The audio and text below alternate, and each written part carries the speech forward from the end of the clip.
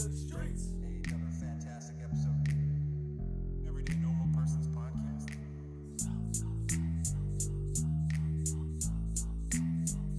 Salt to the streets. Upper left or the upper left? Just upper left. Welcome to the salt of the streets, coming at you every week with this food for thought. Hope you ready to eat. With everything going on in this nation, we need some information, and that's why salt need to be stationed in your rotation. With real talking, real topics, real people, real problems. Think we need some help to solve them, and leave it up to Colin and the Donovan. Cause that's what's that? Let's get ready.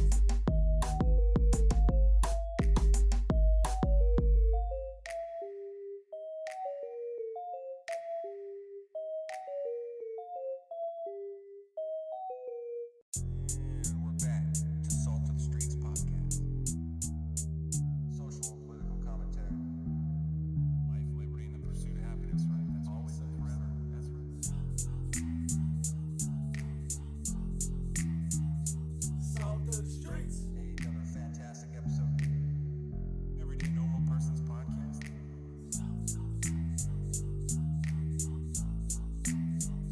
Salt to the streets.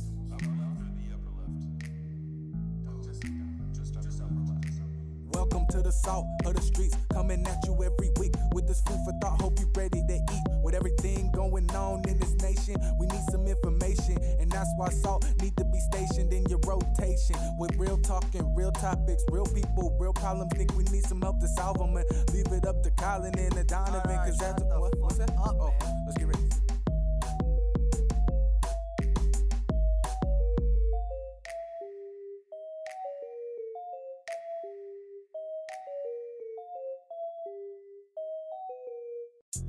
And we're back to Salt to the Streets podcast. Social and political commentary. Life, liberty, and the pursuit of happiness, right? That's always and forever. That's right. Salt to the streets. Another fantastic episode. Everyday Normal Person's Podcast.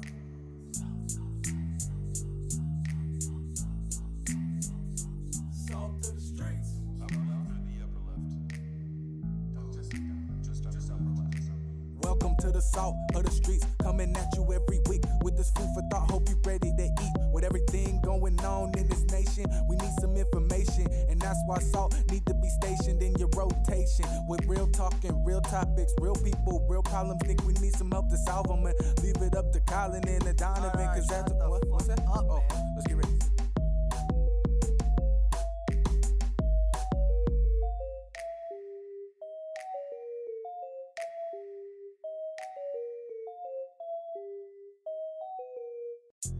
And we're back to Salt to the Streets podcast. Social and political commentary. Life, liberty, and the pursuit of happiness, right? That's always and forever. That's right. Salt to the streets. Another fantastic episode. Everyday Normal Person's Podcast.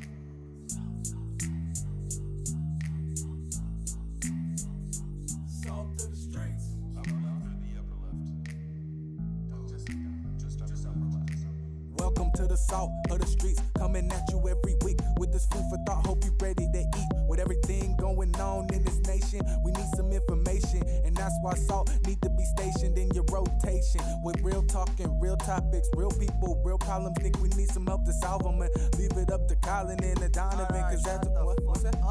Let's get ready.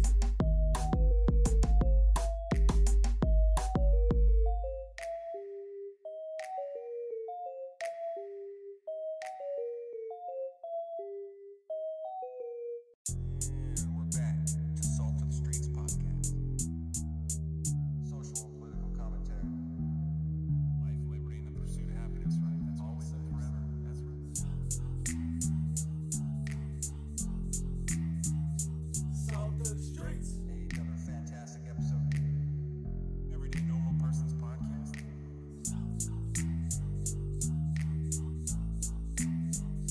Salt to the streets.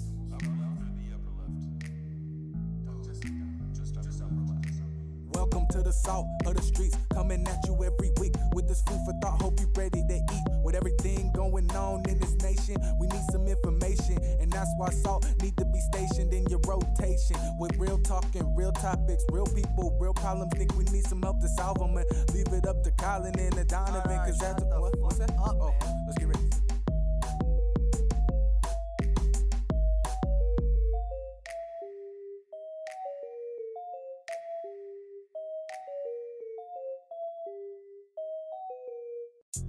And we're back to Salt of the Streets podcast. Social and political commentary. Life, liberty, and the pursuit of happiness, right? That's always and forever. That's right. Salt of the streets. Another fantastic episode. Everyday normal person's podcast.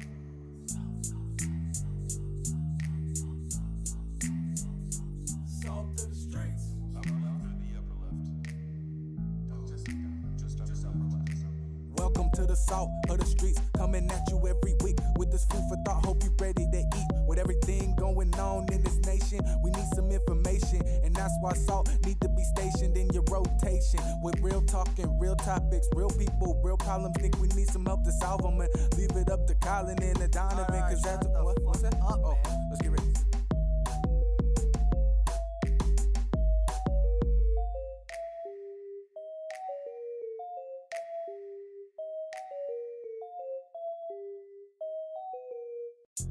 And we're back to Salt of the Streets podcast.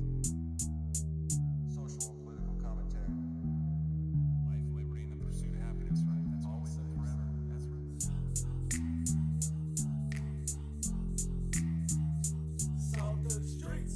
Another fantastic episode. Everyday normal person's podcast.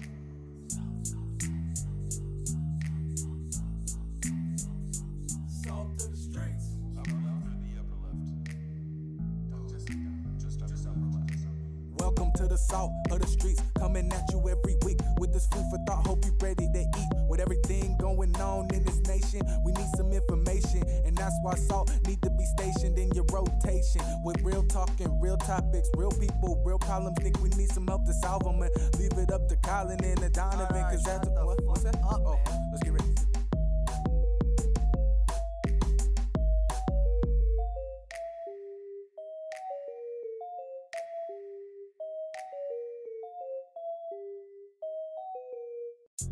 And we're back to Salt of the Streets podcast.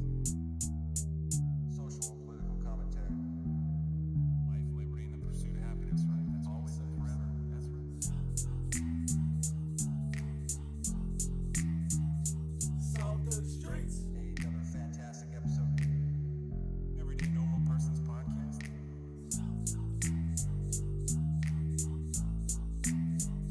Salt of the streets. Upper left or the upper left? Just upper left. Welcome to the salt of the streets, coming at you every week with this food for thought. Hope you ready to eat. With everything going on in this nation, we need some information, and that's why salt need to be stationed in your rotation. With real talking, real topics, real people, real problems. Think we need some help to solve them, and leave it up to Colin and the Donovan. Cause that's what's that? Oh, let's get ready.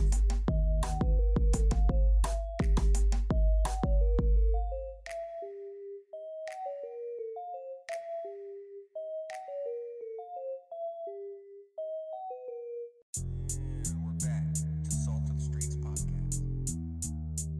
Social and political commentary. Life, liberty, and the pursuit of happiness, right? That's always and forever. That's right. Salt of the streets. Another fantastic episode. Everyday normal person's podcast.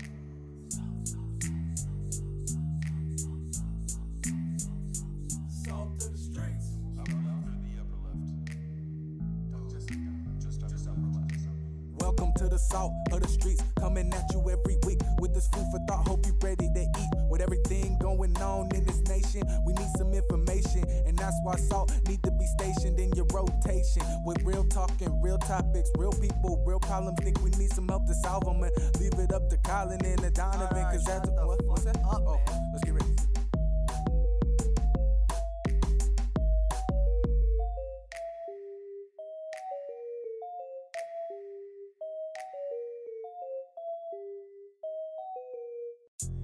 And we're back to Salt of the Streets podcast. Social and political commentary. Life, liberty, and the pursuit of happiness, right? That's always and forever. That's right. Salt of the streets. Another fantastic episode. Everyday normal person's podcast.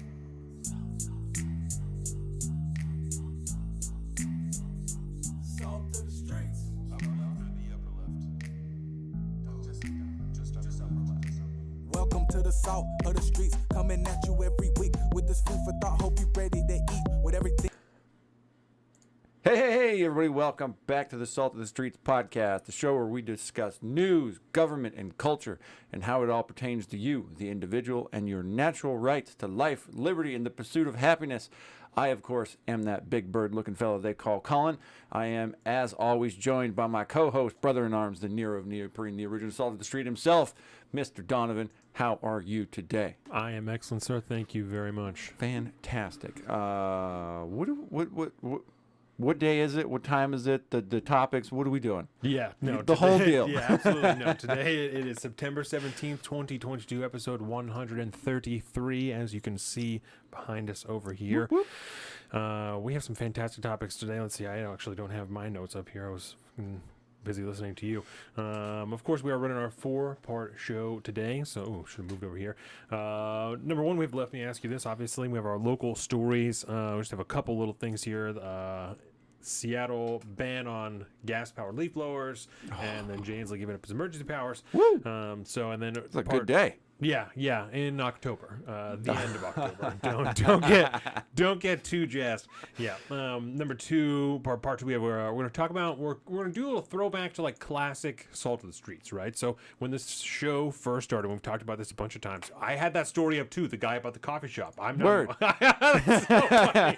That is Get out so of my funny. head. When we first started the show, the goal was to just present objective information, and it was very political, and it still is very political because that's how things happen, societal and things like that. But we talked more traditional politics and like elections and stuff like that. And so we're going to do some of that stuff today because it's been a relatively slow news week. And the way that I put it in my notes is as we get closer to the midterms, the news starts to show you exactly what they want to show you. Yeah. So you're seeing very specific topics that are intended to sway your vote. They're intended to get you to vote a certain way or impact the way you vote. So we're going to talk about a bunch of those different things today. So we have you have some different things about like the DHS secretary and Hillary Clinton and some different clips that we're going to look at.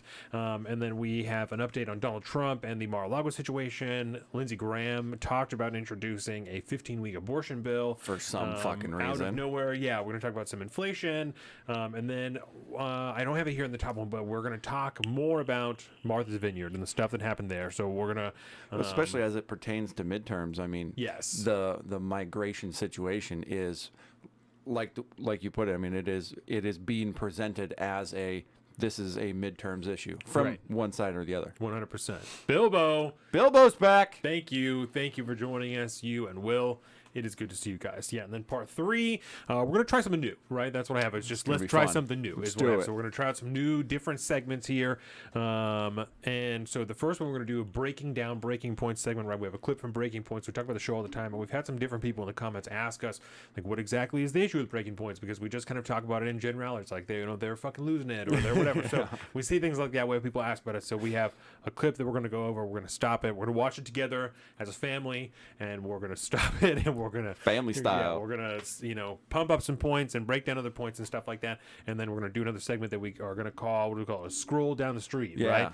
yeah. Where we're gonna go on both of our Twitter feeds, roll through them. We're gonna tackle some arguments that we think are not good, some shitty takes, some good takes, pump them up, tear them down, do those types of things. And obviously make fun of each other's Twitter Yes, feed because who knows what we got in there. Yeah, exactly. And Everybody's then got a little shame in their Twitter for, feed. for the grab bag, we have all kinds of stuff going. The All only two things sorts that I of have stuff. here, Colin has lots of topics over there. I have a change or additional merchant code for credit card companies. They're going to change the way that they classify the purchases for guns from gun stores specifically.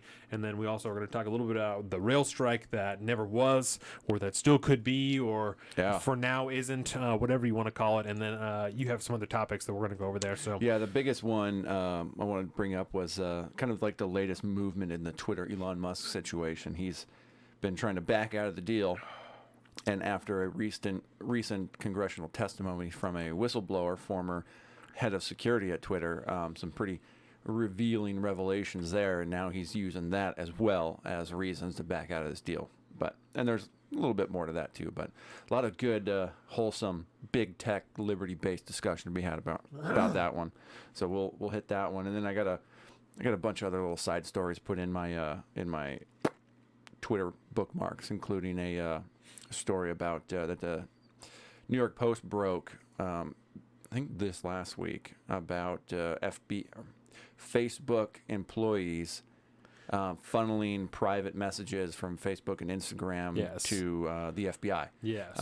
And when you balance that on comments made by our loving DHS Secretary Mayorkas, which we'll get into in part 2, the fear will be instilled. And you will probably never want to message anybody on any of those apps ever again. So be using Signal, everybody. Yes, we've said it once. We'll say it again. Do it Use again. Signal. Yeah, WhatsApp, if you don't know, is owned by Facebook. So that's what I always tell people. Is like, yeah, WhatsApp is right, but it's owned by Facebook. So and they will definitely give your shit to the feds with little pushback. All they got to do is ask. And they're like, oh, here you go. Here, you can have it. Yeah, so I use Signal. We use Signal. It's the shit. That's the way to go. Yeah, So we got to get them Signal boys on the phone, because we could make Signal like a really awesome, like, whole platform for all sorts of shit, not just messaging. Yeah. And that could be the safe haven for free speech going into the future. I have some ideas. I want to get that granola crunchy hippie dude on the phone. He was on Rogan that one day. I don't know if you ever saw that episode. I It did was not great. watch them, but I know that he was on He's there. like a super hippie that just believes in the sanctity of like free speech. I like it. I'm like, I'm into it, bro. Yeah, I like it. He like had a sailboat and was sailing around the world for years, and I was like, bro, you're speaking my language. You're the right kind of hippie. I That's like wild, you, bro. I know. That's Super weird shit. Also, Visa, MasterCard are being very compliant with the government. Yeah, 100%. Oh, yeah. Yeah, 100%. Yeah. So, yeah, we'll get into that, obviously, into the grab bag when we talk about the changing of the merchant codes, because they're not doing it because they are wholesome, the companies, No. right? It's not because they care about, people's lives or dignity or anything like that. They don't care about guns. They don't care about any of that type of shit. They care about the public pressure that they're getting and the private pressure that they're getting from the federal government. Yeah. So, yeah, I mean, you say it all the time, but every major institution hates you and wants you to die. and yeah. there it is. Yeah, 100%. So with that, I want to thank you guys again for being here, for joining us on our YouTube at Salt of the Streets. We also have our Patreon at Salt of the Streets. We have our Facebook. Fuck Facebook. God, I got to take that other thing. We have Instagram, everything. Everything is over there at Salt of the Streets. Go to the Patreon, sign up, help us make more better content just like this. We did have a new patron after the last episode, so thank you very much.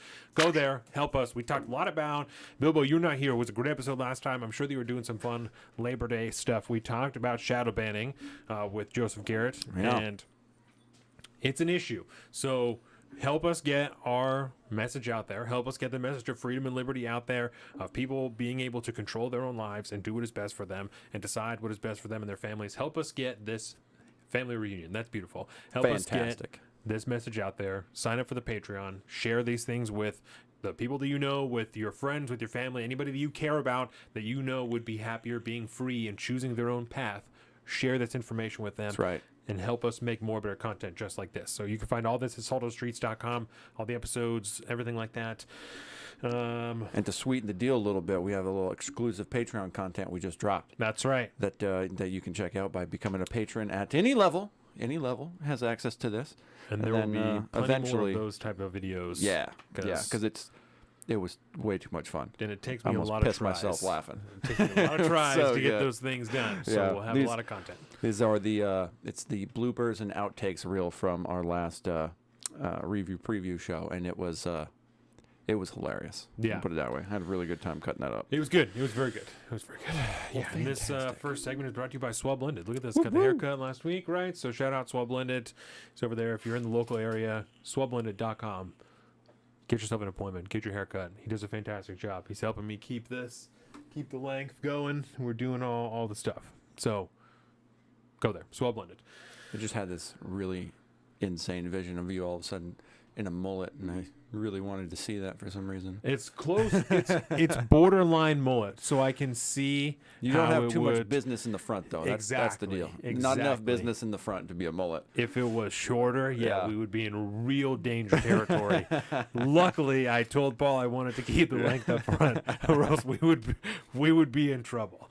So yeah, I want to remind everyone before we move forward to evaluate and adjust your relationship with the CCP, with the Chinese Communist Party. I'm trying to do this every time. I have it at the top of the page, and I always move down and do other shit. So while I'm up here, we have the book club, we have the beer shows, the newsletters, those things, all this type of stuff, all the different content that we make. Like, comment, subscribe. Already did that.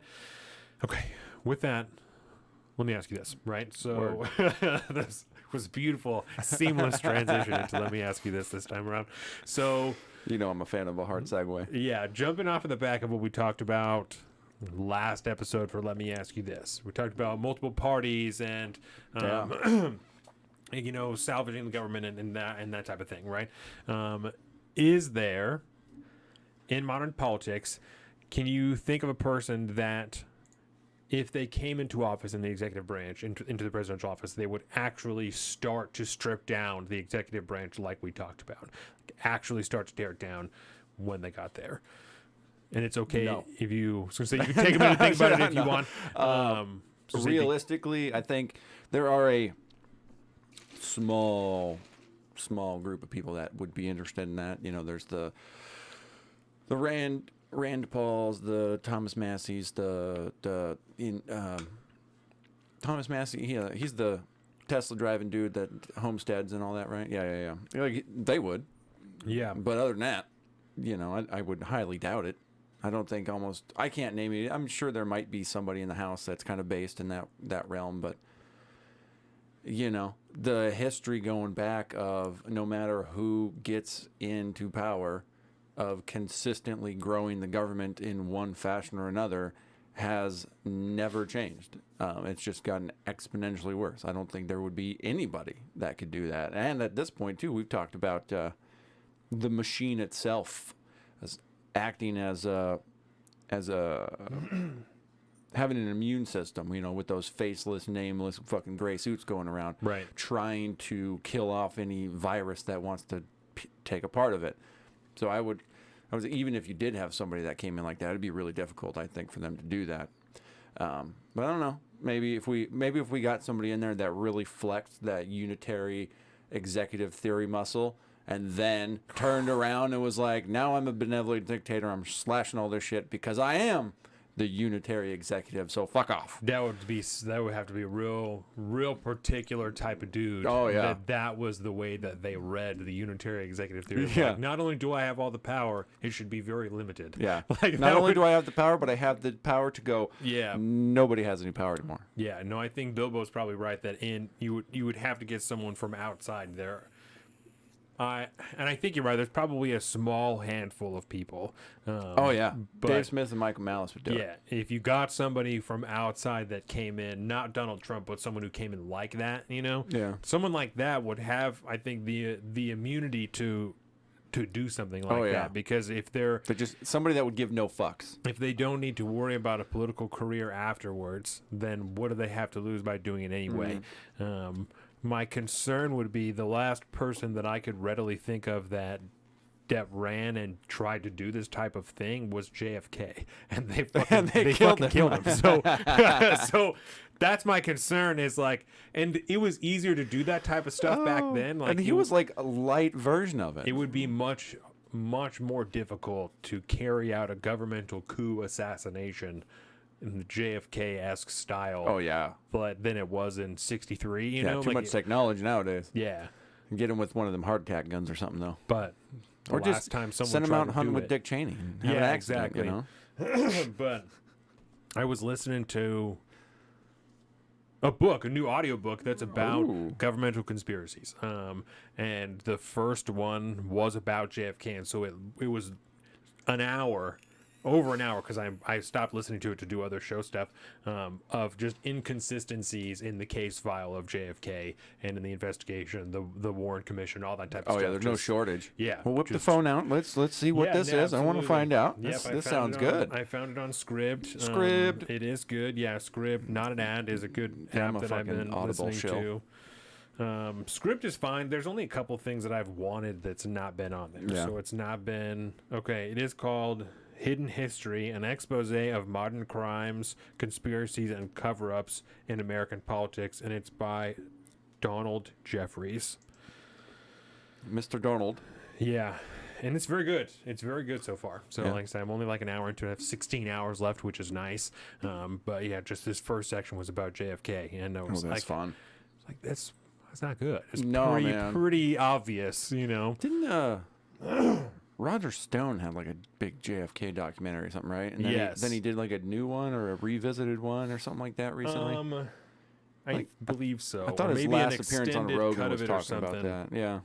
Yeah, no, I never listened to that one. So Well, that's interesting because I had a bonus. Let me ask Oh, you this right, today, yes. and I feel like this might generally work in its vein, but let's hear it. for some reason I got thinking on this week, and I don't know why, but the concept of the selective service Okay. came into mind. The Yep, draft, the if draft. you will. I would like to know your thoughts on it, and I would like to know. Ooh. I would like to. I would like you to maybe pontificate a little bit about how against liberty it is or is not. Yeah, no, I think that's good. I think that's interesting. Right? Because maybe I'll help you tee off a little bit while you think. Because my initial thought was, it's been a thing since World War I believe, and the concept of regardless of any status, essentially, and it's gotten worse over time. There used to be much more kind of leeway with the old conscientious objector status, but I mean, for the most part, you are forced as a citizen to sign up for the draft, and then at some point, you are forced by threat of execution or jailing to go and fight in a war that you may not want to, which seems highly against the principles of liberty in my mind. Right, because to gain or to access government service, you have to be signed up for the selective service. And when you register to vote, you're automatically signed up for the selective service. When you get a license, you're automatically signed up for the selective service. I'm There's- fairly sure it's like illegal to not do that. I think so. When you turn 18, you're supposed to sign up Yeah. for it. When I turned 18, my mom did it for me. She told me, "Hey, I registered you for the selective service." So, because you just do it online, like Yeah. it's a very quick thing. Now. Now, I had to yes, fill it's out a piece of very- paper. Yeah, no, now you just do it online. It's a very quick thing. I think that it's very interesting. And immediately it started to make me think about the consent that we always talk about, right? Granting consent to be covered. And I wrote that piece a couple of months ago, maybe 2 months ago, that was talking about consent and asking the question of like, when did I consent to be covered and Yeah. stuff like that. And I if you want to don't read know- that piece, it's available right now on a Patreon. That is exactly Just got to correct. subscribe to. It's $5. $5 tier. $5 tier gets you Boom. all the newsletters. And it was Boom. 2 newsletters ago that I wrote that piece called "When Did I Consent?" Boom. And it talked about a similar topics as this. And I don't know whether or not I discussed this particular avenue, but when I was thinking about that, the only group that I could think of that maybe had officially consented to be governed were people who had signed up to be in the military. When you do that, you sign up to defend the Constitution. You sign up to give Yeah. your life to do this everything. If that's Go what's and raise the old right hand and take the oath. exactly, exactly. Those people have definitely consented to be governed. They have signed their life to the Constitution certainly for this fixed period of time. Yeah. You know, after that we can discuss It gets whether or gray. not. Yeah, exactly. When does the oath stop? Yeah, exactly. Or does it? So it does, in true government fashion, seems. I hesitate to say coercive because. I'll just go on and then I'll say why. So it seems in true government fashion to feels to me to be coercive, that if you want to gain services of the government that we are presuming your consent under, you also need to sign up to fucking die for us if we decide that that's what needs to happen. At the same time, you are consenting to a certain point to deal with the government if you are getting services from them. You know, if you are signing up for some way to get services, but also, like I said, it's just to go to college and stuff like that. You also have to be signed up for the selective service, which is not doesn't have anything to do with the government for you to continue your education. Yeah, right. You know, yeah. So I would align it with that same presumed consent. That's like, oh well, you're from here, so you're born here, so you live here and you pay taxes and you drive on the road. So of course, you know, you consent to be governed. That it feels like it would be lumped in with the same thing. That's like, oh, well, you just do the same thing. It does seem anti-liberty, especially with, as you were talking about, how difficult it is to object to it in the end. Even notable figures, people who are prominent, fucking Muhammad Ali could have been jailed for not wanting to go. Yeah. I mean, think Vietnam era, a lot of the draft dodgers and stuff like that, people that didn't want to go out and fight in some war. I mean, you've talked at great length about the validity, if you will, of the Vietnam War. And, right. You know, I mean, there's obviously different, I don't know, the weight of the call to go fight in a war was different based off of what war. But, like, you know, if we were to start the draft up for, like, Afghanistan, that would be interesting compared to, like, the draft for World War II or World War I. And I just thought it was a very interesting concept. I was listening to something, it might have been on Malice. Somebody's talking about, with a historian or something like that. And it was Matt Kibbe's podcast. I don't even remember. Kibbe on Liberty. Kibbe on Liberty. Interesting podcast. Based Kibbe. It's based Kibbe, bro. Based Kibbe. but yeah, it got me thinking that. And I was like, huh. Because I've never really thought about that. I've always kind of been like, yeah, it's patriotic to fight for your country. And I mean, in the realms of protecting freedom and liberty, even from like my own like anarchist point of view, I still carry that same kind of ethos. Yeah. You know, if called upon like that to make sure that I can defend true liberty like that in the home of true liberty, like I would have no problem. I'm not going to wait to be drafted at the end of the day. If it's something I wholeheartedly believe in, then I'll go do that thing. Right. But, you know, the concept of calling for more, if, I don't know, like I'm strangely comfortable with it. Well, and to a point. It's the same type of a concept that I don't blame anybody who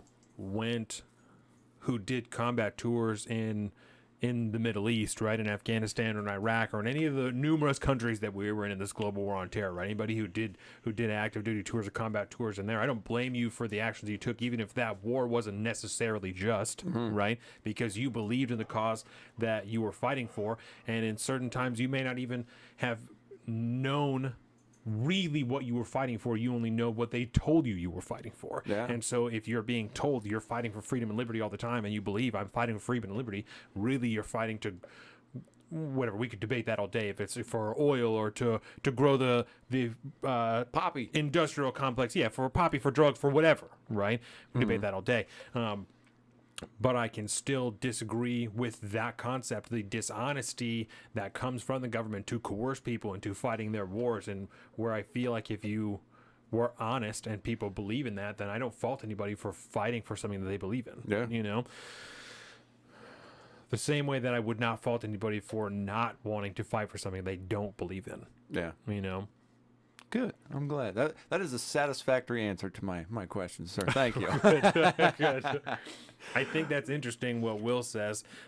Says, well, I myself have never been relieved of that oath, just saying. Same with the oath I took as a police officer while I'm not active duty or currently a popo. Yeah. Right, and I was thinking that when you get out, you don't like relieve your oath, right? You're just no longer active duty in the military. Yeah. So there's nobody that comes and relieves your oath. Right. You don't like sign a piece of paper that says I no longer whatever for the government. Like, yeah. What just happened here? Are we still live? Are we still live? Yeah. Okay. Yeah, we're still that was live. weird. That was weird. That went away. Interesting. So So That's just to piggyback off of that, yes. Mr. Will. I think this is interesting. An interesting concept. It was from an old Joseph. John Wayne movie. Joseph Garrett's in the house. Yeah, late, but not too late. There, big shooter. No. There's an old John Wayne movie called The Searchers. Fantastic movie if you guys have never seen it. But he's got a line in it where he says, I figure a man's only good for one oath at a time, and I took mine already. I'm interested in somebody that really holds like the sanctity of an oath sacred like that. I'm like, can you have more than one oath? Can you take multiple oaths as long as they don't conflict with each other? Because then I also feel like some of those people might have a problem doing like an oath to marriage if you're only good for one oath. Right. Okay. What's the other one there? So I You was know what I just mean? thinking that, right? And this doesn't matter. I was watching American Sniper, right? Ooh. And there's a scene where he's sitting in bed with his wife, and she's, he's getting ready to go on another tour, and she's like, you don't fucking, all the arguments. You don't need to do this. Like, you don't have to go. Someone else can go. And he's like, no, like I do have to go. Like I have to defend my country. I have to do my part. And if I don't go, somebody else is going to go. She's like, that's bullshit. I don't believe you. Like, I don't believe that you actually think this. And It was Bradley Cooper. yeah. And I don't think I ever saw that movie. he's making the case like what I'm doing is heroic. Like, I believe in this, and this is what I have to do. This is my mission. And from everything that I've watched, you know all the different weird military content that I've watched, all the different dudes that I watch, all that type of stuff, all those special forces guys, they've all said that exact same thing. They're like, this, I signed up to do this, and I believe in the same deal, freedom and liberty, and killing the bad guys. I believe in keeping people safe, whether it is here or around the globe. Those people are doing bad things to hurt people, and I have to stop that because that's what I'm supposed to do. And that's a Batman complex a little bit. And I don't fault anybody for it necessarily. No. Because you could have taken a reasonably objective stance towards good and evil and fight against evil. But when you take an oath like that seriously, said how committed can you be to other shit, and that doesn't make it okay for you to do any things. A lot of people, people in the military cheat and stuff like that. Like that doesn't make that That's a okay just huge because deal. you're like, I'm just so committed to this one thing that how could I possibly fucking be committed to anything else? Like, that's not a good argument, But it's a very, I think the concept holds up enough that's like, for me in my mind, that if you're that devoted to that, how devoted could you be to something else? Because you're literally willing to give your life for that. And I don't care. I don't care. I was like, I'm not questioning anybody's fucking fidelity or how much they love their families. I don't care. If a special forces guy saw this and was that sensitive, then fuck you. I don't care. I just gotta stop qualifying stuff like that. I just always think about like, what is someone gonna fucking think of? What if they? But I'm willing to defend these. I don't know. I gotta stop. So it's a conceptual idea. Yes, you yes. could talk about it like that. I believe the military and Popo oath do coincide with each other. Yeah, that's what I feel like. That's all. You're like you're adding layers to the same idea. And this is what I was gonna say. It's really good that you said that, because I think that it's a very easy, not even reach to make, or just very easy step to say that the wife and family that dude has is a direct extension of, I got to keep everybody safe. Yeah. You're also married to this person, so your life is tied with them. You have children with them. You love them inherently, even if in your soul, admittedly or unadmittedly, subconsciously, you can't be as devoted to them as you are to this initial oath that you took, because you're signing up to potentially give your life for it. Mm-hmm. It's a direct extension of that for these people to be. I am also going to keep them safe, and I have to immediate connection to them. Well, and also you could take the perspective that by being put in a position where you would have to forfeit your life in pursuit of keeping them safe too. It's also kind of in step with that same devotional oath. Is even if you're not around and you're doing this or that and the other thing, you're still out there trying to protect them as well as others as a whole. So I feel like there could definitely be coincident 100%. Yeah. Interesting. How do we get on O's? I forgot. Because you asked about selective service. That's right. Yeah, you did this. Yeah, I did this. Yeah, you did this. I did this. No. So we'll go to local stories. So we'll start Do with it. with an easy one, a very quick one. It's just silly Seattle stuff about the leaf blowers, right? So I love this so much. the Seattle City Council, this is a super short article that I have from Cairo. I don't even need to send it to you. I'll just read it. The Seattle City Council has passed a resolution that would phase out the use of gas-powered leaf blowers in Seattle within the next 5 years. The law would require the city government to transition from gas-powered to electric-powered leaf blowers by January 2025, and Seattle businesses and residents would need to make the transition by January 2027. Nearly everyone hates obnoxious, loud, gas-belching leaf blowers, so why do we allow them to continue damaging eardrums, spray debris into faces, and polluting our city, said Councilmember Alex Peterson, who sponsored the legislation. Our cities are banning or phasing out leaf blowers, and it's time to blow them out of Seattle, too. The resolution, You bougie motherfucker. Shut up. the resolution will also explore whether the city should offer incentives such as buyback programs or rebates on replacement purchases to landscaping businesses and low-income residents in Seattle. The council first began considering strategies to reduce or eliminate the noise and emissions created by the use of gas-powered leaf blowers in 2014. 2014. Look at how efficient government is, that only 8 years it took them to decide to ban gas-powered leaf blowers. Look at how efficient. Shouldn't we ask them to do more? This is wholeheartedly, like, even for Seattle, this is one of the stupidest things I've ever heard my entire life. Other U.S. cities, including Washington, D.C., Burlington, Vermont, as well as California, have already taken steps toward implementing their own leaf blower bans. So that's really what this is about, is all the cool kids are already doing it, so we got to do it too. But hey, that's fine, because you're not going to have anybody left in your city to run those gas-powered leaf blowers anyways. And, you know, you fucking soy boy sipping latte, sitting in a fucking office somewhere, working from home, motherfucker, aren't going to be able to carry one anyway. So you're going to have your little Ryobi from Home Depot with the rechargeable battery on there. Don't ask where all those minerals come from that keep that battery powered, by the way, but you'll feel much better about it, and you won't piss off the rest of your soy sipping latte fucking neighbors. At what point... I fucking hate these people, let's man. take a step back at the government, right? Yes. At what point in the Democratic Republic did the state governments, did their job start to be regulating what type of tools you use to fucking clean your house? At what point did that become a service of government? Yeah, can we have like a Second Amendment Part A? Get the fuck out of my where house. You can't, get the fuck out of my house. because we talk about guns as tools, right? So like it's just an extension of 2A. I also need to be able to bear hammers, all right? Give me a fucking leaf blower. If you want to convert all of the people in the city, all the the people who work for the city, like that do city projects, that they're Word. going to use electric leaf blowers, and you want to say we're going to only contract people who are going to use green leaf blowers, right, or green outdoor tools, Yeah. right? That's fine. At no point, and I'm not like Inherently this discriminatory. is outrageous, right? I'm not.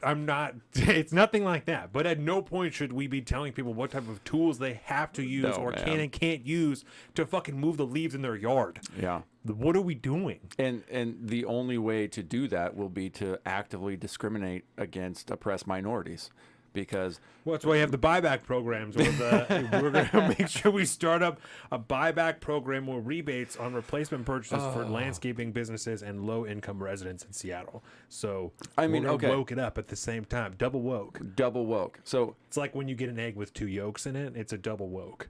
ooh, it's a It's a double woke. It's a double woke actions. Oh yeah, of course, trademark Seattle.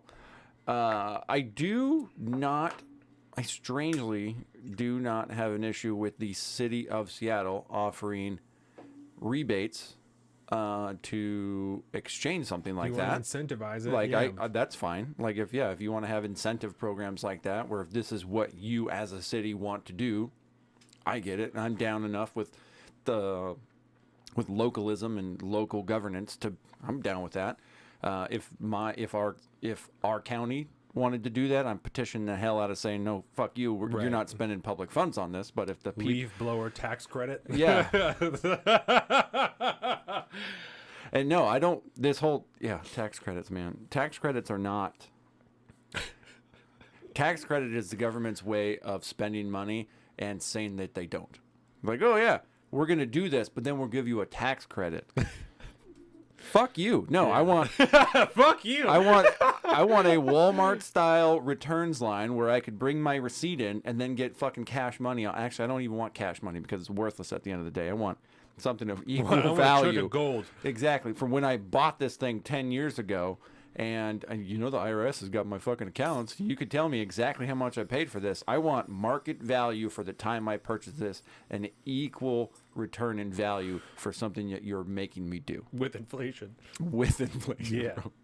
This this In $800 in gold.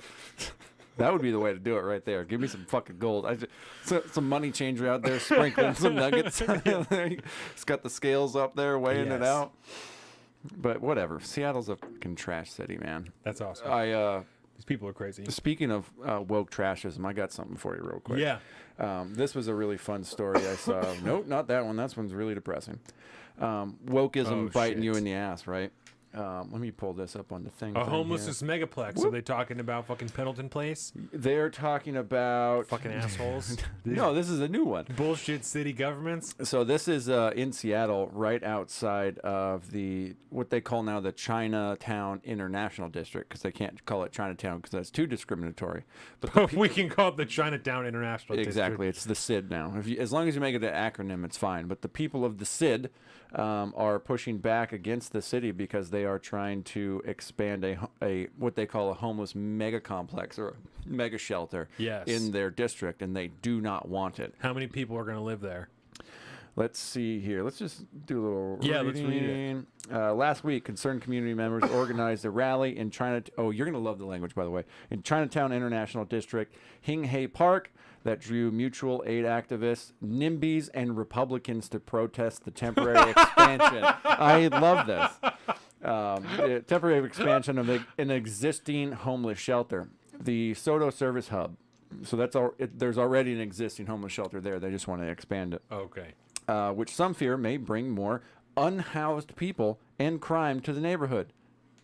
You don't say. And how Right. is unhoused better than homeless? It sounds nicer, you know. It's been means tested. It's been what do they call that? It's been means tested. It lands Sounds better with friendlier. the voting Sells blocks better. that we want. Jesus. Right-wing keyboard warriors branded the shelter a homelessness megaplex.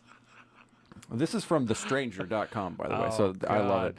And demonstrated, claimed the city, county, and King County Regional Homelessness Authority, the KCRHA, planned the expansion without adequate outreach to the nearby Chinatown International District, which some saw as racist, as Seattle's homelessness crisis officially turns 7 years old Jesus this November. Christ. Wow. That's just when they officially called it a crisis. And if you guys aren't from here, it's fucking bad. It's super bad, It's man.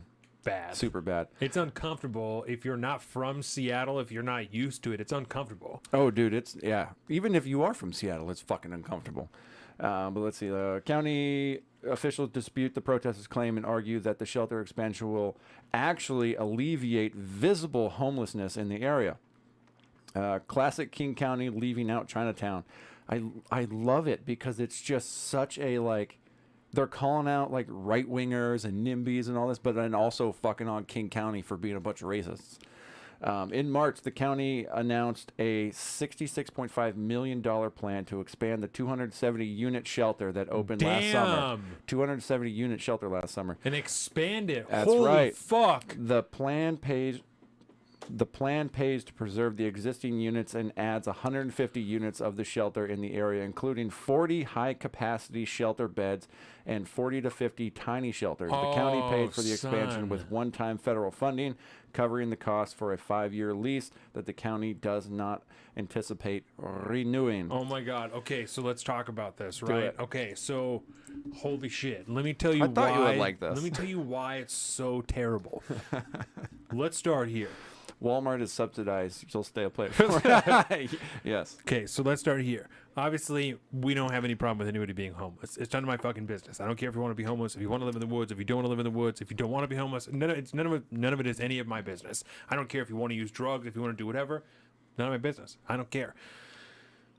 when you start to fuck with other people's things and you interfere with other people's businesses and you interfere with people's homes, this is when it starts to become an issue, right? Yeah, like if the state, if you will, in whatever iteration, local, city, county, decides to plop a homeless shelter in a residential neighborhood, Yes. that seems to be an issue. So, the idea of this is a great idea because obviously you don't want people to be homeless. And Seattle, we have gone over the issue before about like the zoning, single family housing, and all this type of stuff. It's really weird the way they choose to do things in Seattle. So, the idea of it is not bad at all. To get people off the streets, a place where they can be clean and have a place to go at night so they can have a job, save some money, and then get a house. That's a great idea, right? The issue with places like this, and I can use an example specifically of one that we have in a town near us called Bremerton, right? I looked at a house on a street that I did not know until we went there. That's why I mentioned it. Oh yeah, it's perfect. Directly next to a facility called Pendleton Place, and this facility in Bremerton. Will Wallace knows what you're talking Will about. Wallace knows the guy I'm talking about. There was a track hoe demolishing a homeless encampment the other day, not far from me on Warren. Happens all the time. There was a homeless man on top of a building in our same complex 2 days ago when I got to work, and I had to stand there and speak with the police and stand there with Benito, a nice man that works in front of the building. It was horrific. There's at the parks next to our building. There's homeless people just all up in the foliage and everything. It's horrific. Yeah. It's horrific, the state of the towns around us. So Pendleton Place, right? It is run partially by the mental health authority of Kitsap County, Kitsap Mental Health. That's what it's called, right? It's a facility underneath them. So it is for 74, 75, something like that, chronically homeless individuals, for them to live there who also happen to be severely drug addicted or also mentally ill, but not so mentally ill that you would need to be locked up. They live there, right? Because that is the type of facility that it is, right? Because it's for people who are addicted, you're allowed to use drugs there. It's okay for you to use drugs there, which, again, I don't inherently have an issue with people using drugs. So long as you're productive, but also if you're unproductive, it does not any of my issue as long as you're not interfering with my life. It's kind of a separate deal. But along with the drug use comes with all these other beautiful things like prostitution and drug dealing and ODing and things like that. And the core issue at all of that is that it's happening on the government dime. It's all happening with your tax dollars. This facility was built with your tax dollars. The people being housed there with your tax dollars.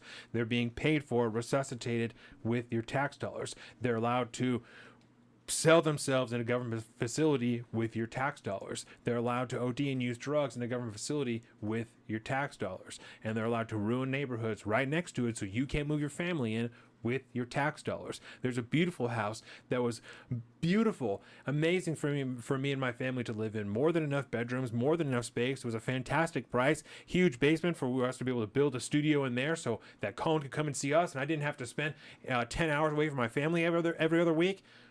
There's a fucking homeless facility literally directly across the street. If you stand in the driveway and you duck down, you can see the back of Pendleton Place.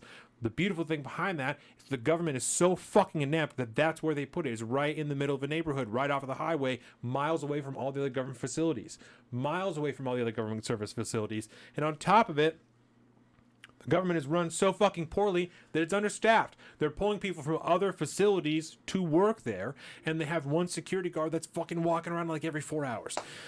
And to even add insult to injury from the government standpoint at that point, they are pulling money out of their own pockets because while they are dumping more taxpayer money into this situation, they are drastically reducing any property values within that vicinity, cutting back on their tax revenue. But hey, if it saves one life, Donovan. Isn't it wonderful? So, well, that's why, fucked. This is why I am in favor of this type of shit being handled in the private sector. You know what I'm saying? Because if business does this, at least you're not fucking doing it with my tax dollars. I didn't have anything to do with this unless I donated to your business, right? Unless I donated to this thing that you are doing. And if you're going to build it there, I have an issue with this business, not with the fucking government that is forcibly taking money out of my fucking pocket. But instead, you're ruining the neighborhoods. You're ruining the area that people are trying to live in. It's all done with the fucking money that you're stealing from me on a weekly basis. And it's enough to break a person sometimes. Your soul is feeling rather dejected right now. Well, let's do this real quick. So I don't blame these people for being upset that they want to expand this in their neighborhood, especially with how fucking horrific the homeless problem is in Seattle. Especially. Those are real homeless people. Those Yeah. are real homeless people. Those Yeah. aren't just people who just are down on their luck. Yeah. Those are fucking real homeless people in Seattle. So let's do this real quick because You guys know what I mean. you had brought up the point that maybe this is better handled by the private sector. Yes. The instant response to that is generally like, well, yeah, so that way, you equate, so like some evil business tycoon, some evil capitalist can come in there like running a private prison and take advantage of all these disenfranchised people that have all these mental issues and they have drug addiction problems, and they're just going to take advantage of them for profit. What are some ways maybe the private sector could get involved with in the industry of, I guess, addiction and homelessness and things like that?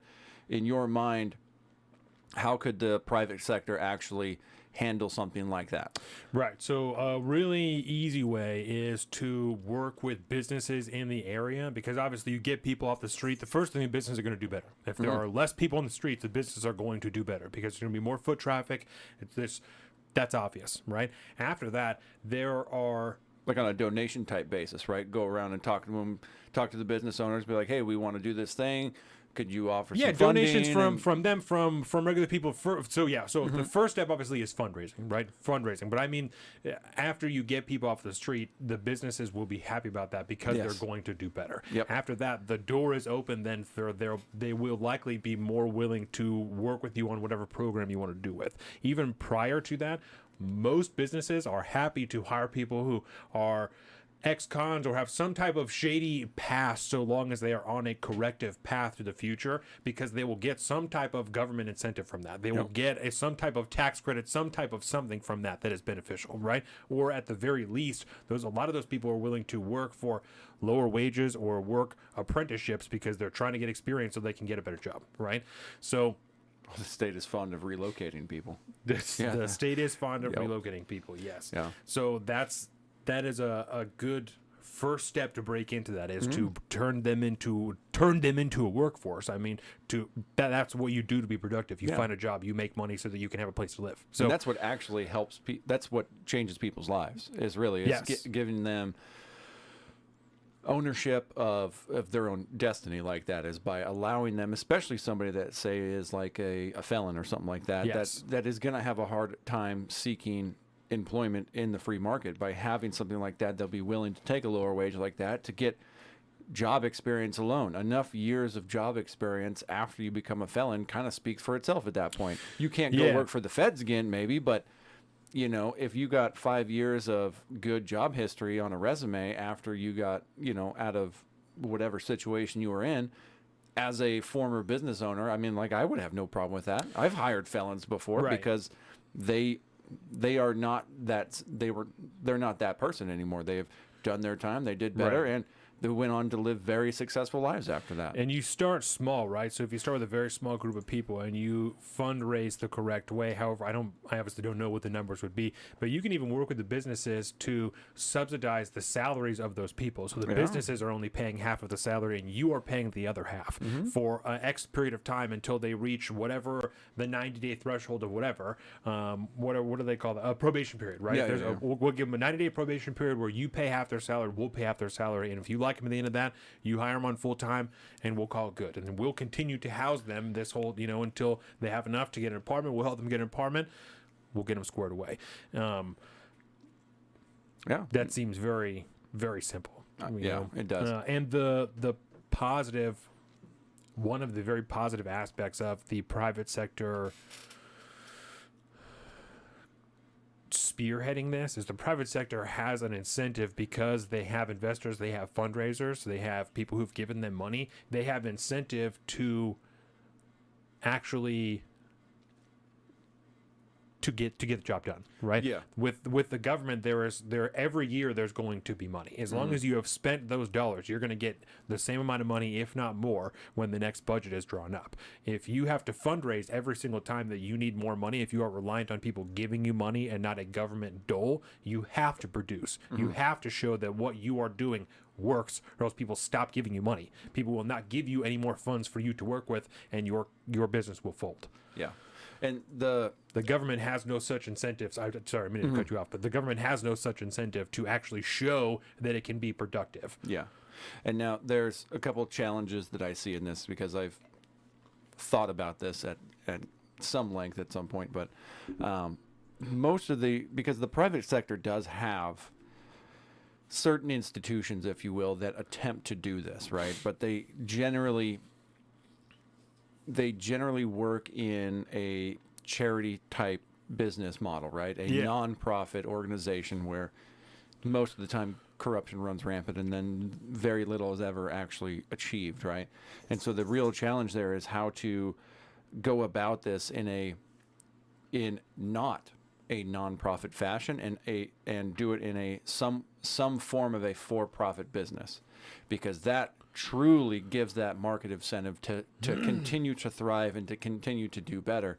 And I've always envisioned something along the lines of like a some kind of, we'll just say manufacturing is. I mean, Make manufacturing something is in-house. Yeah, make some that's what I was just thinking. kind of product in house to be able to offset that, while you're also having, so you get the work experience at the facility, you get and then you're at the same time you're doing that. Maybe that's like the first step. You do that, and then you start branching out to work on the outside to these other businesses, and then the whole thing just kind of builds off of itself, and so that there is some kind of financial incentive for investment to come in. And there are other. I'm sorry, I didn't mean to interrupt you. No, you're good. I was just gonna say, because that would allow you. It would allow you to start at a bigger base, because to build a for-profit company like that, it's going to be a real hard, if not impossible thing to do out of like a fucking garage or a warehouse at some point, to start from scratch with like, we found a couple homeless people, now we're going to build shirts, but like a fucking a custom shirt press business, I feel like, is probably a good thing to do. Some screen printing type shit, and you get out there and you get in contact with like the local schools and sports teams and kind of that kind of shit. And then you get in, and then the school community shit. You get involved on the community level like that, and then you get some kind of realistic thing going on that just builds and builds and builds. And next thing you know, you have a positive draw to solve a local problem like that. Yeah. So yeah, there you go. Homelessness is problems, but there are solutions that are not the government going in to people's fucking communities and just plopping a new facility there. Yeah. There are ways to do it if people get fucking creative. So that's a local story. Check. Yeah. No, I like it. That was good. That was a good one. The only other one that I have has to do with Jay Inslee, right? And I have it from a particular angle. So Jay Inslee, our governor, was one of 3 governors that took on the emergency powers with no defined end date. And that's because we are one of 3 states in which the governor defines when emergency orders begin and end. So riddle me that one. Yeah, so Jay Inslee announced, this is from September 8th, so 2 weeks ago, that he was going to finally end his emergency powers at the end of October. And the story that I have here and that I sent you is from Dory Monson, actually. And Dory Monson is a prominent local conservative radio talk show host. And he... Let's see, this was said in my August 25th on-air prognostication, I forecasted that Inslee would let the powers go right about the time ballots go out, and he's going to try and play it for some kind of electoral advantage on his part. Inslee's logic, as I'm imagining the governor thinking to himself, is look at what I and my Democrat Party have done, and now finally things are so great that I'm relinquishing my emergency powers, and then he's hoping voters will think the Democrats don't really stink that bad. So I did not consider the timing of it, which seems very foolish to me now, right? I just was like, thank God it's finally happening, you know? Celebrate. Because it could happen at any time again. Yeah. But It'll be the climate crisis next. we've questioned many, many, many times, why is this still happening? And the last time that when I've referenced this many times, last time I remember him being pressed on it, his answer was, well, most of my emergency orders have been rolled back anyway, so I don't really know what the big deal is. You know, I don't see what the issue is. Like, it doesn't seem like it's really that tyrannical that I have emergency powers.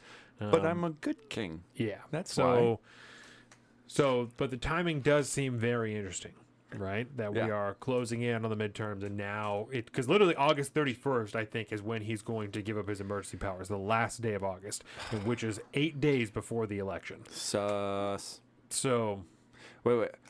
Run those dates by me again. October 31st is Okay. when he ends it. The voting day is November 8th. So it's 8 days before 9 days, however Okay. you want to count it. 8, 9, I don't know.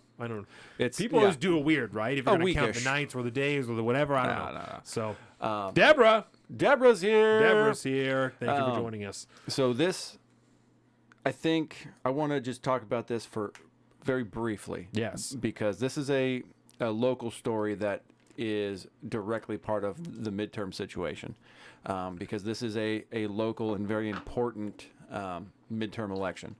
And that is particularly the election that's going on for our state senator. Patty Murray is the sitting state senator of Washington State, and she is about as an establishment Democrat as can be. I think she is about number 3 in the hierarchy of power in the Democratic Party, right behind every picture now of her. I mean, Chuck Schumer, she's in the background now. She's always there. I saw a YouTube ad for her yesterday when I was doing my research. She's fucking. Did she talk about abortion? I haven't seen it. No. The hits were that healthcare costs, and she did shit for the climate, and something else that after that I was like, no one fucking cares about that. I've turned to Nobody. Jordan. I said, no one fucking cares about that. Yeah. And then it was pictures and videos of her walking down the street, with like a old large man with a beard, like he looked like who was a tradesman in his day, you know, shaking his hand. And The she's old like, union worker. looks at the camera on accident. Oh, and then blah blah blah. And then she's standing with a bunch of people who are in hard hats and stuff. They all happen to be women. So you know how many manufacturing facilities like industrial manufacturing facilities are only women, right? So it happens all the time. Yeah, all of them. Obviously, yeah, I mean, very, very dirty, and they're like laughing and having a good time, and like, oh, we're so happy you're our senator. Oh my God! Yeah. It's so terrible. I'm gonna have to look that up because I was very curious. I was like, because she's gonna have to run, right? Yeah. She has to run because she has a serious contender now from the Republican Party, a gal named Tiffany Smiley. We've talked about her before on the show. Husband got blown up into whoa. Yeah, he got blown up, and he is the only legally blind serving Army officer or something like that now. No shit. Yeah. Oh my God, I didn't know that. Yeah. Wow. That was part of that deal, and Legally blind. Okay. Yeah. Well, I mean, he is. Yeah, He's totally blind or legally blind. I mean, when you see, he's blind. Yeah. Let's put it that way. It's not like he's gonna go try to pass the DMV test. You know what I I mean? just mean some people Some people are legally blind because they got still the see shit. and I'm pretty sure he cannot. Yeah. It doesn't we'll really put it that matter. way. I'm just. But yes, this the reason this is important is because with the midterms coming, and what we'll get into in part 2 is I think the seriousness of it, because there's that. This is not. We've heard a lot of talk about a red wave and so on and so forth, and that's not. I don't think truly the case. We might end up seeing one, but there are very important elections happening in essentially a month. And it is very important that people get out there and vote, because somebody like Tiffany Smiley she's within striking distance of Senator Murray. And when you think about that, in Washington State, the polling numbers right now put her within 6 points of Patty Murray. Depending on which poll you look at, this is a Trafalgar Group pretty big pollster like that. Okay. They've got her sitting at 46.3%, Patty Murdy at 49%. Whoa. Undecideds are the toss-up. I mean, this is potentially a toss-up race. Whoa. And when you put that on balance with that fucking piece of shit governor that we have finally given up his dictatorial powers, a portion of them, because he's still the governor and has as much power as he wants, but because he's all a he's got to piece do of is shit. declare an emergency. This is real. This could happen if people get out there and they fucking vote. We got a Tiffany Smiley fucking yard sign out in our woke ass neighborhood. This is a good deal, man. This could happen, and it is very, very important. But there's also been a lot of talk about. Ooh, they're going to debate. They are going to debate. There's been a lot of Ooh. candidates right now, which we'll get in. We'll touch on a lot of them in the next part, Midterms. that are refusing to debate each other. I'll tell you who's prettier. Hey, word. Tiffany Smiley is not hard to God, look at. we're misogynistic. I am the worst. Jordan's going to listen to wait. this and be like, come on. You're a piece of Jesus shit. Christ. She's like, that's what matters, huh? So Who's prettier? wait until we talk about that. The hopefully future congresswoman from New Hampshire, 25-year-old gal that just won the primary. Saw a picture of that gal, I think. Yep. I'm down to see a closer up one. So it got me thinking. They have agreed to 2 debates, right? That's and happening on. Don't be saying that. It is hot. I'm here for it. So we have the first one taking place Sunday, October 23rd, and the other one on Tuesday, October 25th. 2 days apart? Yes, 2 days apart. First question in my mind, right? The vote is technically in November, right? Yes. But we are Pigs, she says. pigs. But we are a mail-in ballot state. When do the ballots go out? When can you start to vote?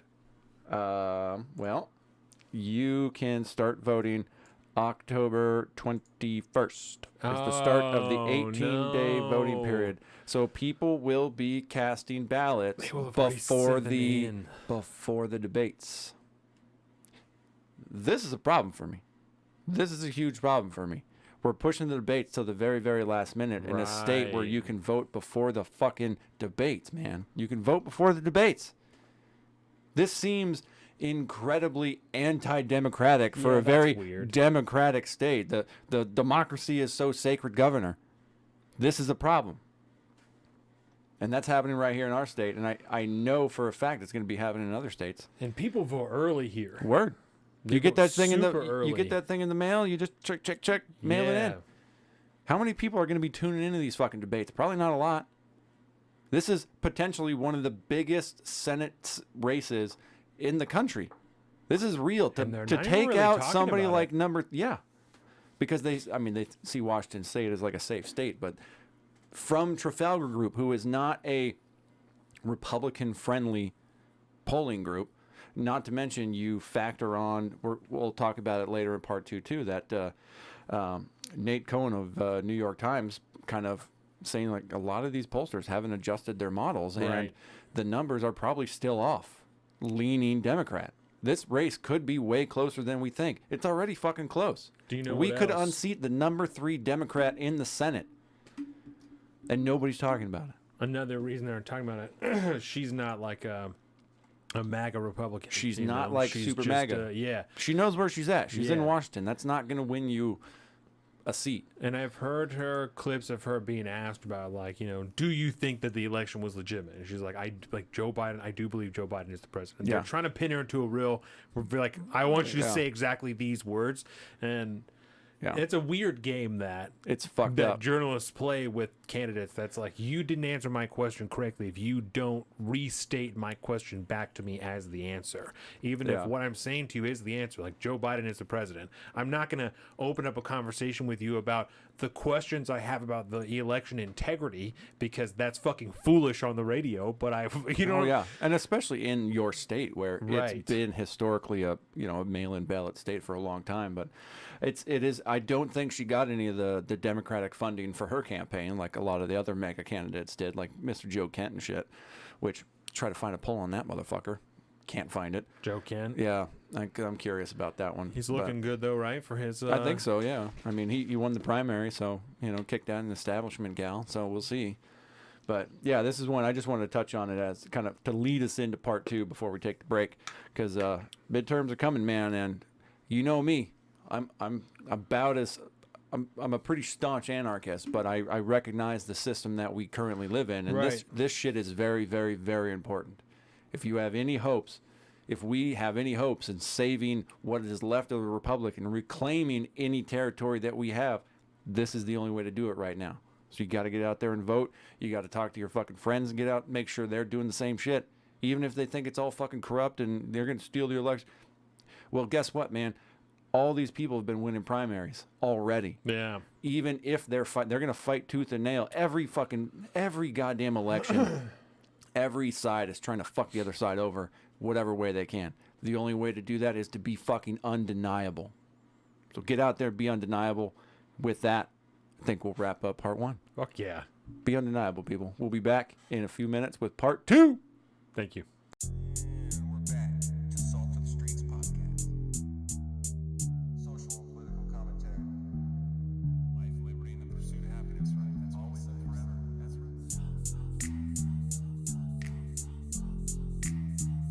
Salt of the streets. Another fantastic episode.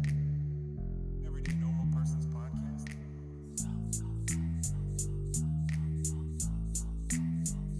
Salt of the streets. Upper left or the upper left? Just upper left. Welcome to the salt of the streets, coming at you every week with this food for thought. Hope you ready to eat. With everything going on in this nation, we need some information, and that's why salt need to be stationed in your rotation. With real talking, real topics, real people, real problems. Think we need some help to solve them, and leave it up to Colin and Donovan, cause that's what's that? Oh, let's get ready.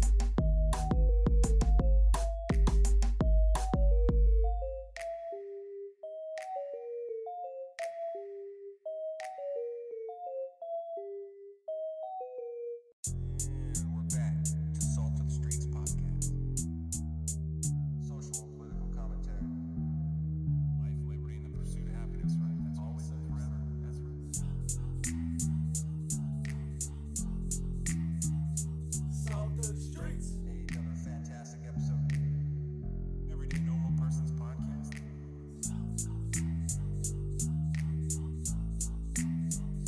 Salt of the streets. Upper left or the upper left? Just upper left.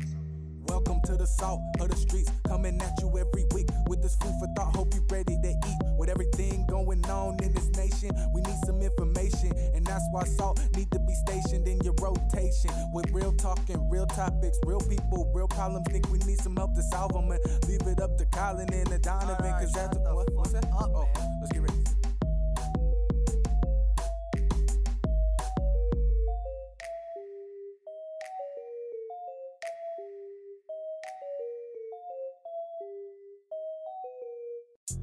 And we're back to Salt of the Streets podcast. Social and political commentary. Life, liberty, and the pursuit of happiness, right? That's always and forever. That's right. Salt of the streets. Another fantastic episode. Everyday normal person's podcast.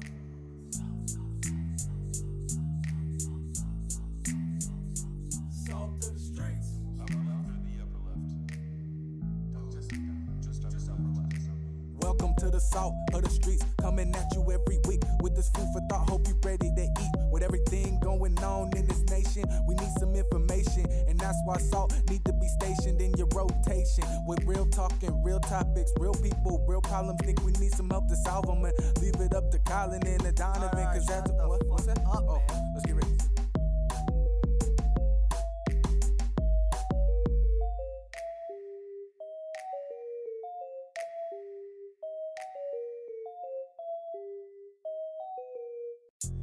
And we're back to Salt of the Streets podcast. Social and political commentary. Life, liberty, and the pursuit of happiness, right? That's always and forever. That's right. Salt of the streets.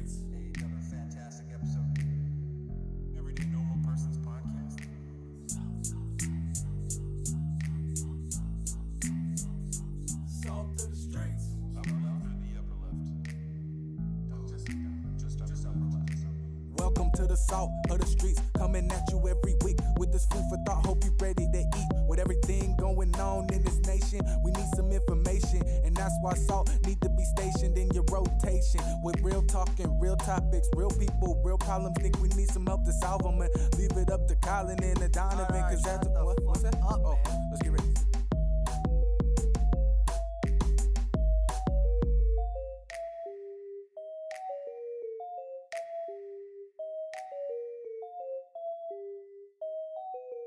And we're back to Salt of the Streets podcast.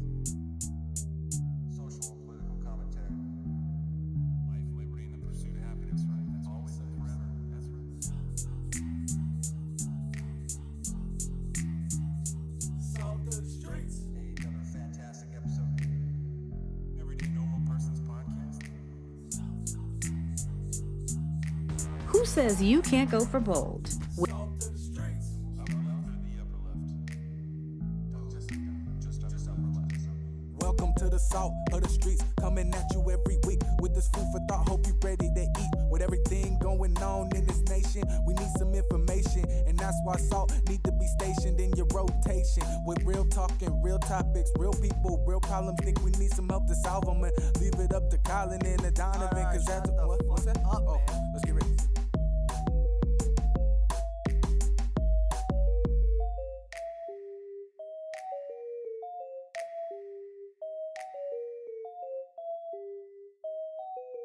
And we're back to Salt of the Streets podcast. Social and political commentary. Life, liberty, and the pursuit of happiness, right? That's always and forever. That's right. Salt of the streets. Another fantastic episode. Everyday normal person's podcast.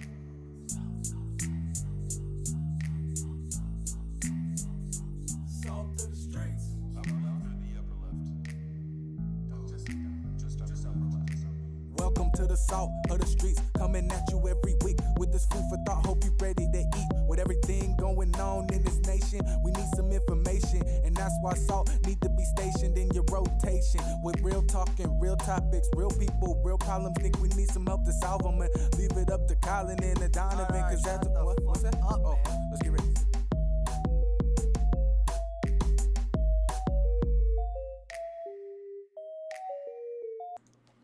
And we're back. Thank you for joining us, everybody. This is part 2, Salt of the Streets podcast, episode 133. My name is Donovan. I'm Colin. Thank you again for joining us. You've been watching us on our YouTube over here at Salt of the Streets. We also have our Instagram, YouTube, we just said that, Patreon, all at Salt of the Streets. Go there to the Patreon, sign up, help us make more, better content just like this. We also have the newsletters, the book club, the beer shows, all those beautiful things. The beer shows are at 4 o'clock, 4:30? 4:30 on Pacific Friday. time? Pacific Standard Time on Friday afternoons. The newsletters come out on the last day of the month. The preview for the book club is on the first day of the month. Go there, find all of that information. Like I said, help us make more, better content just like this. You can find all of this at saltofthestreets.com. William Wallace, welcome back. Thank you very much. This segment is brought to you by Location Skate Shop. Not an ad, but that is who it is brought to you by. Location Skate Shop in downtown Bremerton. If you are in the local area or anywhere near this and you need a skateboard, go there.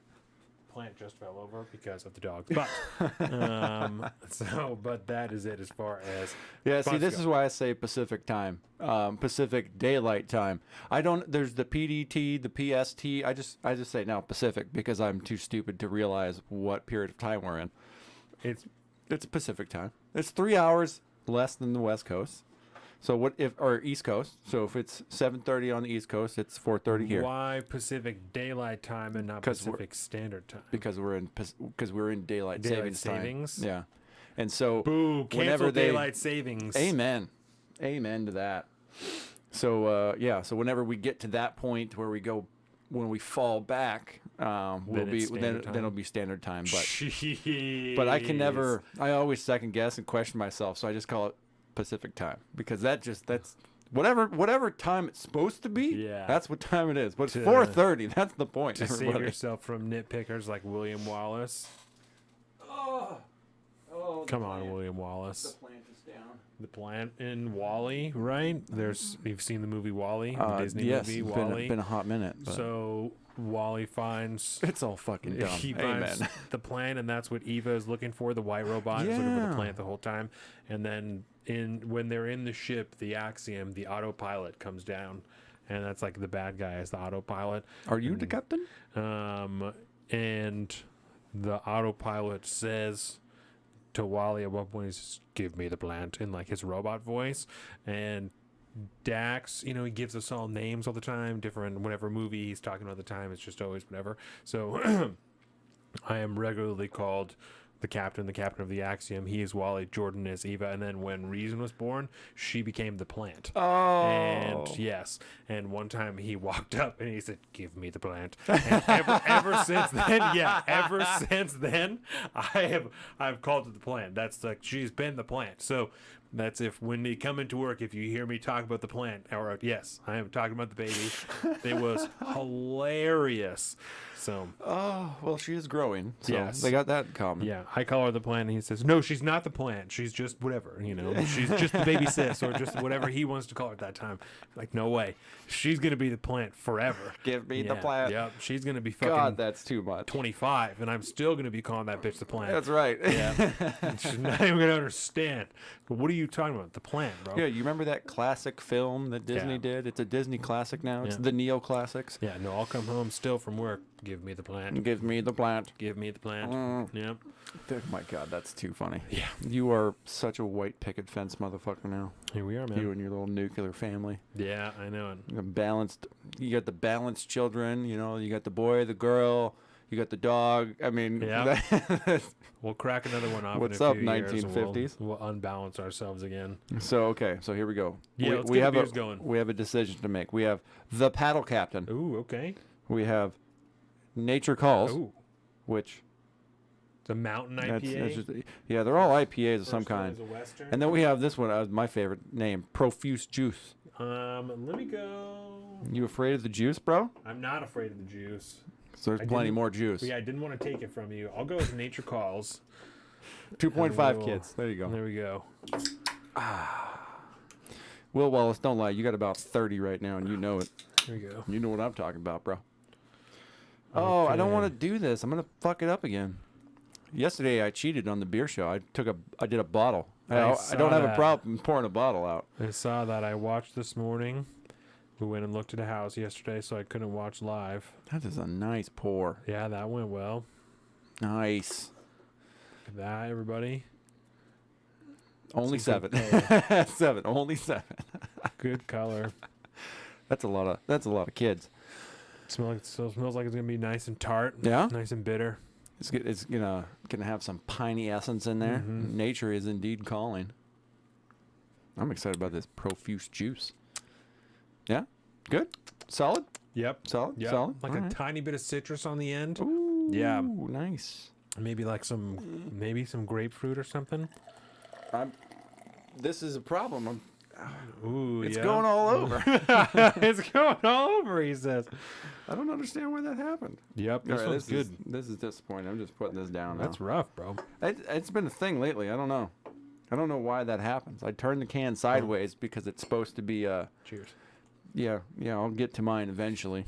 After the fucking 6 inches of suds goes down. Oh, I'm a disgrace to beer drinkers everywhere. Okay, so It looks like I pissed myself. part 2 today, we're taking a trip back to classic Salted Streets, and we're talking about some traditional politics, some things, essentially stuff that is going to be talked about in the midterms, right? Because that's what's being talked about in the news right now. That is where all the stories are being focused. So we got a whole slew of things that... And before we get going, What? everybody in the chat, what is your biggest issue when it comes to Yes. the midterms? Let us know. Yes. What is your... Yeah, that's a good one. No glug glug, Deborah says. No glug glug. No glug glug.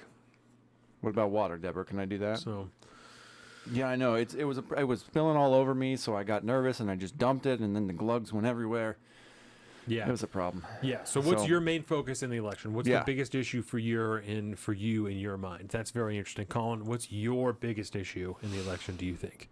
It's the economy, stupid. Yeah. That's where I'm at, basically. It's, Yeah. Honestly, I think I probably have a different perspective on it than most people. I'm kind of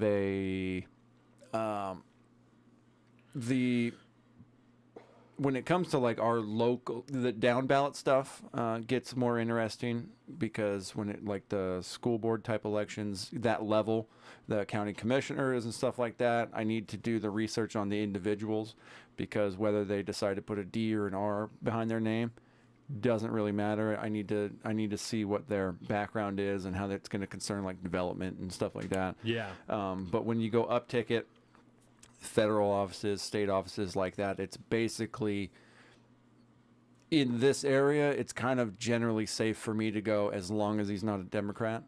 That's fine because this state is so unbalanced when it comes to that. The more R's you have in there, when it comes to like our state house and shit, our Republicans that are in office they're just a waste of space. Yes. But it's still a numbers game at that point. So that's what I'm looking at for me there because, but on the Fed level, I don't have any faith that the Republicans will do much better.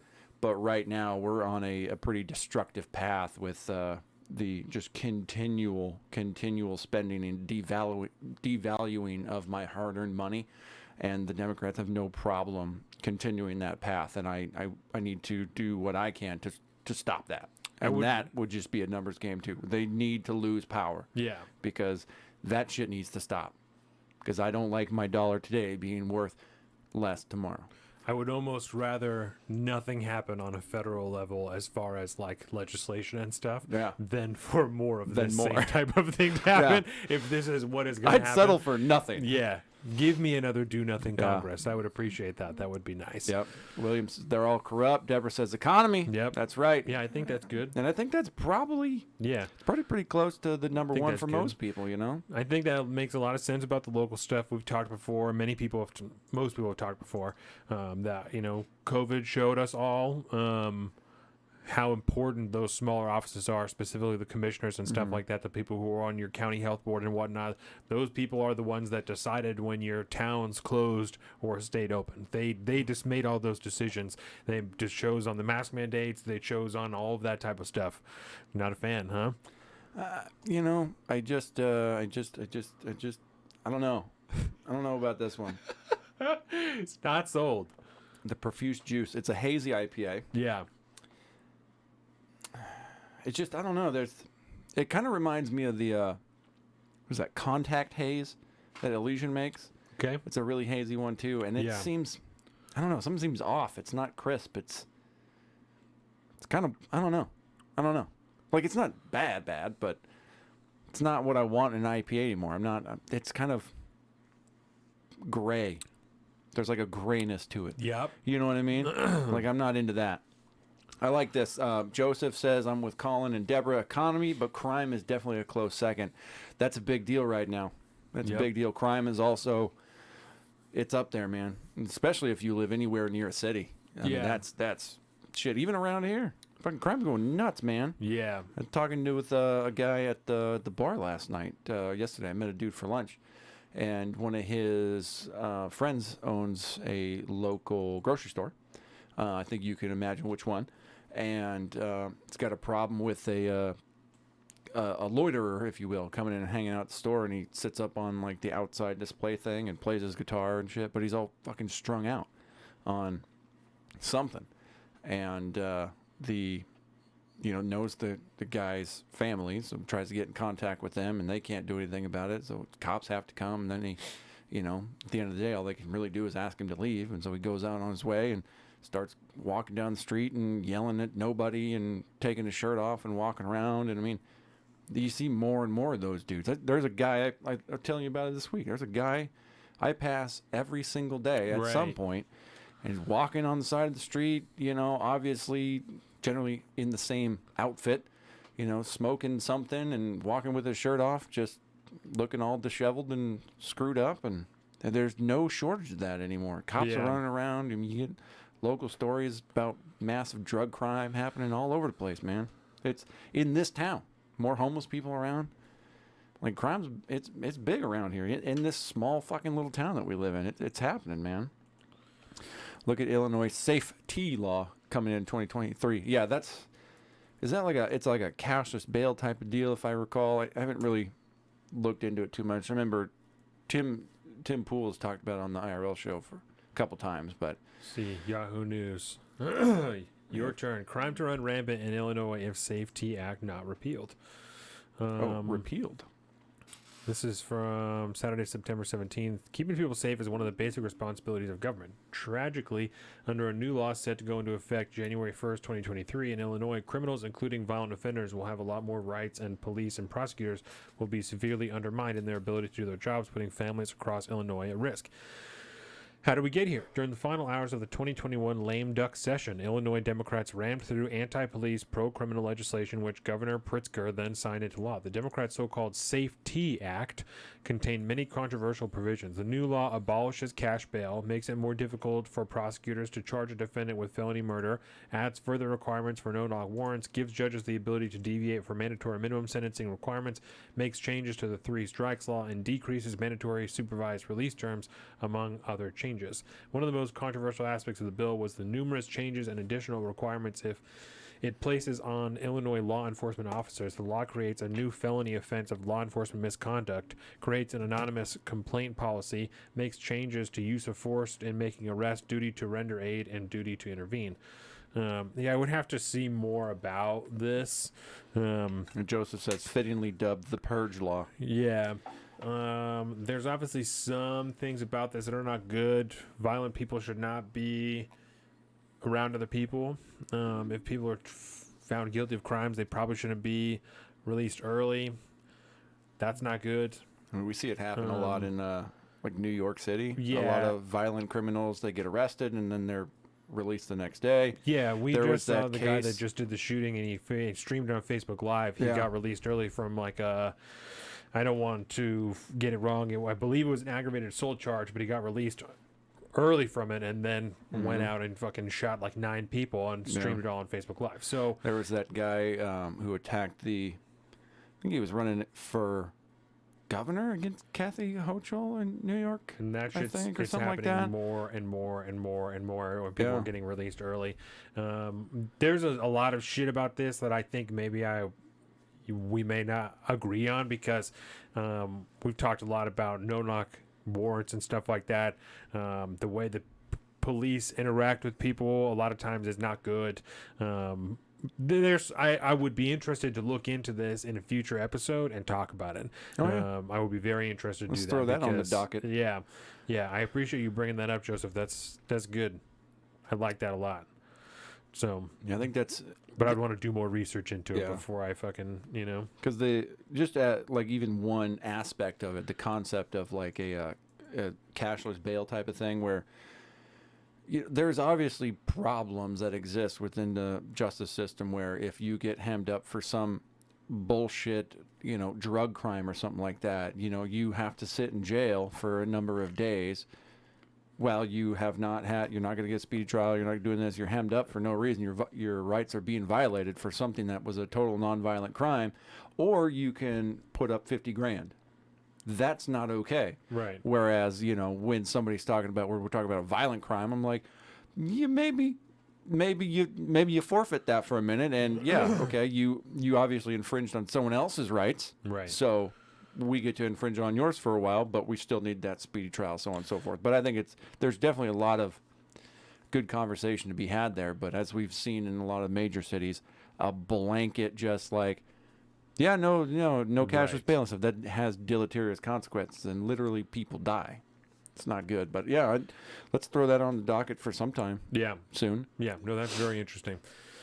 And to answer your original question about what the biggest issue would Yeah. be, on a local level, What?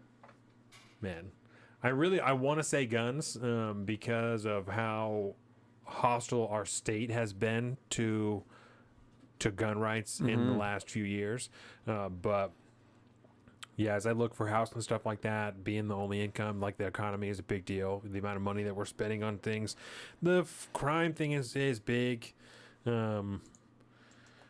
having to deal with shit at work, even in a small capacity, you know what I'm saying? Having to like deal with the cops, to deal with a homeless person who's fucking climbing on other buildings. Like I shouldn't have to do that at work. You know what I'm saying? Yeah. I really shouldn't have to deal with that at No. work. It doesn't seem like it should be an issue. Yeah. And it's, bosses were very, very thankful for your presence and all that. But at the same time, you got a really good point. You shouldn't have to be dealing with that. That's a big issue, man. Because what if it had been worse? What if the police didn't show up right when I got there? What if I did have to intervene with that person? Like, what if it did get worse? Yeah. What if he was, out of his mind and violent? Yeah, Kyle made some, and it was joking, so I'm not like talking shit, but Kyle, made a comment about, he said, my dad said that he was like really thankful that, blah, blah, blah, blah. And Kyle said, he's like, oh, Don was probably hoping that he could fucking pull out a strap, And I was like, no, obviously, like, that's the last thing I want to do is have to pull out my gun. Yeah. Like, obviously, I kept it on me, and I would be fucking lying if I didn't rack one in the fucking chamber before I went out there, because who knows what's going to happen. And Benito's like, he's walking around with a metal pole in his hand. So, but I also chose not to interact with him because I don't know how different it's going to be between when he saw the police officers. The first thing he does is put his fucking hands up. If he sees me, it's not going to be the first thing he does. Puts his hands up, Yeah. So, and then you get hemmed up for putting yourself in that situation. It's not my property. It's not my business. Like the actual company is not my business. I don't have any reason to. It's different if he's on my property and I discharge a firearm. That's a completely different thing than if I'm at my place of work and I discharge a firearm. Those are completely different situations. You know, you're not. We've seen this with fucking Kyle Rittenhouse. All these people. You're not allowed to go to a business that you don't know. She's in there brushing her teeth and stuff. You're not allowed to go to someone's business and just start shooting people because you're like, oh, I'm defending the business. It doesn't work like that. No. Even if you work there, even if it doesn't matter, you're not allowed to do that. Not your property. So I shouldn't, and I'm not like, I shouldn't have to deal with this in America, but I shouldn't be in a situation like that. And that's no one else's fault but the ineptitude of our local government that they've created a situation and contrived a situation. Seemingly, it feels purposefully, right? I can't attribute malice or intention to them, but it certainly feels intentional that they're letting this get to this point. Yeah. Well, that's the reality. It shouldn't be like this. No, it shouldn't. And it's a very valid feeling. I think that's a good, having that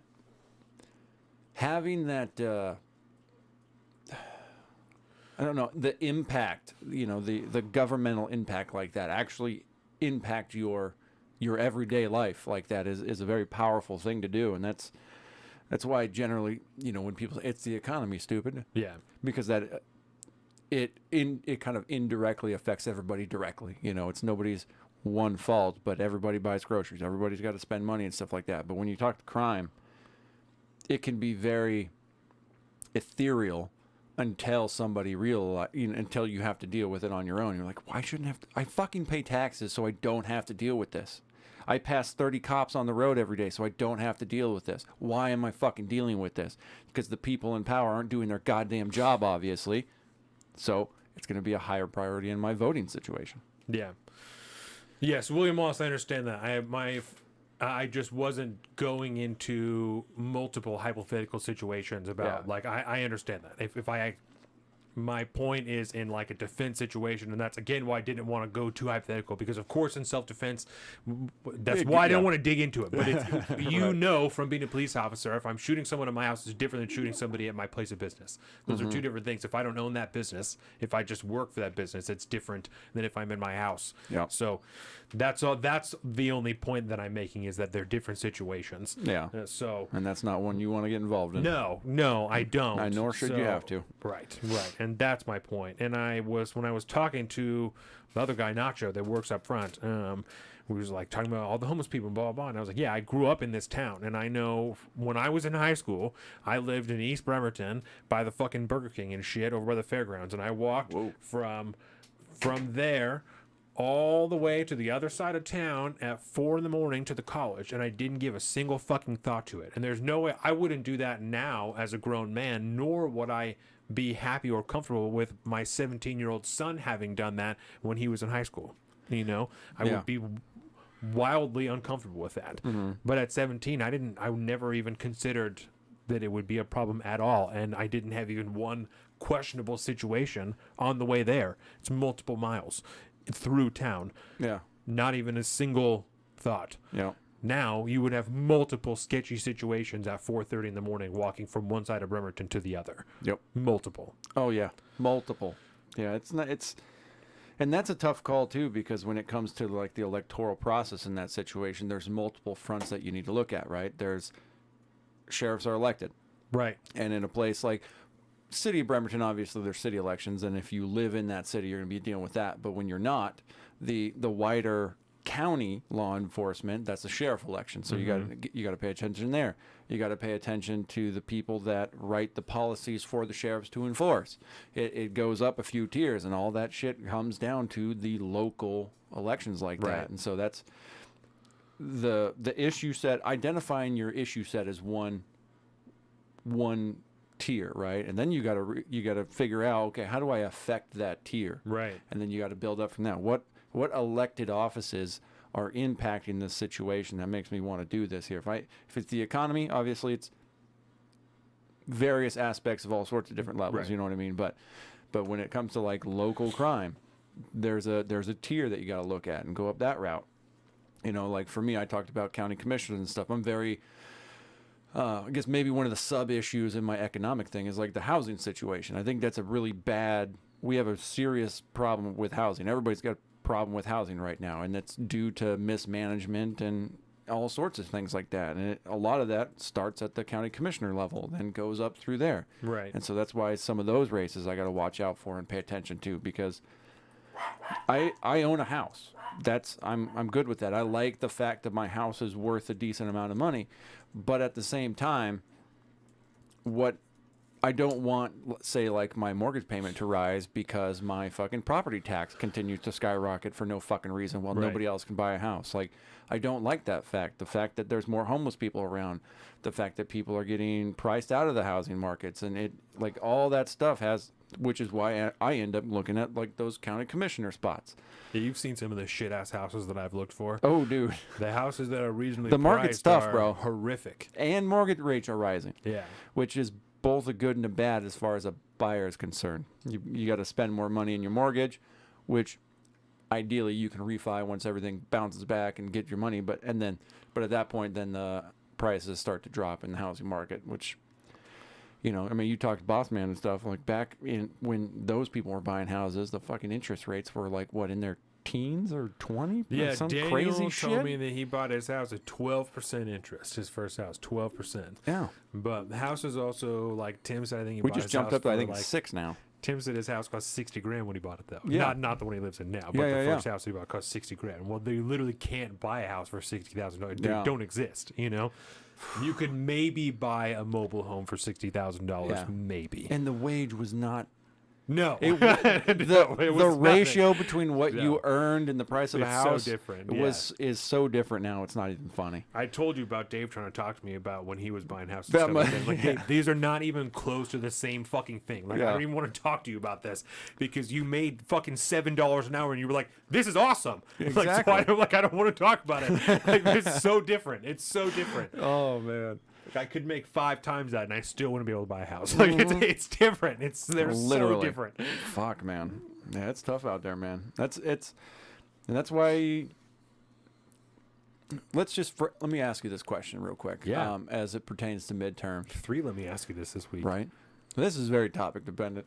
Does this midterm feel markedly different than any other midterm we've lived through? And we've done a couple shows through midterms. This one and stuff. feels more important. The This other feels ones have like a feel presidential election, right? Other ones feel like they didn't matter at all. Right. And maybe it's because everything is nationalized now. Everything is nationalized. And there's so many levels to that. Part of it is because 3.75 in 2014. That's what I'm saying. I'm So okay with my mortgage. Word. yeah, they're like 6.5% or something like that now. Yeah. Yeah, I had an article from Local Stories that we didn't get to that from Redfin, the average interest rate for mortgages is up to 6.03 or some shit like that. Yeah. And that's on average, which is Yeah.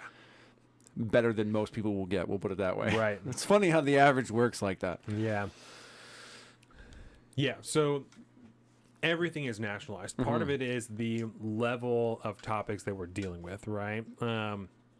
so many people are, their big issues are things like Roe v. Wade, right? Dobbs is a huge thing. What's going on? The economy that's a national issue. Row your vote. Yeah, that's awesome. That's a That is fucking awesome. yard sign Yeah, in my it's a sign neighborhood. I saw on the way here. It says row, row, row the vote. So awesome. Absolutely hilarious. So Dobbs is a huge issue, right? Abortion, that's a national issue. While it is being dealt with on a state to state level, some people on both sides want it to be a national issue for any number of reasons, right? The other part is because Donald Trump and Joe Biden are so heavily involved in so many of the candidates that are being elected in the various states. And it's not a presidential election, but they're so involved. Donald Trump has his hands in all kinds of things, and people are so focused on him that they're covering which candidates are Trump endorsed and not Trump endorsed, and which ones are MAGA and not MAGA, soft MAGA, ultra MAGA. Are they saying MAGA things, but has he not endorsed them? Why hasn't he endorsed them? Does he not need to? Does he not want to? He has all of the dollars. Like, that's the other thing, is so much of the money has been concentrated underneath Donald Trump and not underneath the Republican Party, and so people are having to go see Donald Trump to get money from him. They're thus fulfilling the predictions of him being the kingmaker. People going to Mar-a-Lago to make the pilgrimage to Mar-a-Lago to see bend the knee and kiss the ring. Donald Trump, so that he can dole out the cash. And the worse the Democrats make it for him, the worse the federal government makes it for him, the more and more and more he becomes a kingmaker, because he's able to just capitalize on how they're trying to fuck him at every angle. So while simultaneously having Democratic Party voting, funds funneled to MAGA candidates. I think that's the millions and millions of dollars spent on these people that are winning primaries. For the their ultimate reason is they think they won't be electable in a general election. Joe Biden's involved. I think you misspoke. That's right. I shouldn't say Joe Biden. I was going to question him. I was going to say you're right. It's like the Democratic establishment. Yes, the party versus Donald Trump. You're correct. Only recently has he done any form of like stumping or campaign travel. You are correct. And when he does, it's a crapshoot whether it's going to work out all right or not. You know what I mean? It's Meanwhile, not good. you got John Fetterman out there who just had a stroke and can't talk, going out and trying to do rallies and getting shit ton of support for whatever reason. And chose not to go see Joe Biden. He chose not to meet with him. He's like, there's a lot of people scheduling doing conflict. I don't know. I couldn't fucking make it work for the president of the United States. He can't talk, and yet he's like, sorry, Joe. No, we're not doing that. Couldn't pull it off. Sorry. Just couldn't fucking make it happen. Oh man, but yeah, no. I think to get back to kind of like what you're talking about, these two national level sides that are going on, and I think there's even it's less so involved with an ice cream cone. Maybe. God damn, I love you people. I think there's on the subsurface, right? Because you obviously have the kingmaker, the Trump era. He's got all the money. He's doing a lot of big things, right? Which is causing problems from within the greater GOP itself, from within the Republican Party. And I think there is no better illustration than what we witnessed this week, I believe, or last week. But a schism, obviously, within the party where a leader in the Senate Republican Party, fucking Lindsey Graham. Yes. Lady G, as I am learning his name is at this point. I'm just now learning about this. It's weird. I didn't realize he's unmarried and all this stuff. And there's like this conspiracy theory that he's like secretly like a closeted gay. Lady G. But where did you hear about that? The internet's a strange place. We'll put it that way. I feel like I heard it on Drinking Bros, which that's their level. That's awesome. But he comes out and starts like campaigning, not even campaign, but he's putting out there and propagandizing towards this federal 15-week ban on abortion. He versus announced... Mitch McConnell, the actual leader of the Republican Party, if you will. The establishment is not into that situation at all. No. So you see this schism happening from within the Republican Party already. Wow. So then you have that establishment versus MAGA, if you will. Wow, you also have the Democratic Party versus MAGA. And not really talking about the establishment. They're kind of leaving them alone, which is interesting as well. But Even Joe Biden said, I can work with the establishment Republicans. yeah, They're yeah. almost accepting them into the fold so long as they are, going to be against the MAGA Republicans. Yeah. The enemy of my enemy is my friend for now. For now. Well, that's the uniparty. Until I fucking stab them in the back again when the Yeah. time comes. That's right.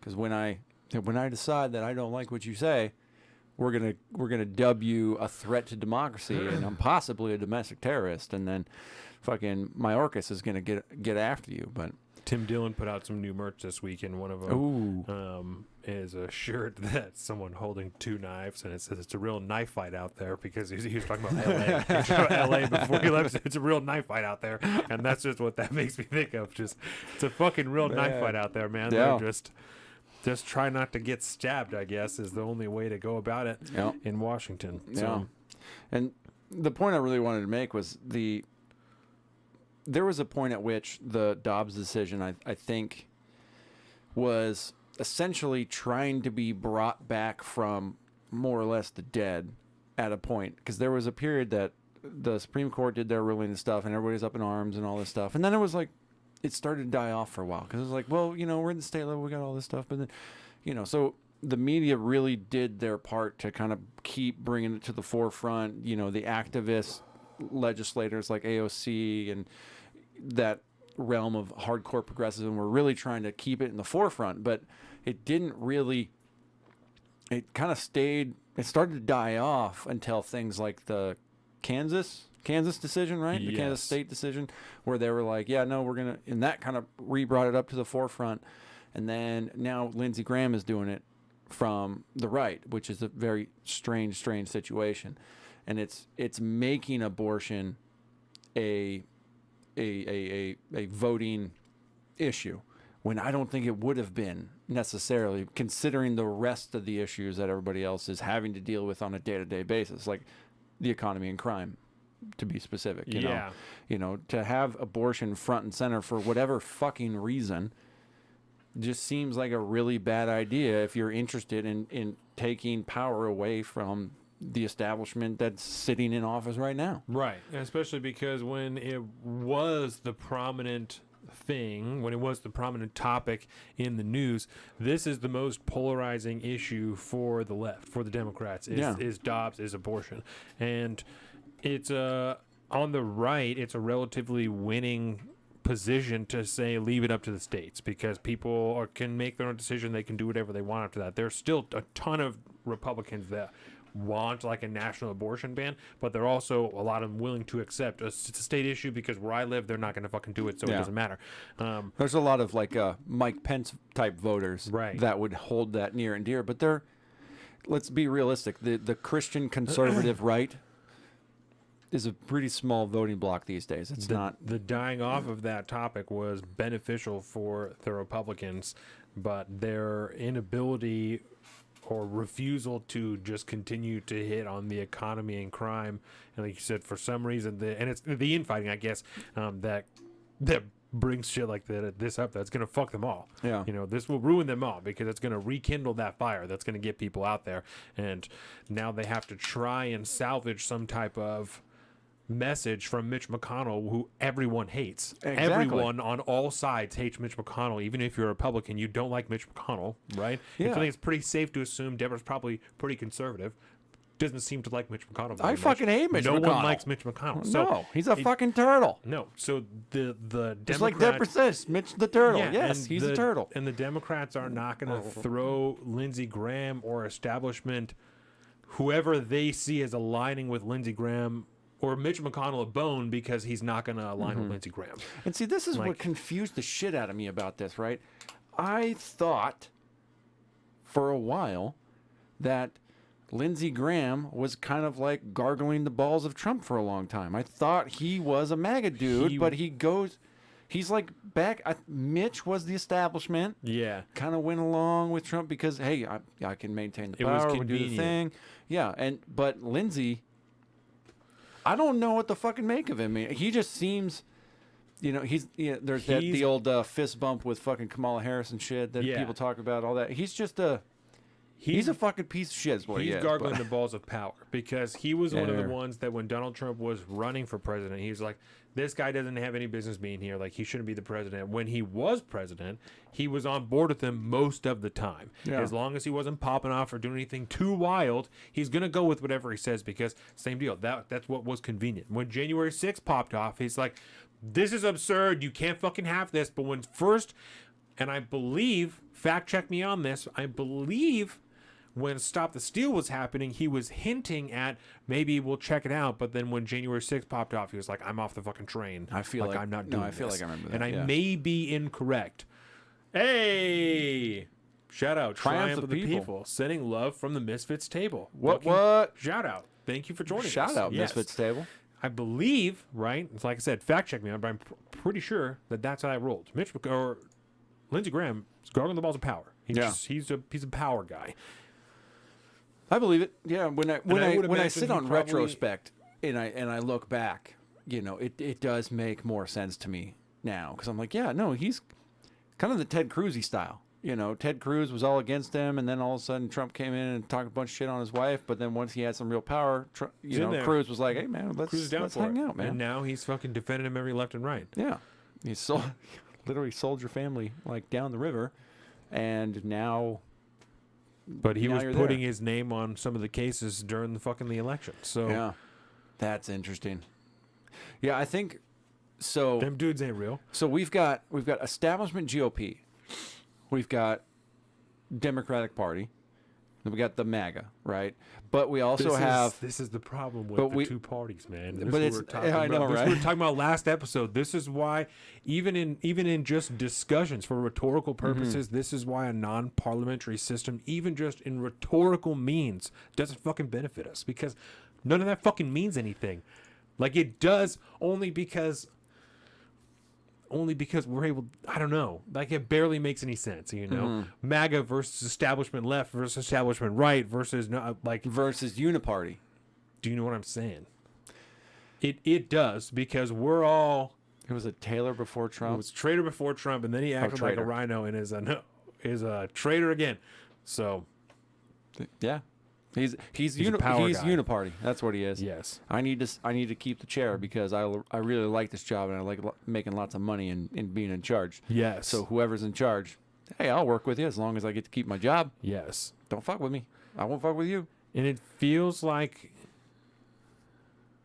I don't know. It feels like maybe I'm wrong. Republicans are more willing to be openly uniparty, where the Democrats will work with you in the back because they still have to deal with the progressives. So they're gonna front with their morals, quote unquote, more frequently than the Republicans are. Where Lindsey Graham don't give a fuck. He's just doing whatever is working at the time. He doesn't because it's been the 2000s the whole time. You can go back and look at the things that he said since 2016. But I will say this though, like you said, the progressives have to, the Democrats have to deal with their progressives, right? So they got to go out there toe to line. So they'll have to work in background, like this Joe Manchin deal and shit that's completely fallen apart.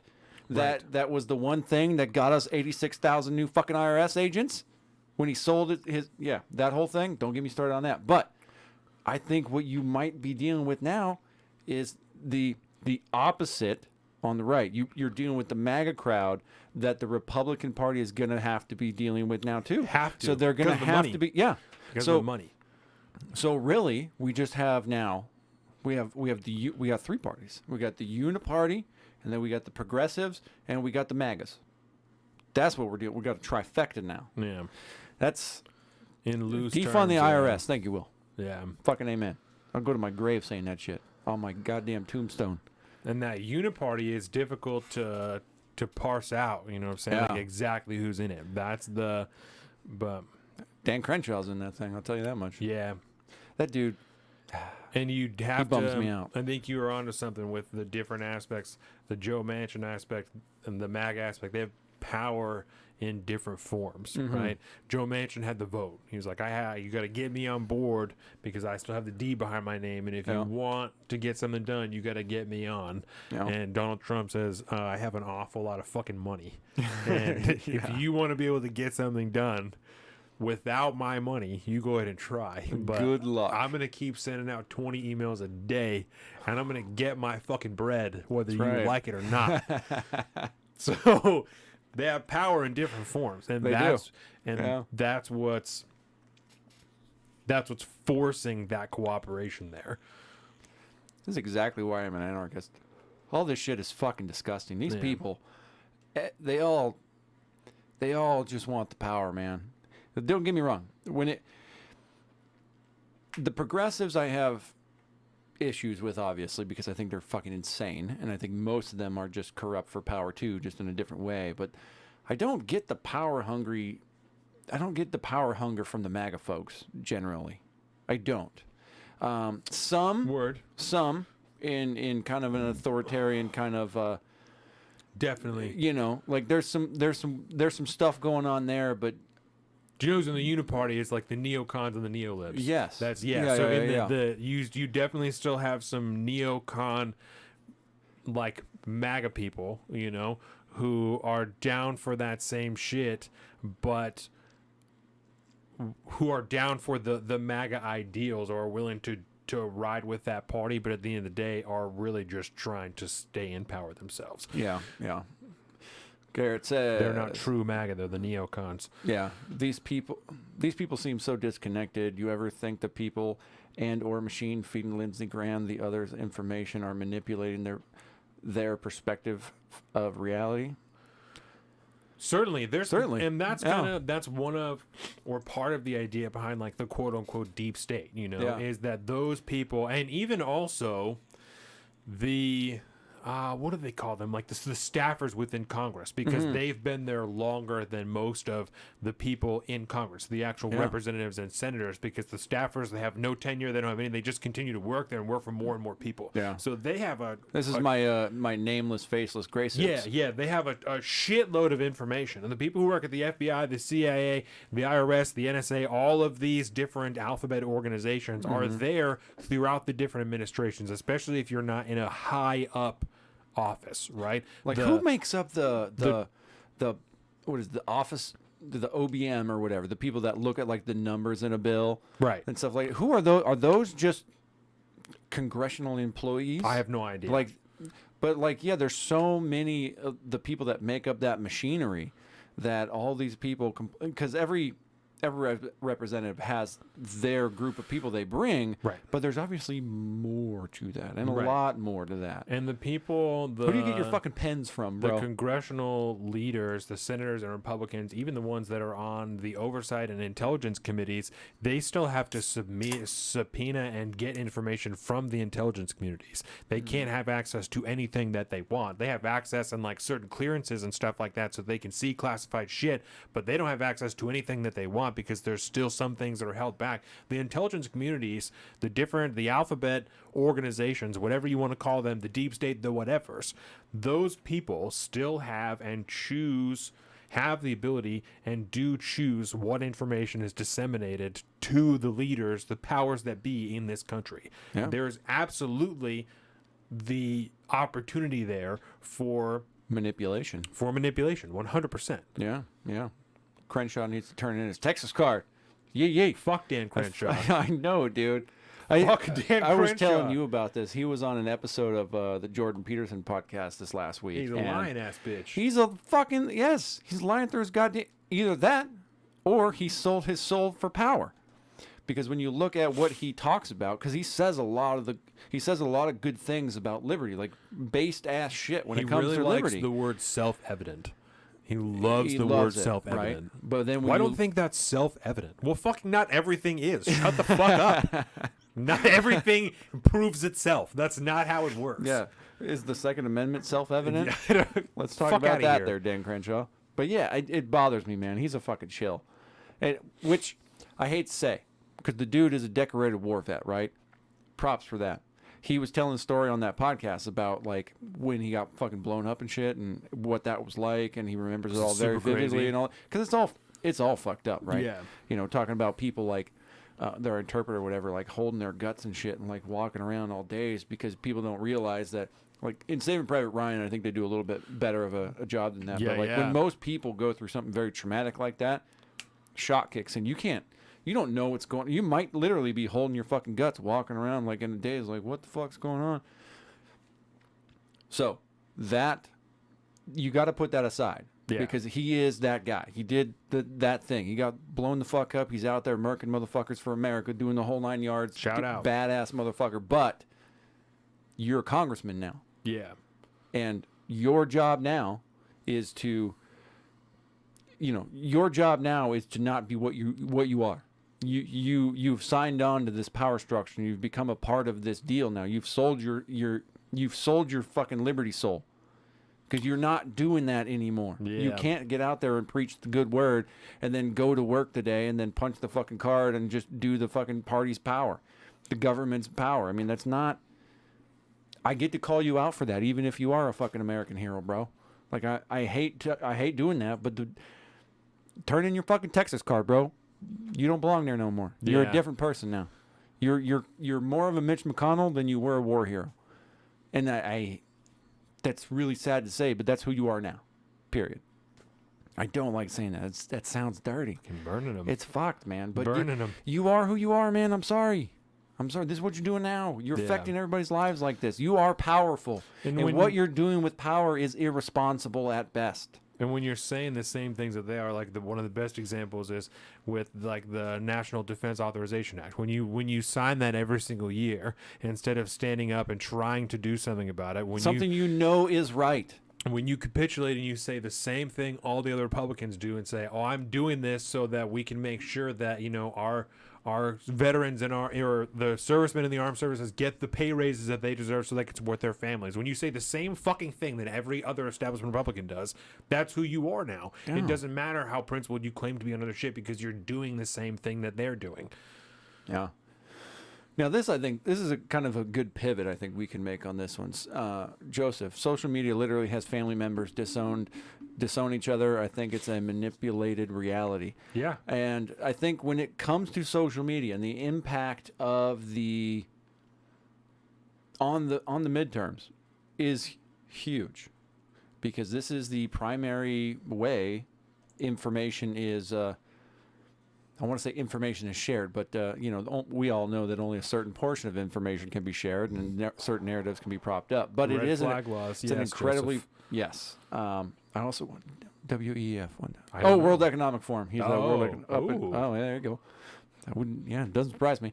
But talk to me about your thoughts on the impact social media is going to have on the midterms. We've already seen statements from all the big tech corporations. Oh, okay. Google, Okay. Facebook, Okay. Twitter has all made essentially statements on tamping down on disinformation Right, and misinformation going along. How big of an impact do you think that's going to have, I should say, on the midterms and manipulating the narrative? Obviously, is a big deal.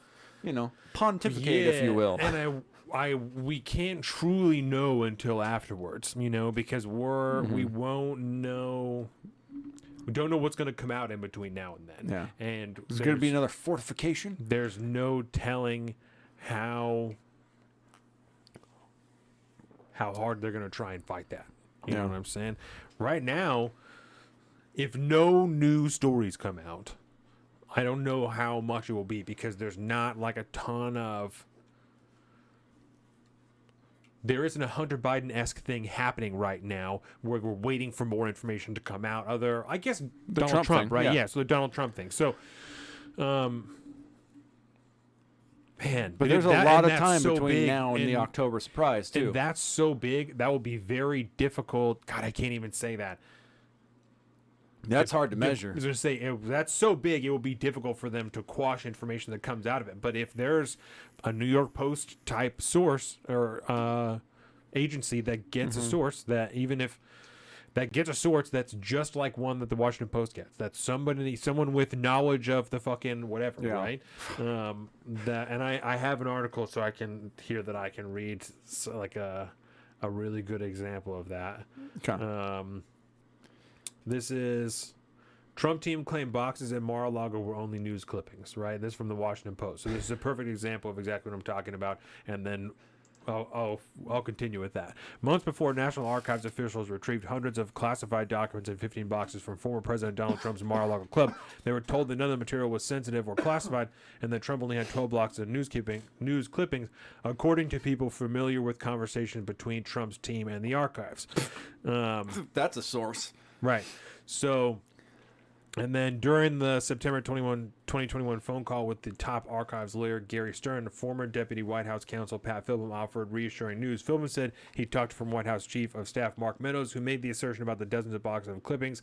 The people familiar with the call said Trump's team was aware of no other materials. Philbin said relaying information he said from the phone call. The characterization made in the call vastly misrepresented the scale and variety of the documents. Let's see, there's another. Philbin said that Meadows also told him no documents had been destroyed, according to two people with knowledge of the call and a third person with knowledge of Stern's contemporaneous account of the call. What the fuck is that? Fuck you. So if an article... This is the Washington Post? Yes. Jesus Christ. So if an article comes out that's pro-Trump, with that type of sourcing, they will bury it. Yes, they will absolutely bury it. That's why I read that, because if that's the sourcing, they will bury it. So I think Joseph is probably right, depending on what the information is and who reports it first. Okay, so I have a counterpoint to that. Okay. Isn't that fucked up, though? That's the best one. That's according to two ridiculous. people with knowledge of the call and a third person with knowledge of Stern's contemporaneous account of the call. That's... Bro, And I like, why would you even say that? And I- just write it out as if you know it's fact, because that's acknowledge- fucking crazy. I acknowledge, right, that I understand journalistic integrity and having to conceal sources. Like, I get that you know, anonymity and stuff like that. I don't remember the last time that we, like, knew who a source was, okay? But that's we start to get to an issue. I And will say, the only place you will find that these days is in, like, your local fucking paper. Yes. When they're talking Yes. about something that happened down at the wharf or whatever. So-and-so, the marina director said. Right. The issue that's it. The issue is the amount of lying and bias-laden reporting that we have seen. The less and less we tend to believe these people, because we don't. You're losing integrity, right? So the protection of sources only works when you can trust the journalistic enterprise that is doing the reporting. Yeah. And Trust the sourcing. and no corporate media has any type of legitimacy anymore. So You know, I think it's time. Yeah. I think it's time, just like it was time to quit calling them the media, right? We call them corporate press, corporate media, whatever it is, corporate shill-ass motherfuckers. This is not reporting anymore. This is storytelling. yeah. This is narrative building. This is Right. this is storytelling. The corporate press's storytelling says this. it's That borderline propaganda. you cannot say that they're reporting on anything, because they will not tell you that any real person said anything. This could be an incredibly, you know, because the prose is a lot of times very flowery. I mean, this is very good fiction if you're writing a political thriller. Yeah. There is no reason to believe that this is anything other than a fictional narrative that is put out by the corporate press. There is no reason to believe that, unless you can prove to me at this point that you have a trusted source that I can trust, probably by telling me who the fuck it is. Because none of these people, if their job is dependent on them not talking to you, do a better job. Right. Like, this is ridiculous. The fact that anybody has any credibility in this anymore is just, you cannot read this and call it fucking reporting anymore. No one's reporting shit. You look at the independent media, you look, motherfuckers online. Jorge Gonzalez down at the border. He's on camera as migrants are crossing the border, and he's talking to you, and then he's talking to the migrants. That's reporting. Right. This is not. This is somebody that lives in a studio fucking apartment in New York City or Washington, D.C., writing up some fucking flowery narrative because they texted with somebody who works in Washington and then writing a story on it as if it's fact. This took 3 reporters. 3 fucking reporters. Yeah, you'll like this too. This says I'm angry, man. this. Ah! Stern had sought the call because he believed there was still more than 24 boxes of materials that Trump had, and he also had concerns about whether digital records had been properly retained, according to a person with knowledge of the situation. Top archives I officials have knowledge of the situation. Isn't that awesome? Top archives officials continue to believe there was more material than they were being told, according to people familiar with their thinking. So, all right. So let me just parse this out here. So, the archivists think there should be more, according to people that are familiar with their thinking. Yeah. Got it. So you can read. So this person obviously can factually. If you're looking for facts here, this person can read fucking minds. Yeah. And and knows exactly what these archivists think and feel that they want. Or at least how they think, you know. Okay, so we're going to attempt to turn this into a white pill moment. Because what you have just laid out here, right? For one, this is a twofer. This tells 2 different stories here. This tells us we got a little bit of a Trump date going on some of the stuff going on there with the files and stuff like this, right? But what this also tells me is that regardless of the censorship involved here, to speak to Garrett's point, we've seen it now. People are on the watch for censorship. We all know about the Hunter Biden laptop story, even though it was suppressed for a long time. When it became okay, but the censorship of it became a story itself, and that was eventually tamped down. The internet and the internet-based media, if you will, the people like the people that do podcasts, the YouTubes, the people even on Twitter that continue to fight bans and suspensions, and the word gets out regardless. I think it's too big now. I think the awareness is too big for them to fully suppress. They will continue to. There's no ifs, ands, or buts about it, but the word will get out. The fact that Jack Posobiec can get on his fucking show and do a whole segment about a single New York Post article that most people aren't going to see, and more people are going to see it on Jack Posobiec's show, and the subsequent shares and whatnot that are going to get around, people are going to find out that Facebook is selling your DM or sending your DMs to the FBI. Right, but so let me push back on that, right? Okay. Because if you're somebody, because people like this really exist, if you're somebody who thinks that Jack Posobiec is a Nazi or a white supremacist, and you still believe that the Hunter Biden laptop story is Russian disinformation, or even at best, there are people who say, oh, it doesn't matter because Sam Harris, it doesn't matter because it wasn't Joe Biden, right? Because that's a dominant ideology. People really think that. Those people still get a vote. They still get a vote, and it means the same as yours does. Yeah. So even though the truth is out there, there are people willing to completely ignore the truth or be blind to it because they're buying that mainstream media propaganda. And that's where that still plays a factor. Is even if the truth is getting out there, the people who are ignoring the reality to buy into the propaganda are dominant. That's a big It's a numbers portion. game. The numbers game. The numbers game. And I don't know, especially because The people that live in the reality. polling is so fucked. We don't know what those real numbers are of any of those people. Yeah. We know the generalized numbers of Republicans and Democrats.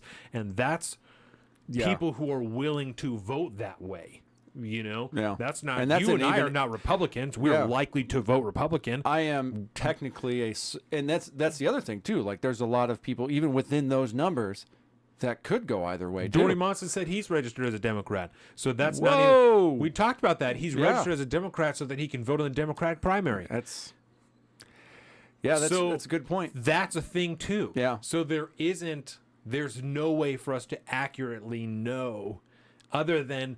I'm trying to white pill, motherfucker, and you just bring No, me and back. I'm not. Other than to calculate the people who are watching those shows. Yeah.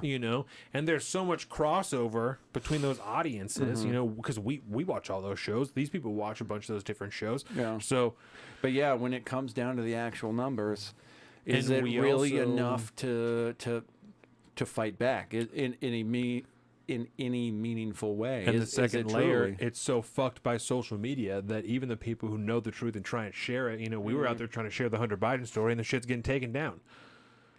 So even when we have the truth and we're telling you, no, Yeah. this is fucking real. Yeah. Get taken down. During the beginning of COVID, when we were sharing stories about like the bats and this like scientifically, this is from a fucking journal, and it says that like these line up with bat DNA. We're getting fact checked because like, it also lines up with pangolin DNA.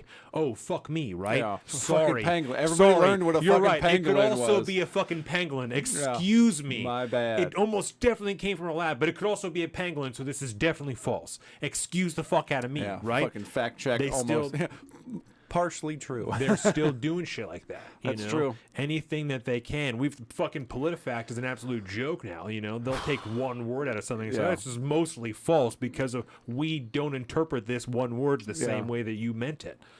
If you want those true numbers, you'll have to buy them from Facebook. Fucking Yeah. word. Those Yeah. are the only people that know. And So- that's why it matters.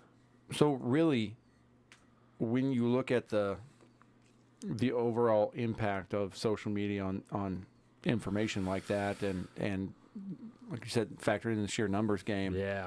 I mean, do you feel like it's a lost cause? Well, I mean, it's worth fighting, but yeah, like, we've is it? been arguing for a while. That, this might be not might such be a a good good idea. This system might might be- not be the one. That's true. So, Oh, and that's man. I've argued again to pump the articles again. Yeah. I've written and argued against. Where do you find the articles? Patreon.com, Salt of the Streets. Go there, $5. Oh, All the okay. articles, newsletters there, every single one you can get. And so I've written about this same thing, that I struggle to even be comfortable with the idea that there are people who are unwilling to acknowledge reality that have the same exact sway in the way this government goes than I do. Fuck you. If you're not Boo. going to acknowledge the truth, Yeah. if you don't recognize the same rights that I do, I don't want you to have a say in what's happening here, because you obviously don't get it. You Yeah. don't understand what's really going on here. Yeah. And that's fine. But if that's the case, then sit down and shut the fuck up, because I don't want you to be said having a sway on what my rights are, the way that I get to dictate my own safety and my own rights, because you don't get it. Yeah. So because you don't want to acknowledge reality, because you don't like how it feels to think that the president's son might be giving him money from other countries. You don't like the way that feels. Yep. You don't want to acknowledge it. Fuck you. Then Yeah. you shouldn't be a part of this conversation. Yeah. I definitely feel like I remember making the argument at some point that like most people just shouldn't vote because they're fucking stupid. Yeah. And that's unfortunately that's a reality, but then the reality is all the stupid people do get to vote. All the people that only watch CNN and MSNBC, they get to vote too. Amala Yukonubi, or whatever her name is, that was on Timcast like a couple days ago. Oh, maybe last yeah, week. yeah, She yeah. works for PragerU. Yeah, the young gal. Yeah, I shared one of her videos on our That was a good Instagram episode. a couple weeks ago, maybe even months ago. That was like her making an argument. Everyone shouldn't vote. If you're not going to put the fucking work in to figure out what you're talking about, to figure out what you're voting on, then you shouldn't vote, because you shouldn't be just blindly checking things down the line because you believe in one letter or the other. You shouldn't vote if you're not going to do the work. And that's I where the- believe in that, but people don't. They don't like that. It doesn't feel good. Don't tell Yeah. people they shouldn't vote. Fuck you. If you're not going to put the work in, Don't be a part of this. Half the people in our league, I love them all to death. Fuck your feelings, Deborah says. Half the people in our fucking fantasy league, I love them all to death. You shouldn't vote because you don't fucking know what's going on. You don't know, and that's okay. I don't blame you for that. I don't. But you probably shouldn't, because you don't really know. If you're not going to put the work in, then you shouldn't. There's some fucking quote out there about better men. Oh, I don't remember what it is, but it's you 100% right. At the end of the day, if you are, you can make a parallel to Starship Troopers in a lot of ways. Citizenship, service, guaranteed citizenship. You gotta have a something that the progressives say all the time. You gotta be a fucking stakeholder. Like, you got to be Right. invested in the system, man. If you want to be a part of this, stakeholder man, democracy, 100%. amen. But that's obviously not what the fucking uniparty wants, because they No. want the sheeple. They want the fucking.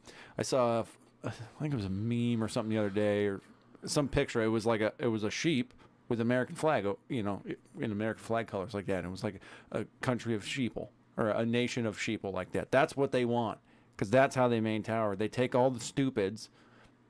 I really want to use the hard R word right now, but we're not supposed to do that these days. It's one of my favorite words. This is our show. But, You do whatever you want. Oh, shit. But these people, like when you think about it, like the concept of everybody being able to vote is a good concept. But you should, rights and responsibilities. You have the right to vote, but you have the responsibility to be an informed voter. Word. And when you're not, you're forfeiting, you should forfeit that right if you're not being responsible about it. But So then how do you make the will- judgment call? I will respond to Joseph and William at the same time. Do it. Are you advocating for a litmus test to vote? And if you don't vote, you can't bitch about who's in office. No. No one can dictate to you when you have the right to voice your opinion, right? So I'm not saying someone else should tell you when you get to vote. I'm saying if you aren't going to take the time, the responsibility upon yourself to learn what you are talking about, then you shouldn't vote.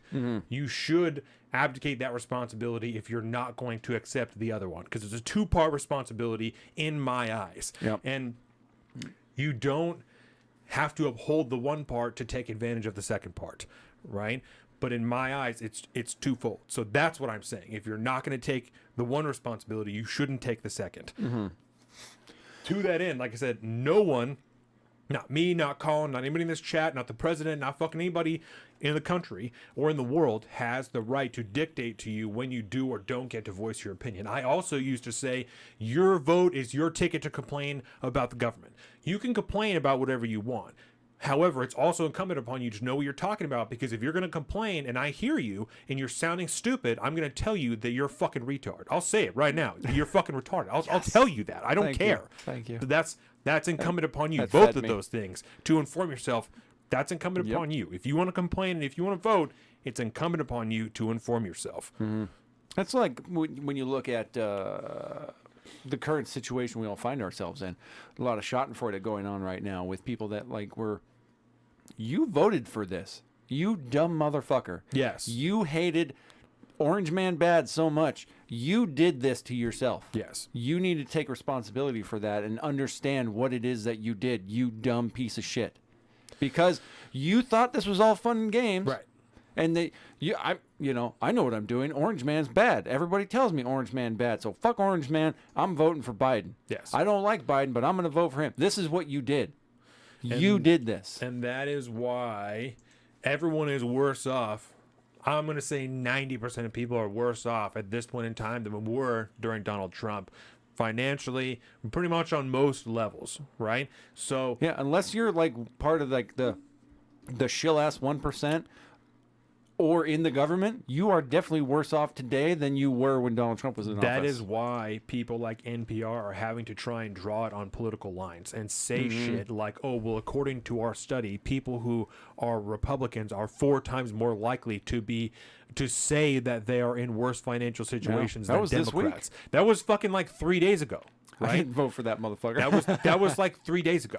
Yep. So they're still saying shit like that, and they're claiming it's because of your politics that you view it that way. Not because Republicans may be more likely to be on the lower income scale or maybe work fucking regular jobs, and the Democrats are likely to make more money and work at home and bullshit like that, right? That couldn't possibly be the answer. No. It's the fact that if you are a Republican, you feel like you're worse off. Not that you really are, Yeah. but that you feel like you are. Not that objectively your dollar is worth less today Right. than it was when Donald Trump was Because in office. everyone spends the same fucking dollar. Everyone. Even if I earn more dollars than you, I still spend the same dollar that you do. Yep. So I have to draw it along political lines. You just feel like you're worse off, even if you aren't. It's because you're a Republican, because you don't like the president. Yeah. That's why you feel that way. I mean, I tried to white pill the shit, but, you can't, realistically. You can't do it unless you have some The white concerned pill- ass, some twisted ass view of the way there should be some kind of authoritarian government. There really is no way to look at this any other way. There is only objective bad, Right. and that's, you don't have to go, you don't have to be nihilistic about it. You don't have to, go sulk in a corner and shit like that. Things are objectively bad. because, and you could say because these people are in power, which again, I think it speaks to the importance of the midterms and why they are so, because everything is national. Like you said, that's why everything is so important. That's why this midterms feels like no other midterms probably in fucking history, much at least in contemporary history, as far as we're all concerned. Nothing like this has ever been at play before. Right. The white pill, I would say, is that we know, even by evidence of actions from the left, that liberty wins in the end, right? We are seeing people from the left flee leftist cities to go to red states. Dark places. We're seeing that, right? Even if they don't want to acknowledge it. They're like, oh, It's I just happening. want to, be more out in nature and fucking whatever, right? Yeah. No, it's because you got locked the fuck down and people are stealing your shit and you're terrified to fucking walk to work now. And so you're going to go because your somewhere. kids can't go to school without stepping over a dozen homeless people shooting up in the streets. And they can only go to school when the government tells you that they can. And if you go to this other place, you get to choose when they go to school and where they go to school. Isn't that fucking weird? Not where the government tells you they can go to school, right? So they don't want to admit that. Even if they don't want to admit that, that's the reality. So the long term, the white pill is that long term liberty wins on a personal point. On a government point, the white pill is that, and we can turn to another topic with this, right? Is that it is the deception and lies from the left are becoming so obvious that they can't hide them anymore. And one of the best examples is like the shit happening in Martha's Vineyard, right? Is this shit that's happening with the border, but you still have Kamala Harris and Karine Jean-Pierre. They're like, no, the border's fucking secure. Like, we're out here, right? We're calling in the National Guard to help us deal with 50 migrants or immigrants in Martha's Vineyard, and they're in Chicago and they're busting them out to the suburbs and shit. But the border's mad secure. Like, it's fucking mad secure. 2 million people, like you said, you were talking about in the live stream last night, 2 million people, literal record all time of people that we're seeing interactions at the border. But it's secure as fuck, right? We're trying to end Title 42 because COVID is fucking gone, but we need to end student loans because COVID is still like a huge issue. They can't keep up with the lies anymore. Check this number real quick. I heard this on when I was driving this morning on Morning Wire. 4.2 million illegal immigrants in the country since Joe Biden took office. What's the population of the United States? 330. That is over 1% of the population. That's a huge in 2 years. And I think one of the That's a massive fucking number. I think one of the best things that you said in live stream last night is all those people are being given court dates. The ones that aren't being sent home are being given court dates. Do you really think that the justice system, the immigration justice system that we're constantly being told is horrific and there's not enough judges and it's taking people so long? Do you really think they're going to be able to pass 2 million people through that system in one fucking year? They can't keep up. That's why people come back years later to get a continuance, or that's why it takes them years to finally actually see a judge. I like this. Litmus test. Litmus test. Put Joe Biden on the midterm ballot with a big fucking D next to his name for some bullshit position. If you check that box, all voting rights revoked. I like it. Oh, give me your voter's like card, it. motherfucker. like you know, there was that old thing. I don't know. Maybe it was my generation, but we used to joke around with like, "Give me your man card." Yeah. You know, you Yeah, fuck yeah. up. Give me your man card. Like, give me your voter's card. You said some stupid shit. You only That's get good. You only get a few. Give me your voter's card. You said That's some dumb good. shit. You say some good shit. Maybe I'll give you a voter's card back. That's it. good. That's where we're at. That's really good. We can make a fucking card game like that. I can think Yeah, of, that's I could really think of good. something like that. That's a T-shirt right there. That's really Give good. me your voter's card. Yeah. That's what I need to get in that fucking t-shirt game, People bro. pulling your man card, pull the voter's card. That's good. That's good. Hey, you know, you're the idea, man. Here, I Yeah. don't know what you're talking about. I got to take a piss, man.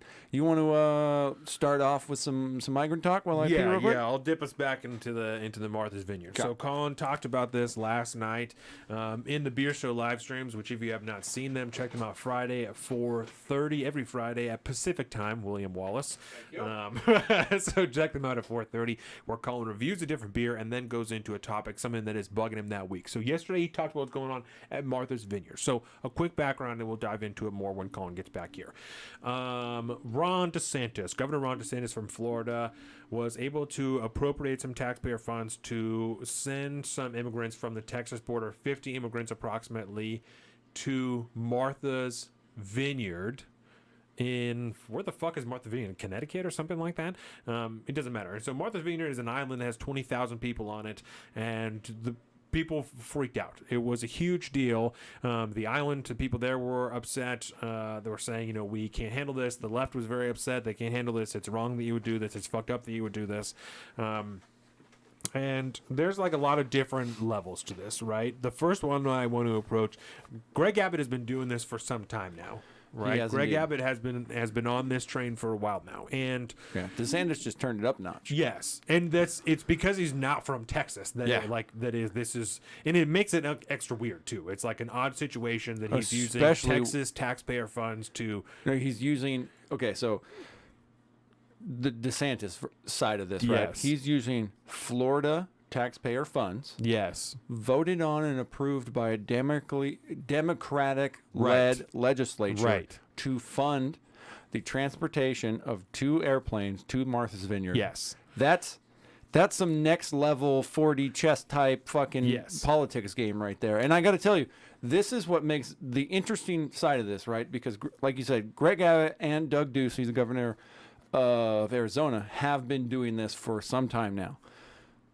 But DeSantis, he's got a way of, you know, if wheelchair Abbott is sticking the knife in, DeSantis is going, let me show you how to twist this. Yeah.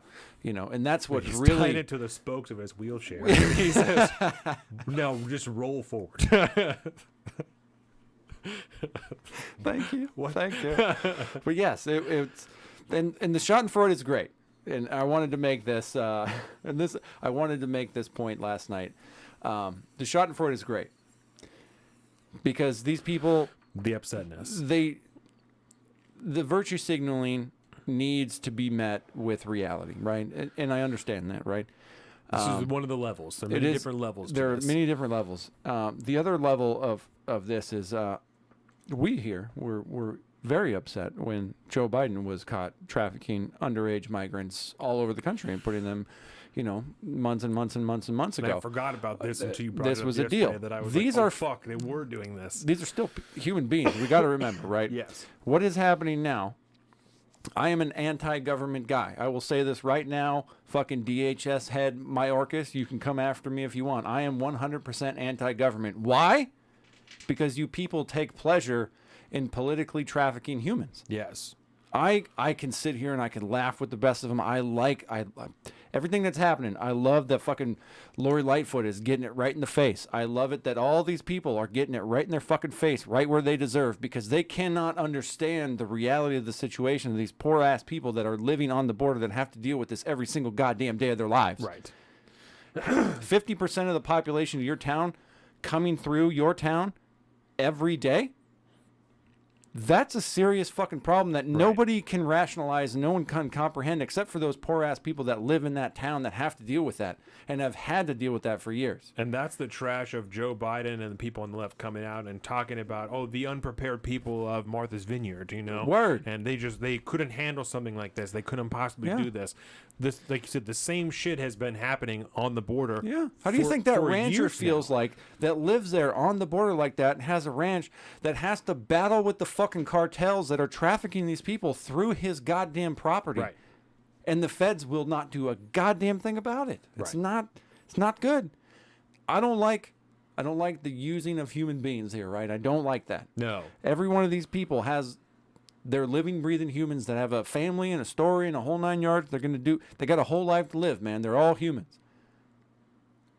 But I can take joy from watching these hypocrites that like to pontificate on high about how everybody is so evil, about how they're trying to deal with this problem, this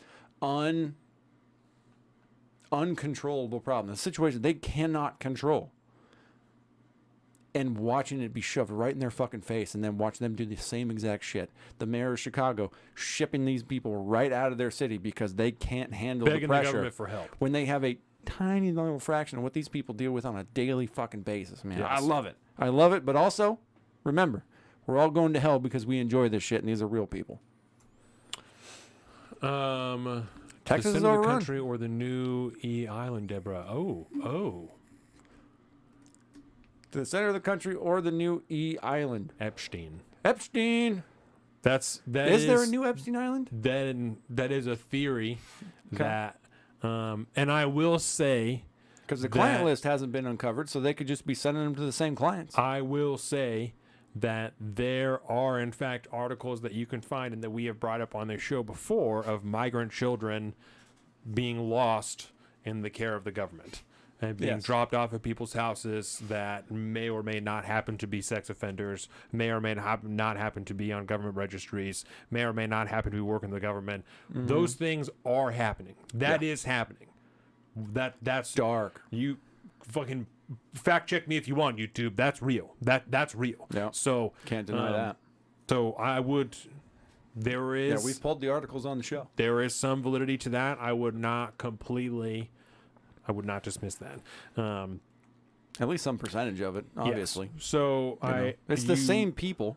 Yeah. The same people that are in power now were the same people that are on the fucking clients list that we are being barred from seeing. Yeah. It's the same fucking people. Uniparty, deep state, not people. Well, some of them, I'm sure, there's overlap in these groups, but it's the same idea. Is what I Yeah. really that yeah. there is a group of people that operates behind the scenes, clandestinely that are doing that, and we don't know who they are. The government refuses to release the names of who they are, and I don't know. I don't really know what else to say about that. It's not. It's not much to be It's said other than not they won't good. let us. And We know some of them through. Photos we've got a and few names that corroborative evidence. Yeah, and that flight documents. exactly, but the list will not be allowed to come out for some reason. It's that fucking 2x25 shit right there. Let's keep that under locks, like the JFK shit. Let's do it because, Yeah. fill in the blank. But There's a reason Maxwell was charged for trafficking children to absolutely no one. Yes. And there's a reason that she also received less time than fucking R. Kelly. Do you know what I'm saying? Like, R. Kelly isn't going to be in prison for longer than Ghislaine Maxwell. Why? Because we don't know who she was cooperating with? Because we don't know what she was doing? Okay. yeah, The that fuck seems- out of here. Do Come you think on we now. know more about R. Kelly than we do about fucking Ghislaine Maxwell and Jeffrey Epstein? You know what Get it the was? fuck out of here. R. Kelly was he was basically he had like a cult going on. That's what it was. And That's I'm why not, that came right. after. I'm not belittling what he did. He did some wild shit. Not I'm good. Not good. Not good. But also trafficking dozens, or hundreds of people. I don't know exactly. Nobody knows exactly what the number is. They probably don't even know exactly what the number is. Well, But if all the nation's most powerful government officials and businessmen and movers and shakers were involved in R. Kelly's cult, he probably wouldn't be looking at as much time either. So there's that. but Fucking, she didn't cooperate because no one else was coming out. It's so weird. I don't know. Bill Clinton sitting there like, well, it's all over now. I can just kick my feet back. I don't got nothing to worry about. Yeah. I can sit here and die happy with my loving wife Hillary. Yeah. So the Martha's Vineyard thing, I think the last real. I just want to build off of this to kind of put a cap on it, right? The Martha's Vineyard thing, as it pertains to the midterms, Yeah. I think is drawing a new eye on the issue of immigration I've gotta possibly hope. being on the ballot. It I've has gotta to hope, be. dude, because It the has to focus be. from the left has just been, and I don't necessarily disagree with them. Has just been, how horrific for Ron DeSantis to use these people as political pawns, right? And at the end of the day, they're correct. They are correct. But also, the left missed me with the bullshit, because the left is doing the exact same thing, and they will do the exact same thing. They're not going to pass up the opportunity to fucking use people as political pawns if it's going to win them power or win them an election at the end of the day. They're not going to care, right? And- but they're also going to throw it in your face twice as hard when you do it, worse than the Republicans would, Yeah. because they are in this cooperation, this collusion with fucking mainstream media, where that's that's it with corporate media, right? Yeah. Where that's it. That's the only narrative, is that this is horrific that he would do this. Not that we've seen in this administration them doing the exact same thing with minors, but that this is horrific that he would do this, because why would he do this? Yeah, and it's also important to remember too that being sent to Martha's Vineyard or to New York City or to Washington D.C. or to Chicago is probably better than being stuck underneath an overpass in Texas, like the federal government has Yes. done before. So, you know, and you get mixed bags of interviews from these people. The left will only report the negative stories. Yeah. And you do hear a lot of inspirational stories coming from the right when they talk to these illegal migrants that are shipped off to Martha's Vineyard. They're happy to be, and they're well taken care of. You know, they're happy to be where they're at. They're not in communist Venezuela anymore. They're good with that. Right. Right. Because the left is reporting, and originally there was the only thing that I was hearing is that all these people, all these migrants were lied to. That they were shoved on a plane, they didn't know where they were going, they thought they were going somewhere with housing and food and jobs and shit, and then they arrived at Martha's Vineyard. Or they could be in a fucking camp in Texas. But now Ron DeSantis is saying that all these people signed waivers that they knew where they were going. It was disclosed to everybody where they were going before they got on the planes. Yeah. So who fucking knows until we see it? And I'm not...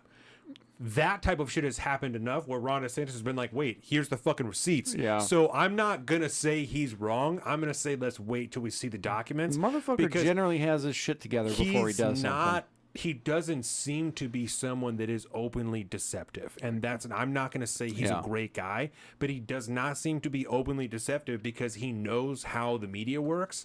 And he would rather be able to stand there and say, I just disabused you of that narrative, than for you to be able to try and spin something he did against him. So he's like real careful about what he does. He's real careful about what he says. So I wouldn't doubt it. I'm just waiting to see a document, because at first it was just all these people were lied to. Nobody knew what was going on. But now we're seeing pictures about people dancing with fucking, attractive young girls in front of churches and shit. I'm like, well, is that guy really that upset? And I'm not like, I'm not. He could have.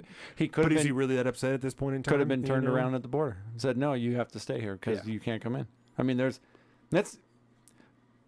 so much to this. I just want to hit, but it's one last thing.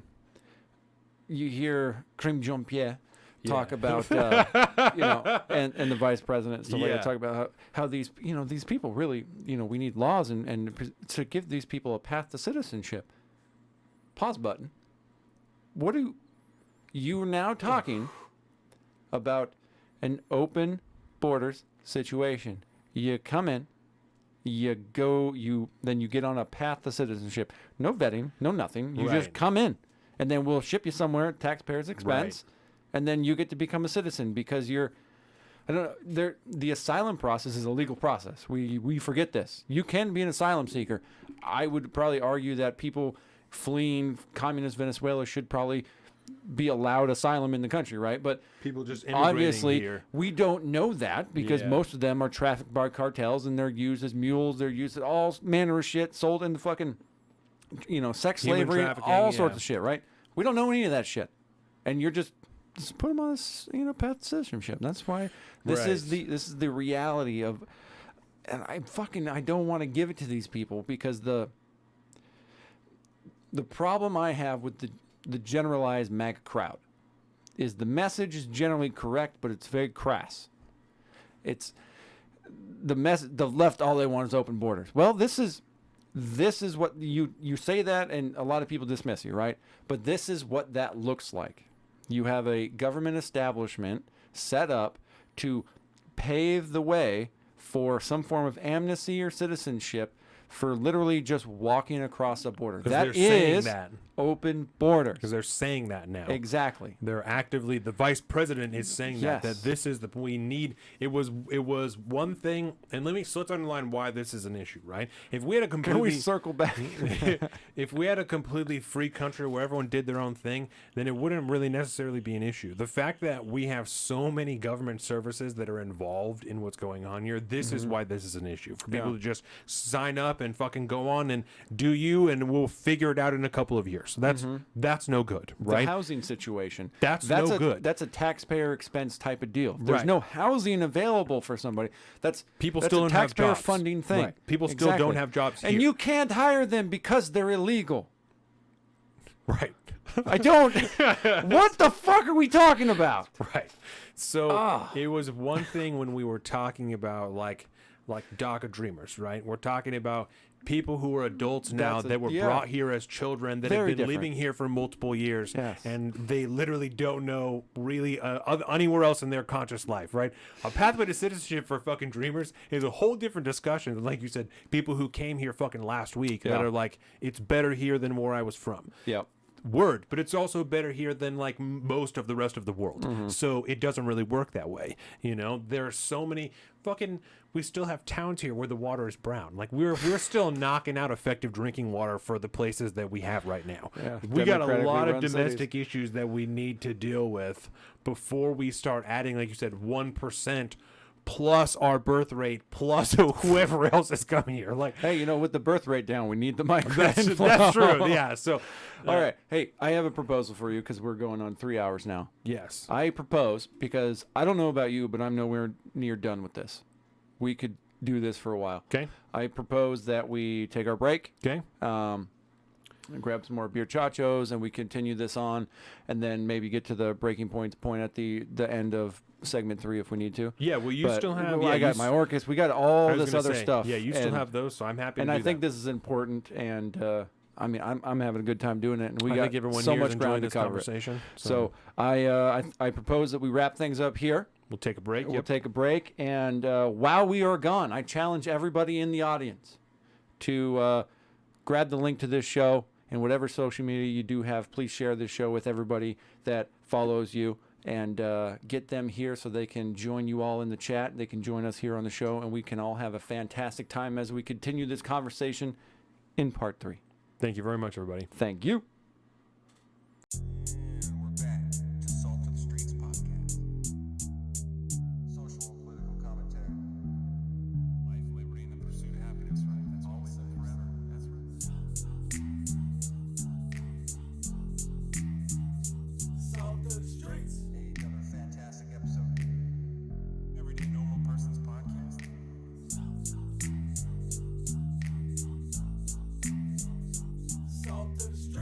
Upper left or the upper left? Just upper left. Welcome to the salt of the streets, coming at you every week with this food for thought. Hope you ready to eat. With everything going on in this nation, we need some information, and that's why salt need to be stationed in your rotation. With real talking, real topics, real people, real problems. Think we need some help to solve them, and leave it up to Colin and the Donovan, cause that's what's that? Oh, let's get ready.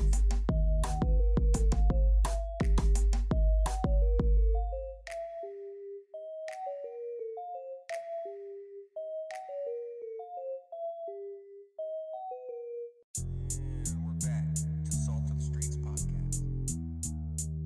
Social and political commentary. Life, liberty, and the pursuit of happiness, right? That's always and forever. That's right. Another fantastic episode. Everyday Normal Person's Podcast.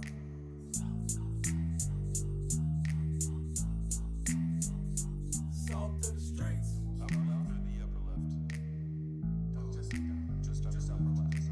Welcome to the salt of the streets, coming at you every week with this food for thought. Hope you ready to eat. With everything going on in this nation, we need some information, and that's why salt need to be stationed in your rotation. With real talking, real topics, real people, real problems. Think we need some help to solve them, and leave it up to Colin and the Donovan, cause that's what's that? Oh, let's get ready.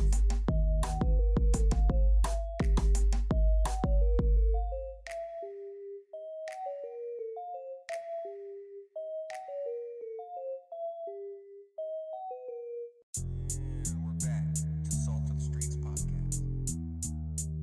Social and political commentary. Life, liberty, and the pursuit of happiness, right? That's always and forever. That's right.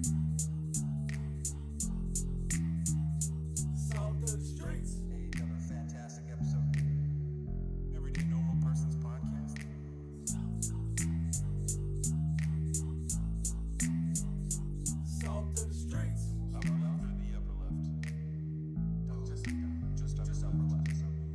Welcome to the salt of the streets, coming at you every week with this food for thought. Hope you ready to eat. With everything going on in this nation, we need some information, and that's why salt need to be stationed in your rotation. With real talking, real topics, real people, real problems. Think we need some help to solve them, and leave it up to Colin and Donovan, cause that's what's that? Oh, let's get ready.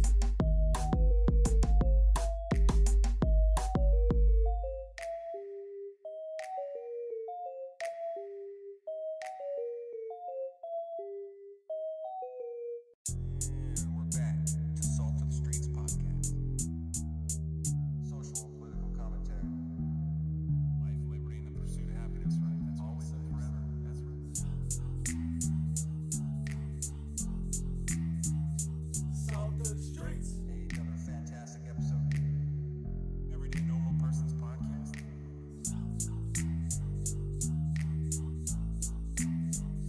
Salt of the streets. Upper left or the upper left?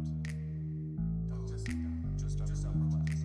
Welcome to the salt of the streets, coming at you every week with this food for thought. Hope you ready to eat. With everything going on in this nation, we need some information, and that's why salt need to be stationed in your rotation. With real talking, real topics, real people, real problems. Think we need some help to solve them, and leave it up to Colin and Donovan, cause that's what's that? Oh, let's get ready.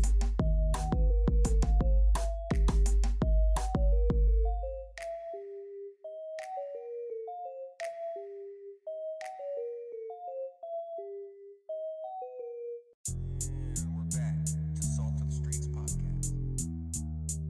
Social and political commentary. Life, liberty, and the pursuit of happiness, right? That's always and forever. That's right. Salt of the streets. Another fantastic episode. Everyday Normal Person's Podcast.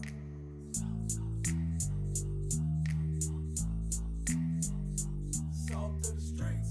Upper left or the upper left? Just upper left. Welcome to the salt of the streets, coming at you every week with this food for thought. Hope you ready to eat. With everything going on in this nation, we need some information, and that's why salt need to be stationed in your rotation. With real talking, real topics, real people, real problems. Think we need some help to solve them, and leave it up to Colin and Donovan, cause that's what's that? Oh, let's get ready.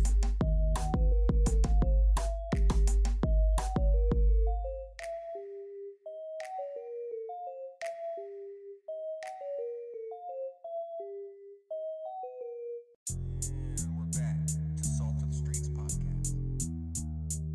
Social and political commentary. Life, liberty, and the pursuit of happiness, right? That's always and forever. That's right. Salt of the streets. Another fantastic episode. Everyday Normal Person's Podcast.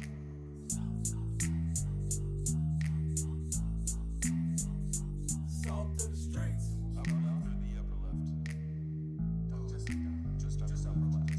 Welcome to the salt of the streets, coming at you every week with this food for thought. Hope you ready to eat. With everything going on in this nation, we need some information, and that's why salt need to be stationed in your rotation. With real talking, real topics, real people, real problems. Think we need some help to solve them, and leave it up to Colin and Donovan, cause that's what's that? Oh, let's get ready.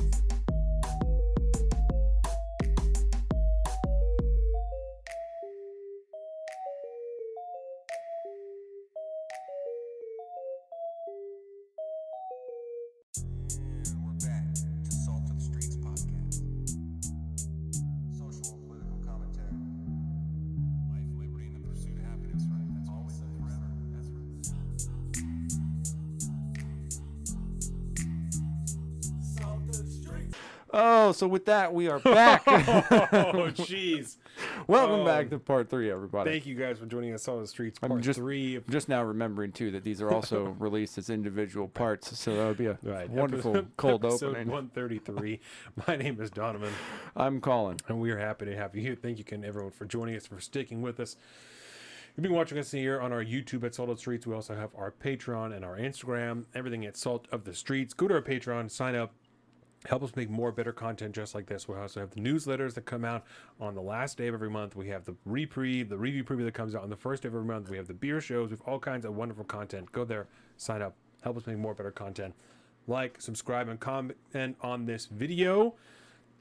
This particular segment is brought to you by Leggings and Aprons Bakery. And then JP Bakery. That's what it is. JP Bakery. Yes, thank you very much. And Leggings and Aprons on Instagram. Yes. But it's for Yep, JP Bakery. For JP Bakery, yep. It's all going to Which get is switched over fucking once fire, she's by the into way. the new facility. It's Then all I'll get just so changed. good. I got to get up on my my bagel game because we're going to be bartering between Yeah. bagels and English muffs, and I need some of those because I actually thought about making some English muffins the other day, and I was like, that would be sacrilegious. I can't do that to JP And the Bakery. English muffins ship well. So Yeah, and I feel like my bagels will ship well. I'm going to Yeah. bring a little New York style water, 100%. boiled to the bagels, and then we'll do a little bartering like that. Yep. It'll be good. I like it.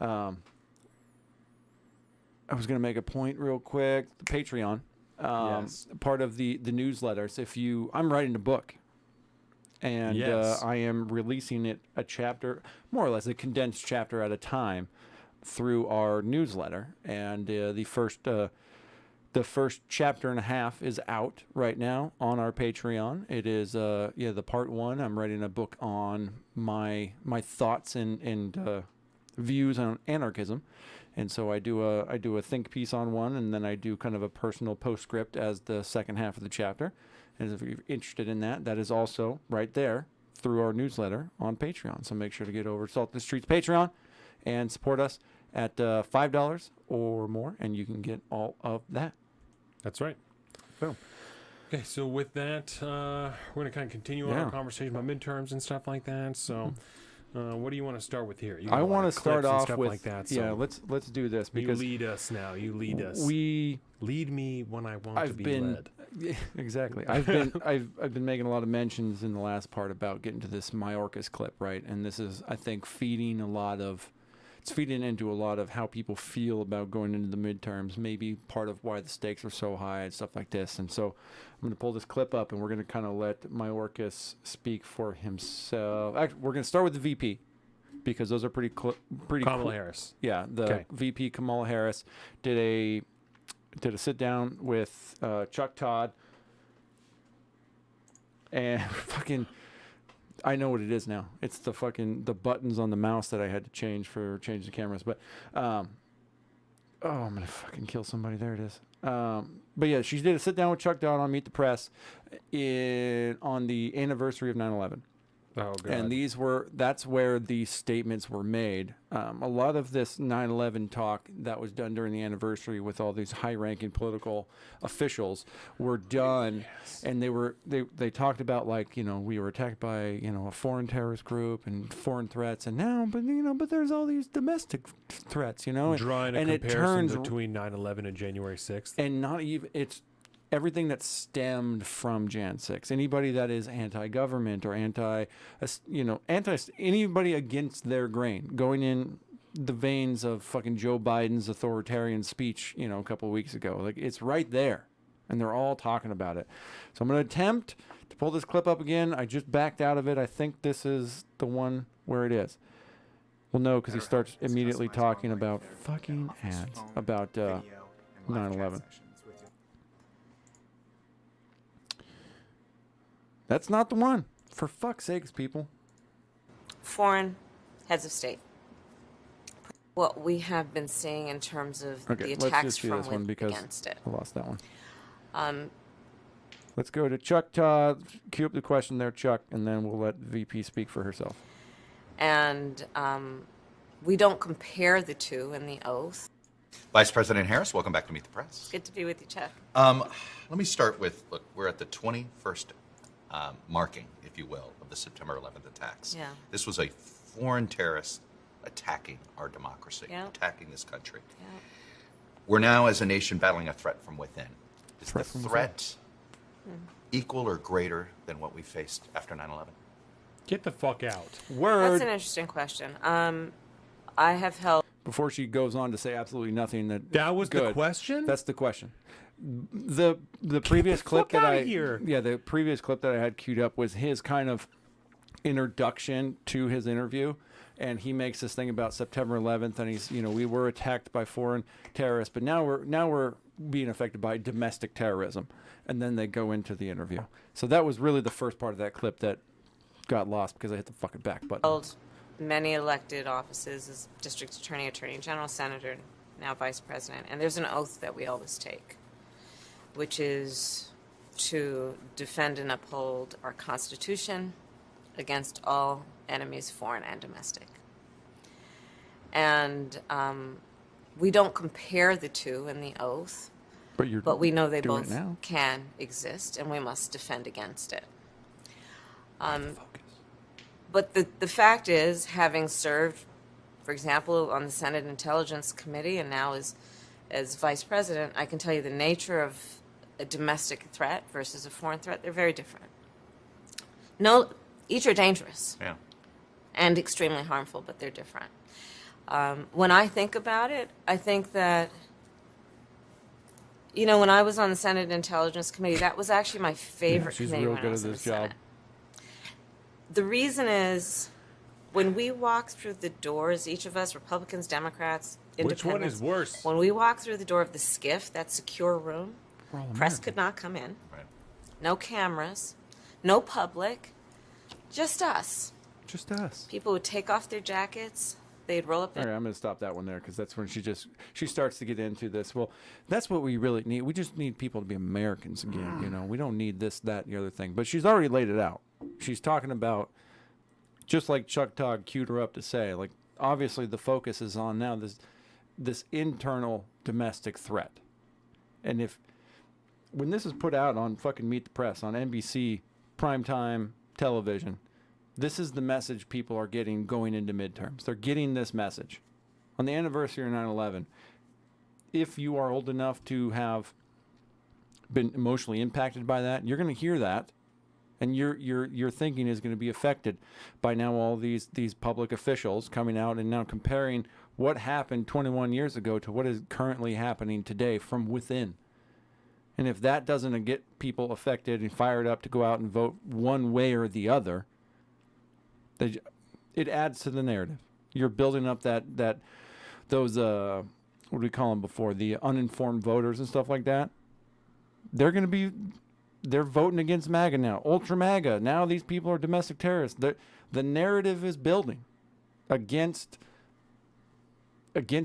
anybody that's against the establishment. Okay, so was making the hold on. rounds. So, just under 3,000 people died on 9/11. Yes, right? yes. And then just under 2,000 soldiers died in the war subsequently. Word. Right. So You can't compare them like this. The logic doesn't make sense. There was one person who was shot by the federal government on January 6th, and Yes. 5 people who died in the aftermath. 4 people. I think it's 5 combined. Yeah. Less than 10. All of which Right. died of natural causes. So So the one person It that was almost- murdered by it- the feds and the cop that was totally exonerated, there was no investigation, no nothing. He had 0 consequences from that. Yes. And Yeah. so, and when she's saying stuff like this, because what happened after 9/11 was that almost 2,000 Secretary soldiers Mayorkas. died. When you say things like that, it makes it sound like that's what's going to happen again after January 6th, right? Yeah. That, to me, and this is just what my perception of it. I'm not saying this is what she's saying. This is how it feels to me. With all of the talk of civil war from both sides of the aisle, for a while it was just like Tim Pool and people like that that were like, I'm telling you this shit's happening, right? And then there was some more of the right that was like, maybe we should do that. People like Michael Mouse that was like, maybe instead of that we should just like, civil divorce, we should just decide to like not do this anymore. Now the left is like, it's already happening, actually. The civil war is already happening. It's just not, super crazy yet. Yeah. It feels like that's what she's saying. Is And like, that's my this point. is what this is going to Yeah. turn into, Yep. is we're going to have to go into all the spying. We're going to have to get into active combat. Like, it's going to get really bad.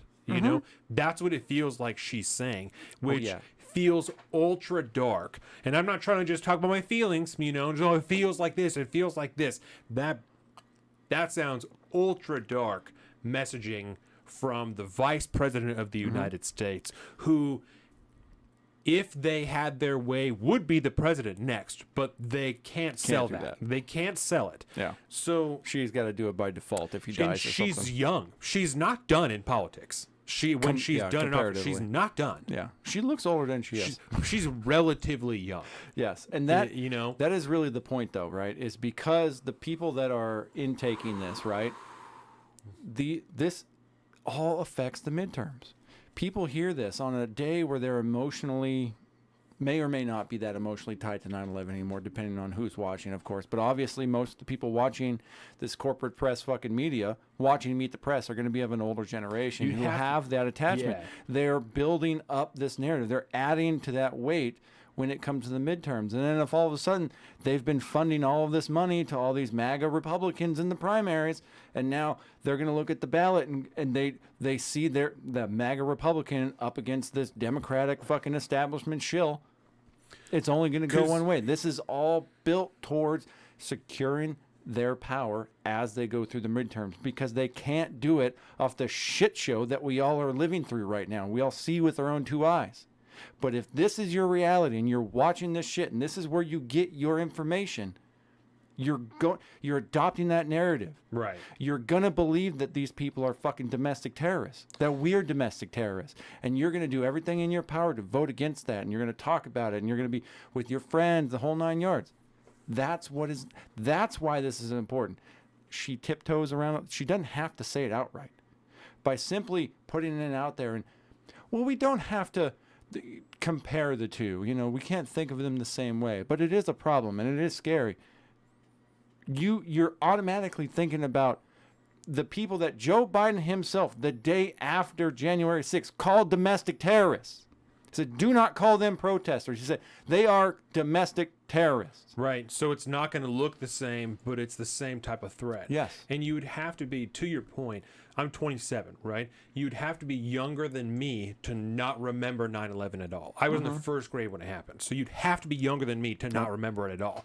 I barely remember the event. I remember the event happening. I remember watching it. I remember the day. It's the subsequent events that stick with me more because I grew up through the global war on terror. I was raised in That's that your war. time of people's brothers and sisters and dads being sent over, right? Yep. So dads and moms, right? Everybody. Everybody being sent over, especially contractors, especially in a town everything. like this. You know, people's families are being sent all the time. All the time. So you'd have to be younger than me to not remember it. And if you're younger than me, you're not, to your point, like I said, you're not getting your news from this. And if you're younger than me, then you already think the Republicans are racist. You already think that they're all of these terrible things, that they're domestic terrorists. You already think, you know, the Boog Boys and the whoever's, you know, all the everything, the fucking- Proud Boys, yeah. All those guys. I was like, you what know, are their names Yeah, again? Fuck William Wallace. Yep, that's right, So- man. You were in the Navy.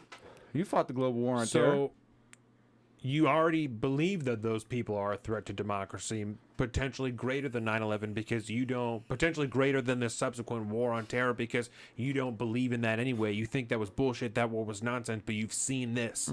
You watched January 6th. You've seen Donald Trump. You've watched the speeches. You've heard what he said. You saw what he said at Charlottesville. Yeah. I saw it. Yep. I heard it with my own ears, right? So you don't have to be, this is fucked up. And I would be, I guess I'm, That's darker than when I Tim try to Pool saying, equate I'm this- scared there's going to be a civil war. Word. Like that, this is darker than and that's that. really what this is, right? That's because I equate this to midterms because we're talking about the midterms because this does affect the midterms. 100%. But this is the full-on establishment adoption of the fact that there is going to be some form of civil conflict, and they are drawing the lines right here. And if you thought that was bad, you wait until you hear our department, our head of the Department of Homeland Security talk when he talks about this. I'm going to play the whole first part of this clip because you need to understand how they go from 9/11 to now. And he gets real blatant about it. And Deborah, he said, her words are totally offensive. You fucking wait. Because she dances around it. Mayorkas doesn't. He goes right into it. It's dark. Before you play this, you were talking about this feeding into the election, right? Yeah. And this, I think, speaks also to why, again, that tie between the Democratic establishment, the uniparty, and corporate media, right? The focus on MAGA Republicans and ultra MAGA domestic terrorists. So when you're seeing people around the country, representatives in all these races, people who are winning, Republicans who are winning, who are MAGA Republicans, it's just further underlining that threat to democracy. Yep. You remember the That they're being elected now. It's not just people. It's not just social media anymore. It's not just crazy domestic violence on social media, because now they're being elected in by to the seats time, of power. By the time these people, the MAGA Republicans, quote unquote, that are winning the Republican office, by the time they're in office, right? Whoever wins is in office, and the stories about the messages from Facebook being shared with the FBI, by the time that story is mainstream, they're going to say, good, we need to, because the MAGA Republicans are in office now. They're not just sharing online messages. It's not just Marjorie Taylor Greene talking about Jew space lasers. Now they're in office, and it's not just one or two of them. It's dozens of them. They're in state level. They're They're in federal level representative offices. They're running the elections. They're the what is it? The attorney, Secretaries of Secretary of State. Yep. You know, they're the ones Yep. running the elections, of course. One final point before we let Mayorkas dig his own grave here. Tim Pool talked about it a little bit, but it made the rounds on Twitter. Kathy Griffin, the failed comedian Kathy Griffin. Okay. She with the Donald Trump head. with her Donald Trump head. She had recently sent out a tweet, right, that said, it's this simple. I'm going to paraphrase, but it's this simple. If Democrats win, there will be a civil war. If Republicans win, everything will be fine. Trying to point. Republicans win? Or no? Oh, That's what she said. okay. Pointing, and she later had to come out and say, like, if the Democrats win, the Republicans will start a civil war. Or if the Democrats win, the Republicans will start a Right, civil war. If okay. the Republicans win, then they have the power. That's not at all. Obviously, she was stepping it back, but this is what they're talking about here. If these people remain in power, DHS Secretary Mayorkas will explain to you how dangerous it will be when these people do take power, and why it is that side will potentially start violence, because you cannot let domestic terrorists take over the country. Now I see why you wanted to end last time with a white pill, is because this Because is this such a is black dark as pill. fuck, this dude. Is rough. Yeah. So let's start this one here. I hate this. Is like Jeff Bezos if he was a He politician. looks by like the a way. lizard, bro. He looks like a lizard person. Hashtag lizard people. Yeah, 100%. Welcome back to the Sunday Show. Thank you very much, Jonathan. Thanks for How having we me. pause it for a So, second. Secretary It's Mayorkas- fucking 2022. Why is there still a 2-second lag in audio in 2022? Because they're still using 1960s technology. Get the fuck out of here. I Give know. him a cell phone. Give him a cell phone and an iPhone. I'll give him an AirPod, because it will be quicker. There won't be a delay. Yeah. That is horrible. If Commentary Magazine podcast can have a long distance show while everybody's on a fucking Zoom call, Yeah. or people can What is happening? do a fucking podcast next to next with Michael Malice on their iPhone and their earbud, and there's no delay. What is happening? This is the fucking Okay, corporate I'm sorry. press. Go So let's ahead. do it. We will listen to it now. Because how are you and the Department of Homeland Security reflecting on this 21st anniversary of the 9/11 attacks? Jonathan, we're very committed to honoring and commemorating the lives that were lost on 9/11 and in the days, weeks, and months following as a result of injuries and illnesses suffered on that day. We commemorate those lives on days like this, but we also commemorate and honor those lives through the work that we do every single day around this country and around the world textbook. to keep the American people safe and secure. But just wait. The Department of Homeland Security was formed in the wake of the September 11th attacks. How has it evolved since then to safeguard the U.S. from foreign threats? Pause button. Remember that. He does not ask this question, but Mayorkas will get there. He will walk himself to this point. He stops at foreign threats. Jonathan, the threat landscape has evolved considerably over the last 20 years. You know, back when 9/11 occurred, in those years, we were very focused on the foreign terrorist, the individual who sought to do us severe harm, to enter the United States and do us harm.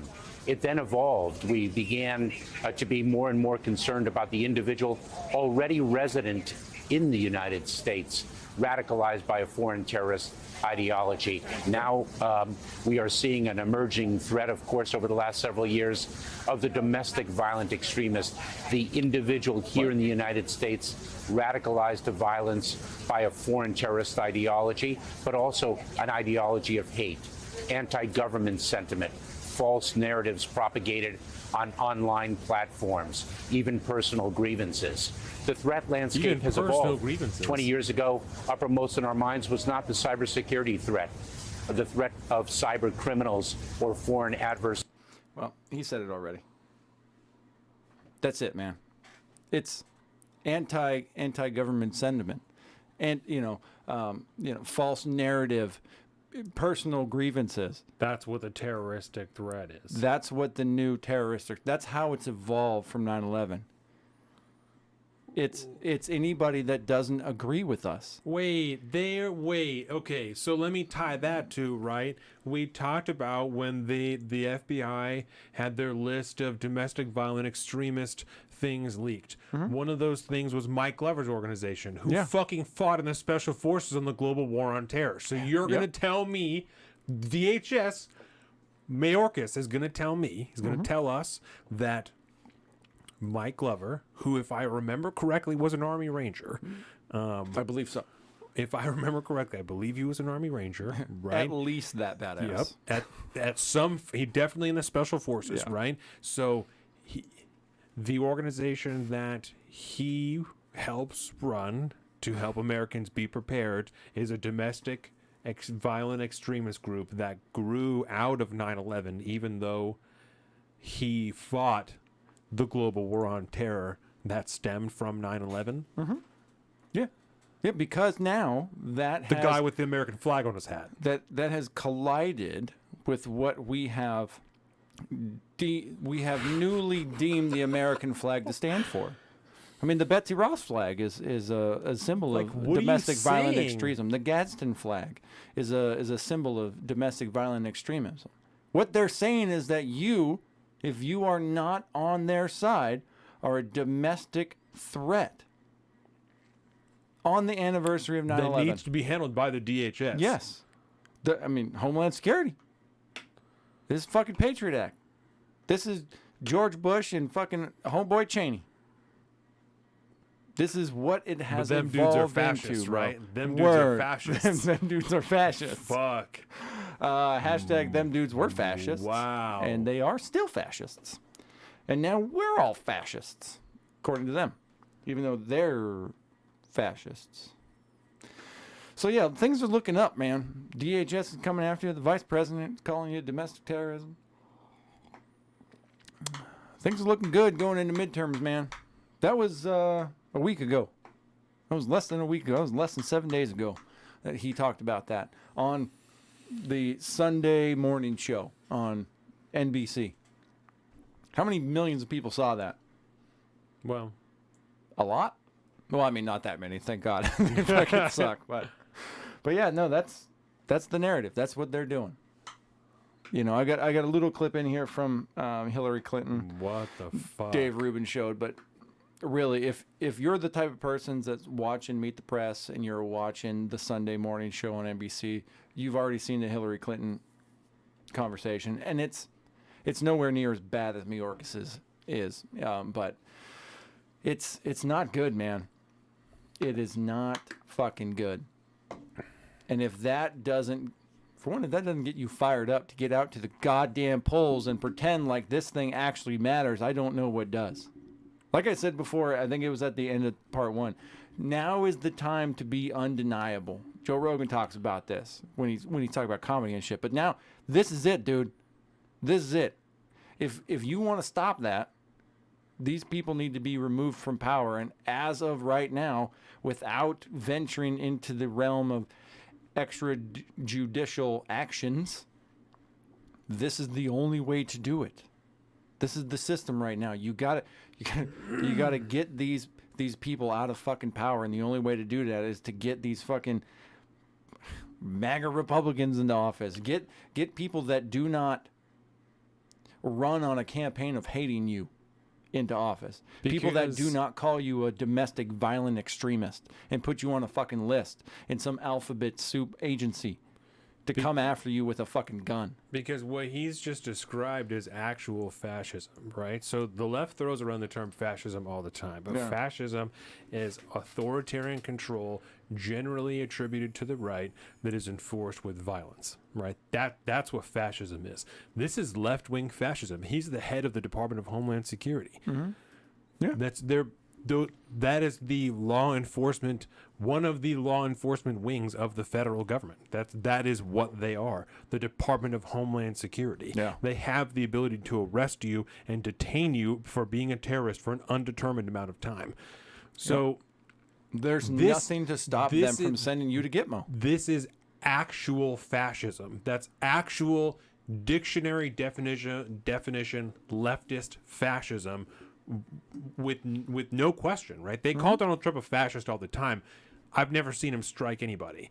I've never seen him lock anybody up for his own weird political reasons. I've never seen him attack anybody for his own weird political reasons. So I would. This is coming from the dude who ran on like a campaign message of lock her up, and then when he was in office, guess what he didn't do it. He didn't lock her up.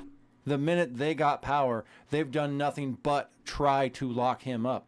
They've hemmed up 40 plus of his fucking closest associates at this point. They're going after the My Pillow guy. I mean, everybody. They're going after all of his associates. This is fucking dark, dude. This is not just.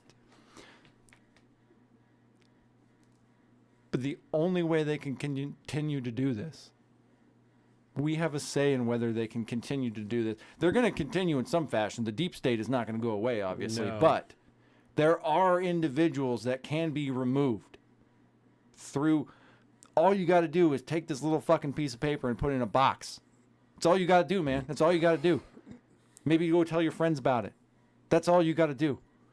That's all you got. Nobody's got to pick up a fucking gun. Nobody's got to do anything stupid. Nobody's got to go down and you don't even have to go to a fucking protest. It'll likely work in the opposite if you pick up a gun and try and do something violent. Yeah, that's what they want you to do. That's why Biden made that whole Dark Brandon speech. Exactly. They're trying to get people to come out and do that. Invoke something to make you upset. They listen to him, dude. He wants that to happen, so they can smash his boot down on it. Fulfilling the prophecy that Mayork has just laid out, that this is where it's evolved to. And then when they see that, right now, all they have are these bullshit examples, this fucking Gretchen Whitmer kidnapping thing where they're like, oh shit, there was that like blew 3 up. FBI guys that were in there, so we're just not going to charge these dudes. We fucked up, you know? Yep. All they have is shit like that. That's not good. Yep. Now they're just trying to sow discord so they can try and get something organic to foment itself. And That's like you said, horrific. that seems like the logical next step. Because what does he do? He starts at 9/11, foreign terrorist, and he goes, okay. And we remember this too, like the domestic terrorist, right? Where they were Boston bombing, they were the Pulse getting nightclub, they like- were getting ISIS videos online and becoming radicalized within. And then he took the next step to say, well, now we have this domestic violent extremist. This is the MAGA folks. This is the people that tried to From an overthrow the ideology of hate. democracy. Exactly. From an It's the ideology of same hate. rhetoric.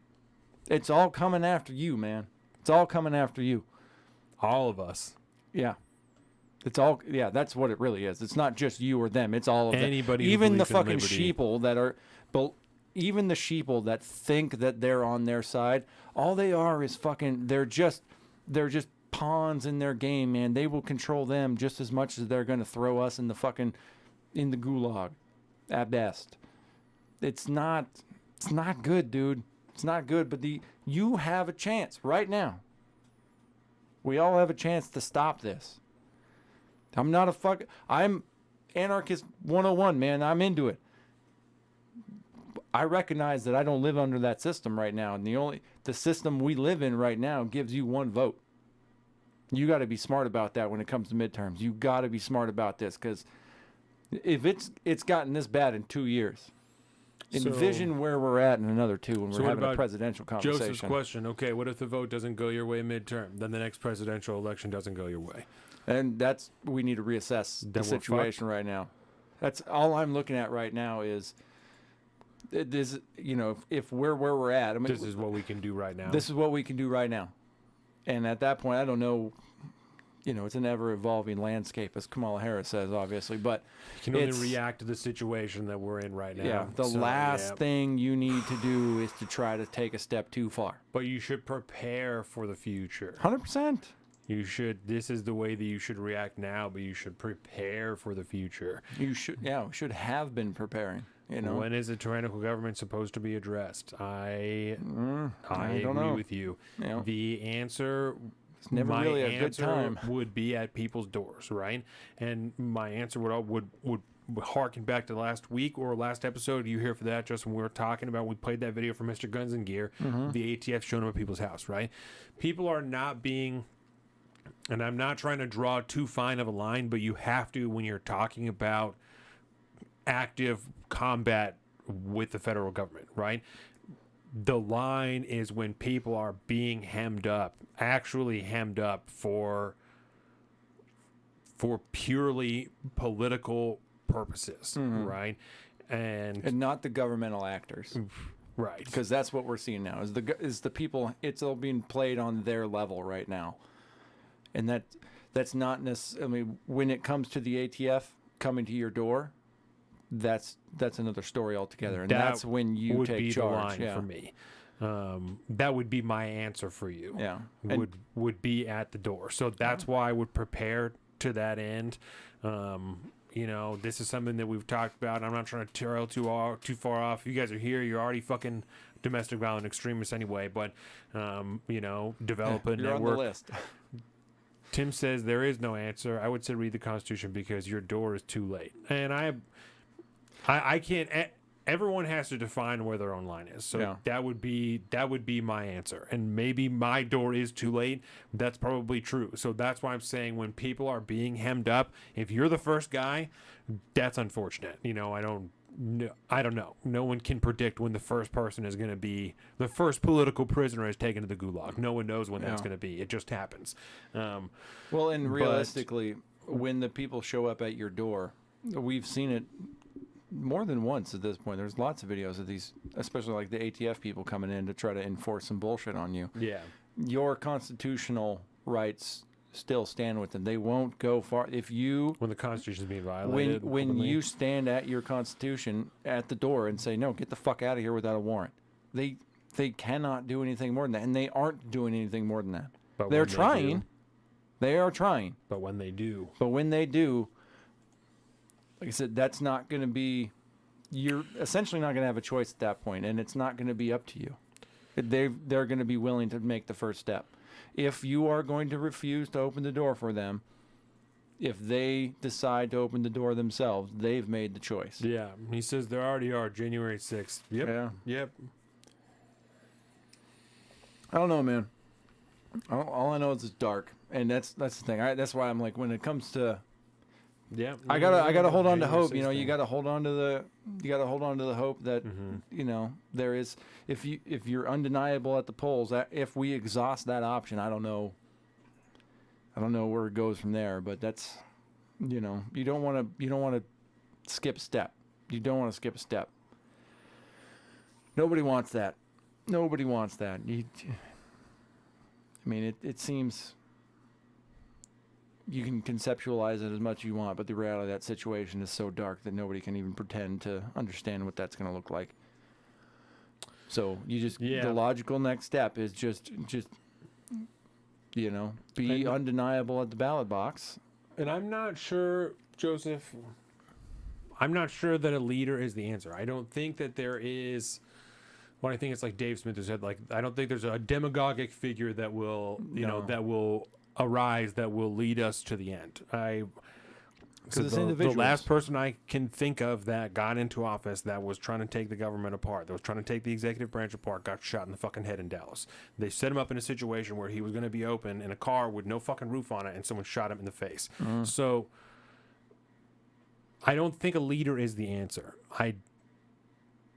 I think individuals that come together collectively are the answer. I think your question as to when that happens is probably the most poignant one. And I apologize as the host of this show that I don't have a direct answer for it. We do have political prisoners in this country, and I can't even tell you for certain that their constitutional rights are not being violated, because the reasons that they're being held in prison in solitary confinement for undetermined periods of time is we've seen is horrific to say the least. So, because we've seen the cases that have been tried and the people that have had actual charges filed against them, and it's been ruled in the court of law, and they're misdemeanor level charges every single time. But the people that aren't charges, they are, but the people that aren't being charged yet are still being just held. It's, and yeah, the concept of like the leadership concept, right, is the day you need a leader that's another level in my mind. When you require a leader to lead that charge, I think is a problem, because I think there are multiple leaders in this space now. There are multiple leaders that get behind different groups of people that are indeed fighting for similar liberty-centered values. There are the people like the Dave Smiths that are just, he's got his own tact. There's people like Tim Pool that are leading a different tact, right? But it's all essentially loosely aligned along the road of freedom, if you will. The leave me the fuck alone. Right.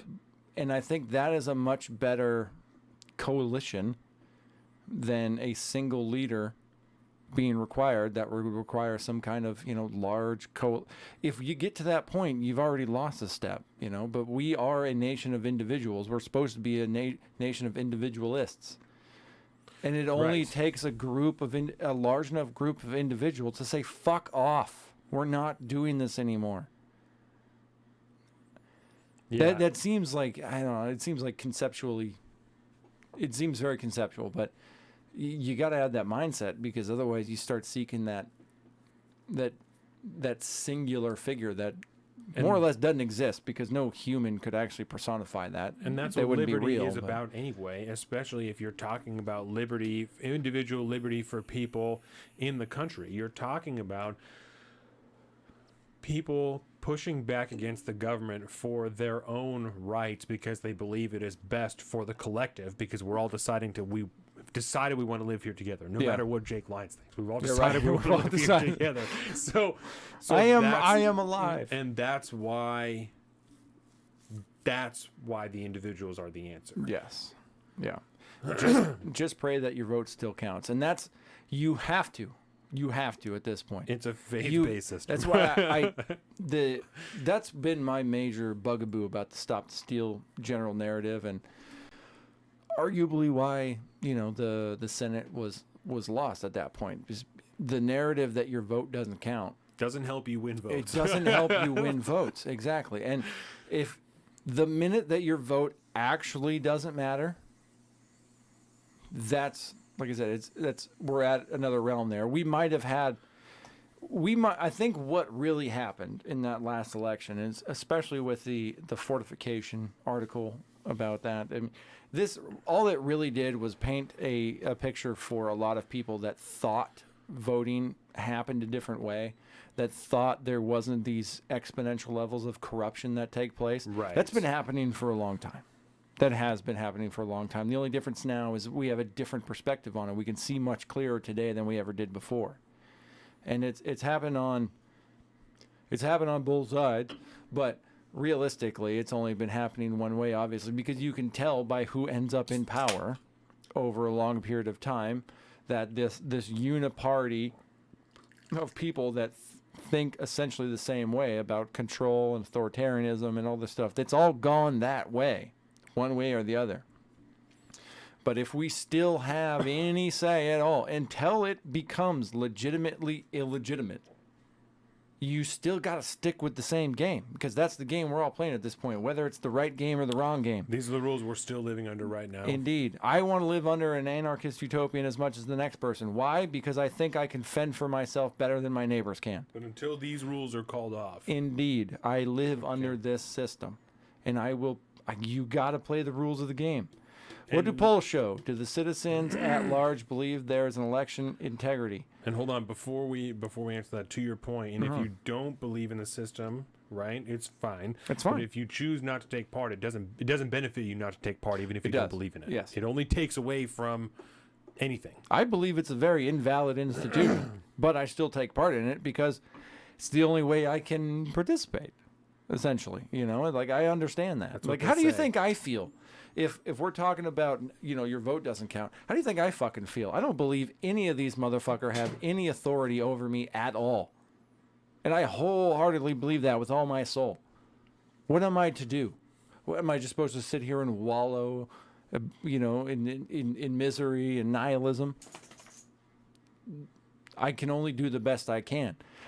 I can recognize also, I could take solace in the fact that I am indeed an American, born in America, and it's much better to be born here and live under this system than it probably was to be born in like Sudan. That's a good deal. I could take that and run with it. I have the freedom to argue for anarchy for now. That's a plus. Right now, I can have the freedom to tell everybody to go vote for people that don't fucking hate you. That's a good deal.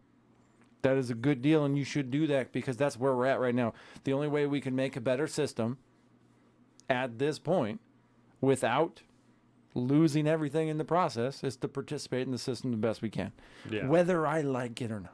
That's just the way it is.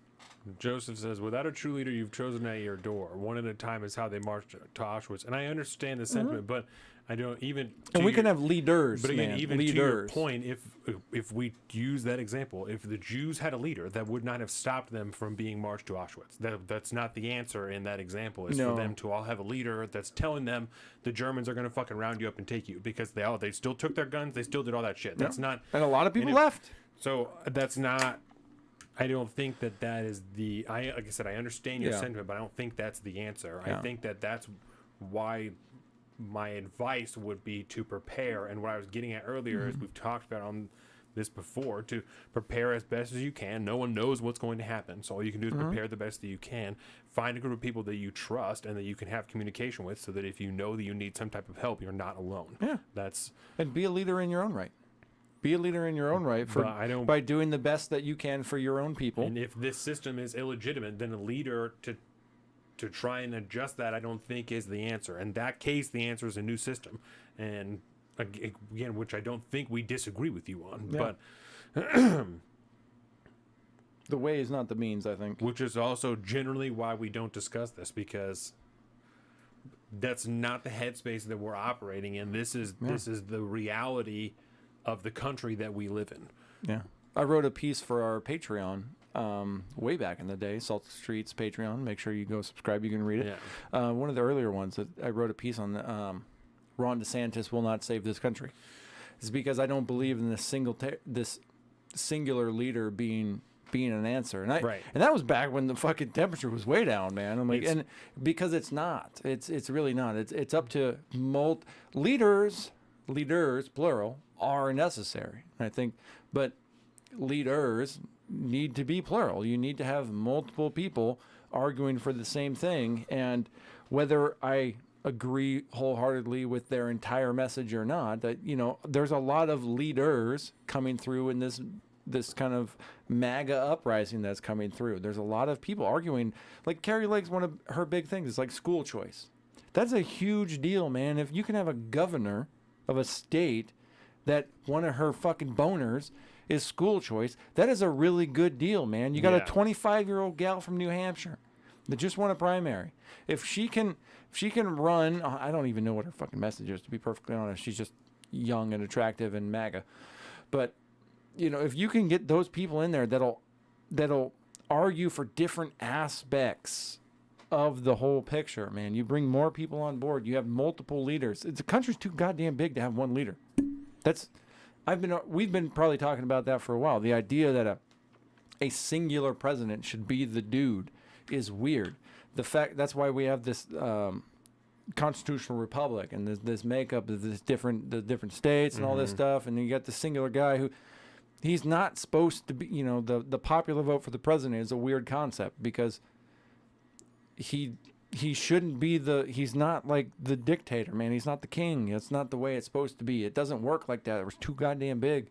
You need multiple leaders. You need people like Ron DeSantis in Florida that are arguing for people like that support his ideas. You need people like Kari Lake that are, you know, trying to rise up and take power in a state that, you know, that generally believes in those concepts. You need all these different things. And you also need, unfortunately, you need pieces of shit like Gavin Newsom to rise up to power through corrupt processes and so on and so forth to show other people that that's bad, man. You don't want that. Those are gross. You know, these ideas are bad ideas. You see them fail. You watch them rise up. You see the fucking energy problems we may or may not get to at some point in the show, that breaking point segment, that just lead to bad ideas essentially under the that saying that like the road to hell is paved with good intentions. You know, the green ideology, this green energy thing it's a road to hell paved with good intentions. They all seem like good ideas, but they're bad. And some of the most scary ideas presented by the media, like school choice, seem to be good ideas. And you need these multiple leaders to come up for a broader coalition of good ideas to come together so that we can all find out what's good for everybody. Because we're all individuals, and at the end of the day, we should all be trying to intake as many ideas as possible so that we can filter through all that shit and make our own choices about how we want to best pursue our own path to liberty. Right.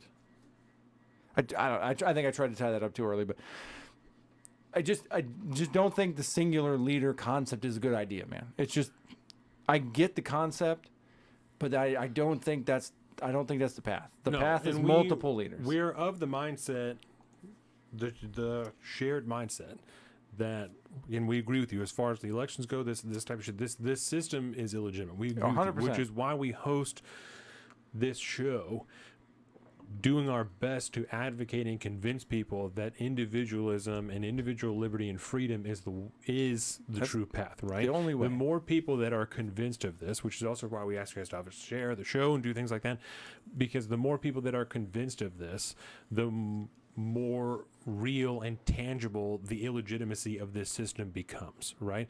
This system is real and it's existing. It's the one that we exist in now because enough people are believing in it and giving it legitimacy. And so there is an argument that not voting is an answer to that, but only if you have enough people not voting. And I believe, and I think Colin would agree, at this point in time, it is easier to convince people to vote in a way that will behoove them than to collectively not vote. It's not the way that people's brains are working. And that's not to say that we shouldn't be convincing people of that, right? Because, again, I think there is an argument to be made for that, but I believe the stronger argument is to your favor, that this is the system that we are existing in right now. And we can exist in this system and also advocate for something better. And I don't think that an individual leader is a better system than the system that we have now of multiple leaders that work collectively with one individual who leads one branch. I don't think one guy is the answer to that. No. I think that people who are collectively deciding what they want is the answer. But the answer within that is all of those people collectively deciding that individual freedom and liberty is the answer, which is, again, like I said, why we are hosting this show, to convince people that this is the answer. And this is why this is just a topic we're doing today, which is why we don't usually cover traditional politics like this, because the main message of the show, when we wrap up the second and third part every single time with this is why this pertains to your liberty and freedom, because that's the point of the show, right? These are the things that is happening on the everyday, and this is why it matters to your liberty and freedom. That's why this Mayorkas thing matters, because that is directly impacting your individual liberty and freedom. But if people don't recognize that, if people don't see what is happening and feel the threat as an individual, then nothing will happen. And that I think is your point of people being at their door feeling the threat. But you have to feel it before they get to your door. And that I think is the point, right? Yeah. But if we can't get people to feel that because they aren't thinking from an individualistic standpoint, they're never going to get to that point. Yeah, and I think that speaks to your earlier point in one of the earlier segments, is the numbers game aspect of it. You know, when I talk about like the possibility of we have the numbers, and we don't, the numbers aren't there yet. You know, if we did have the numbers, obviously I think we'd have the power at that point. Right. So then this wouldn't even really be a conversation. But if you don't have the numbers, what you have is the idea. You have that idea in individualism and in liberty and in freedom and being able to proselytize that. And that is your greatest weapon, is to be able to explain to people the powers that come with liberty and freedom. And no single leader will do that better than you living out those principles. That's the best way. And that's ultimately, you know, when I say you're the leader, be the leader, live those principles, proselytize freedom and liberty, do those things, because they're very convincing. When you take up that mantle to pursue a life lived under liberty and freedom and respect for people's rights, I mean, it's a very convincing argument when you really get down to it. It's not that hard to sell it to people, man. It's really not, because everybody wants to do their own shit. Like, it's a very easy sell. And if you can live your life that way, it's a really easy sell to your friends, to your family. And if that can't spread faster than this corporate press bullshit, I don't know what can. Yeah. That's where the truth lies. Yeah. That's where the future is, right there. And at the end of it, Joseph, I like I said, I agree with you. Yes, when they're at your door, it is too late for you, and that's why my point to that was that when they're at your door, a leader will not save you. The only hope that you have, and this is when they're at your door, is a fatalistic last final scenario, right? That is the end. That's nihilism, right? So, and I don't blame you for going there, but the only solution I have to that is having some way. A true leader will tell the masses that the time has come before they have made it to your door, and I don't know that is the case, because there isn't one person that anybody trusts or will listen to. I think that's where the multiple people who are seeing the same thing is going to be the way to go, because if all the individuals live that way, there aren't going to be a majority of the country who like the way that Colin and I talk. And that's just an example. I'm not saying we're the guys, but we're not saying we're the guys, but just as an example, you can use Donald Trump or Joe Biden or anybody you want as an example. You can't get over 50% of the country that likes the way that dude operates. One leader is not the answer. You need a message that reigns true to individuals so they understand. You need a collective understanding that we are all at risk, which is why our message is that the true threat here is the government. It is not this government, is not this administration. It is this power exists in the government. Once this precedent exists, it doesn't matter who the leader is. It could be anybody who is at risk. That is why the individual is the answer, right? When they're at your door, like I said, that's the nihilistic, not even nihilistic. That's the end. That's why my only solution to that is having some type of plan for when they are at your door. You have people you can call to try and deal with that. That's my answer to that, because that's the end. At that point, you need to be prepared for the end, because you're either going to the fucking gulag or you're dying, and I would rather die in a shootout at my house than go to the gulag. That's my answer to that. A leader won't save you when they're at your door. You just said that. When they're at your door, it's too late. One person isn't going to convince half the country or the majority of the country, because that portion of the government is a small minority of this country. They're not even 1 million people. It's a small minority who are in power and control here, and we all know that. So Lindsey Graham is the same as Kamala Harris, is the same as all these people that are all in power, that are all trying to do the same exact thing to you. That is it. And like Colin said, we don't know what enough is. We don't know what that number is. This portion of the country, of America, that is controlling things, that is deciding how this goes, is a ridiculously small minority. So I know I'm not going to continue to go back and forth about this point. I understand the point that you're making. I don't think that singular one leader person should be in control of a majority of people. I don't think that is the answer. I don't think an Yep. authoritarian monarchistic control of people is the way to go. That is why the message of this show is individual freedom and liberty, because that is the answer. People coming together by themselves, deciding they want to come together, and whether it's under one message or multiple people or what the fuck ever, people still have to decide that that is what they want for themselves. Yep. That, at the end of the day, is the answer. You have to decide you want to listen to somebody. You have to decide. The individual is the answer. So There's that's- no such thing as a benevolent dictator that will come No. and save the world. no, that That's doesn't period. exist. Doesn't exist. That doesn't exist. The Romans tried it, didn't work out so well. It ended in empire. No, you have to decide that that is what you want. If you want empire, you could do that. So, If that's what you want. If you want authoritarian control, and a even single leader is the way. even to extend that point, that person then has to decide they don't want to become a dictator. That's Yeah. the individual has to decide. Even if we all collectively somehow, it's possible. I'm not saying it's not possible. Even if we do come together under one person's message, we all decide to do that, right? Or enough people decide to do that, because you're right. We don't need all you need is enough. Even if enough people decide to do that, that dude still then has to decide to not be a dictator after that. The individual still has to decide. The power there for us to all be free, for liberty and freedom, is in the individual, even at the leadership standpoint. Yep. History being any lesson, it's never gone that way before. Absolute power still corrupts absolutely, just like it does today, just like it did for thousands of years. There's nothing to change that. As much as it would be nice for it, but anyways, there's that. Yes. I don't know. Where do we want to spin off from that? Oh, let's see. I like it. I do like it. I love this. We are commanders. One fight for one. We fight for our Constitution. Amen. For the ideas instilled upon that Constitution. Which is individual liberty and freedom. That's right. You want to talk some shit about how stupid the Fetterman. Democrats are for wanting to vote for a guy that can't talk? I know we already made one president, but for God's sakes. Yeah. One of the most important races going on right now in the Senate, for the Senate, is taking place in, of all states, Pennsylvania.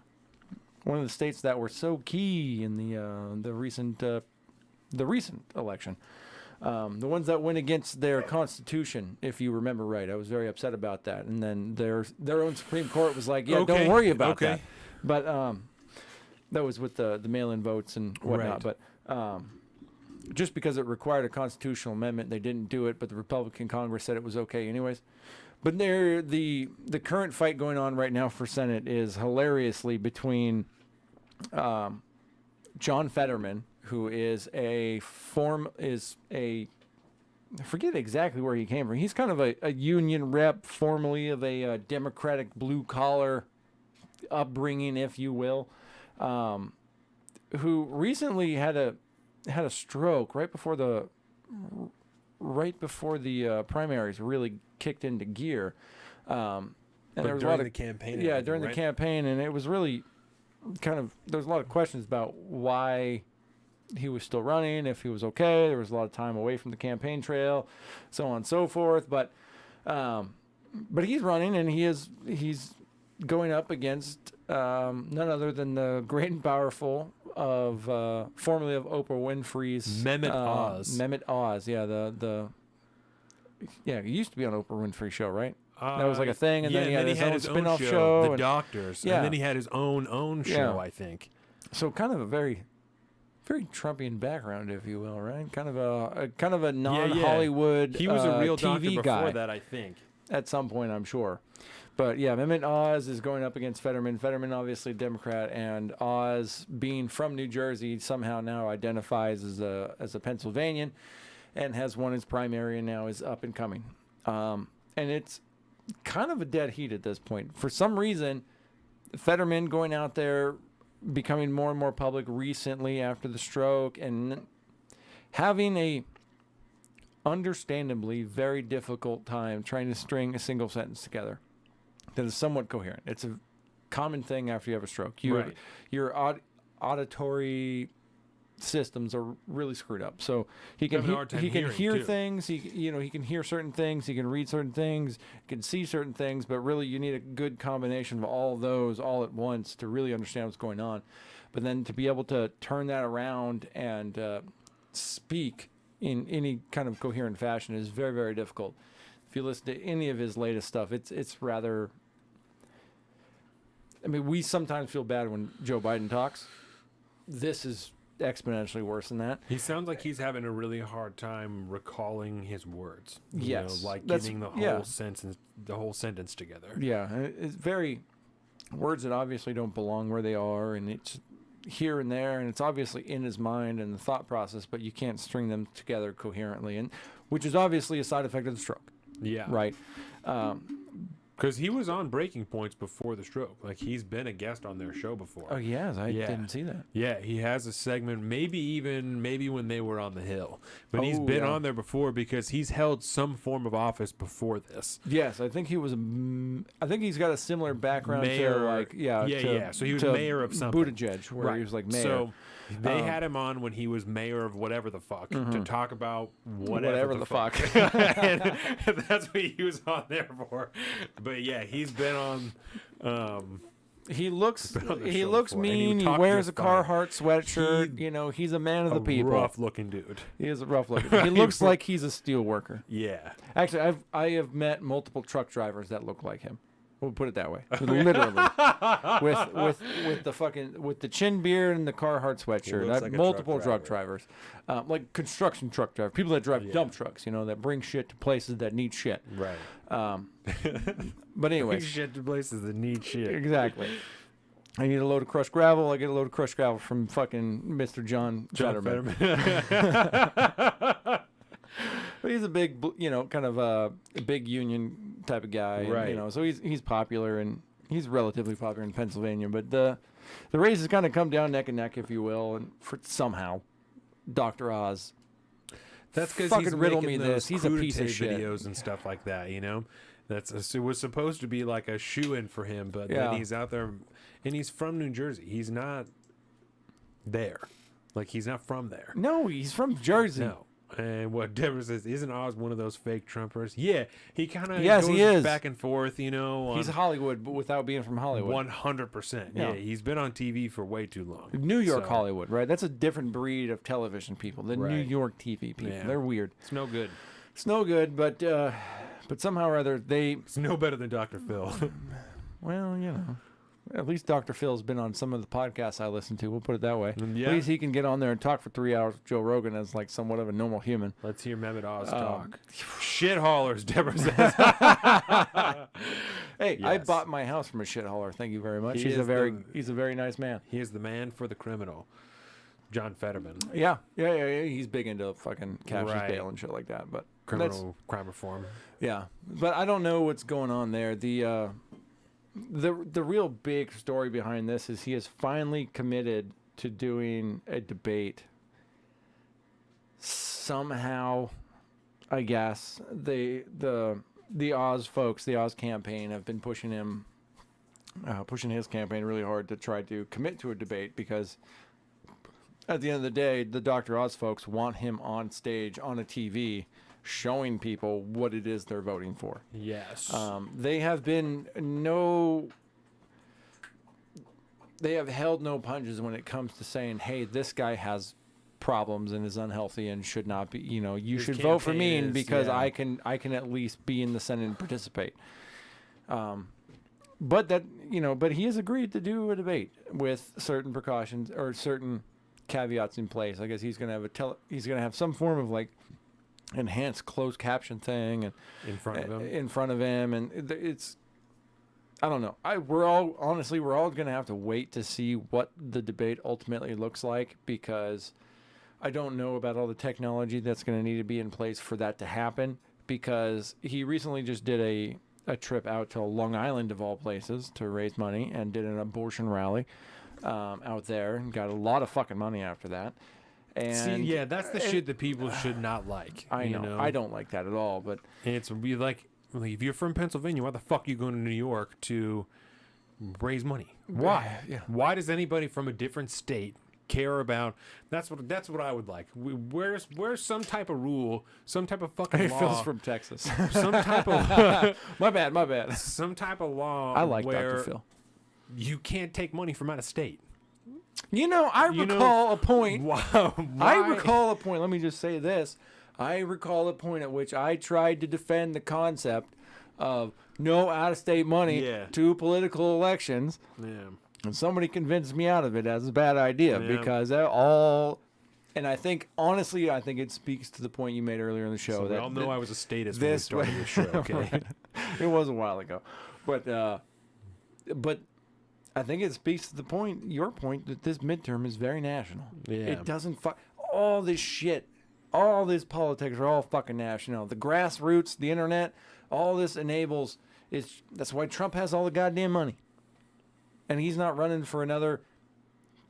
Probably a couple months after midterms, then I'm sure he'll officially run. Right. But all this shit's national, so that's why he's out there doing it. But if you watch that speech, I don't know how you feel good voting for that guy, man. Right. I don't know how you want this guy to go represent your values because he can't represent a sentence. And it's no fault of his own.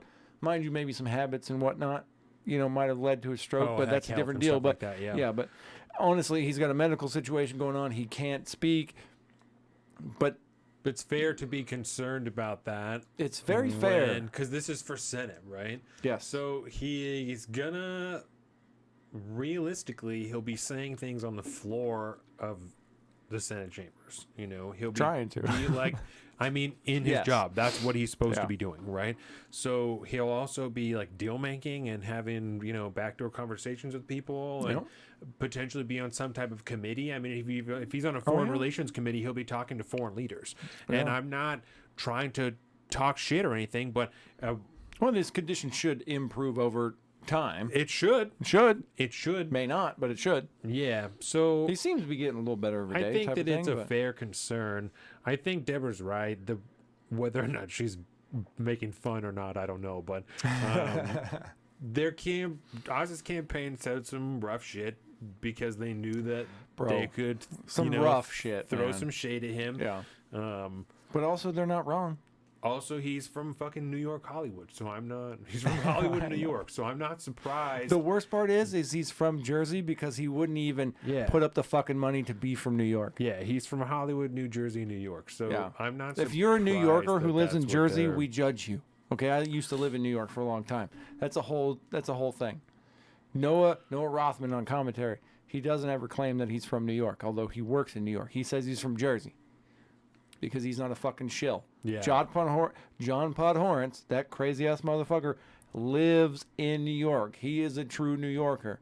If you want to be a New Yorker, you got to put up with that bullshit and live in that shit. You can't take the easy way out and live in Jersey like Dr. Oz did. Yeah. The motherfucker's a shill. He just wants power and attention. I don't understand why he's doing this necessarily, except for maybe more power. Yeah. There's obviously money to be had because you're in Congress, so hashtag insider trading. But at this point, both of these people are both pawns in the political game that is federal government. Realistically, it almost doesn't matter who the fuck they are. It's just Yeah. whether they're an R or a D. That's the only importance that's going on here. It's the control over the Senate. And that's the only thing when I'm thinking about, well, who would I rather, that's the only thing I could think is, well, like we're kind of gunning for more Republicans. So that's really the only thing that I can say Yeah. because this seems don't like want a him. very, we can use 2016 like as a frame for all these elections going forward. It's very 2016. It's very the lesser of two evils. You have shit in one hand and shit in the other, and it's not going to be good either way. So that I agree. It's bad. rough. It's bad. I'm happy my choice is between Tiffany Smiley and Patty Murray. Yeah, and Patty That's Murray. easy. That's good. I'm into that. Yeah. I like that one a lot. Like, I actually kind of like some of the things Tiffany Smiley says. I'm into that. I like her backstory. I like her. She seems to be a very supportive wife, Patty you know, Murray's type been of deal. senator for like 30 years, legit. She's like been actual 30 years, not just me saying 30 years, like actual actually 30 years. And was like it longer than I've been alive? Was 30 it years. her that, like, That's not good. back in the day when the Daily first started to like get on the scene? They did an interview with her, and she talked about her upcoming, and it all had to do with like her kid going to preschool and like trying to get into a co-op, and then the co-op fell apart, and so she needed to like get into politics so that they can get her little small town co-op running again, so her kids can go to preschool. Right. Yeah. And now look at her. That's on 30 years later. You're a corrupt shill piece of shit. Yeah, that's no good. That's not good, man. And that, I don't know. But that leads me to talk about this fine gal, Caroline Leavitt. I like that. Came out of fucking nowhere, and Left field. she just won her primary race. Kind of a late primary too.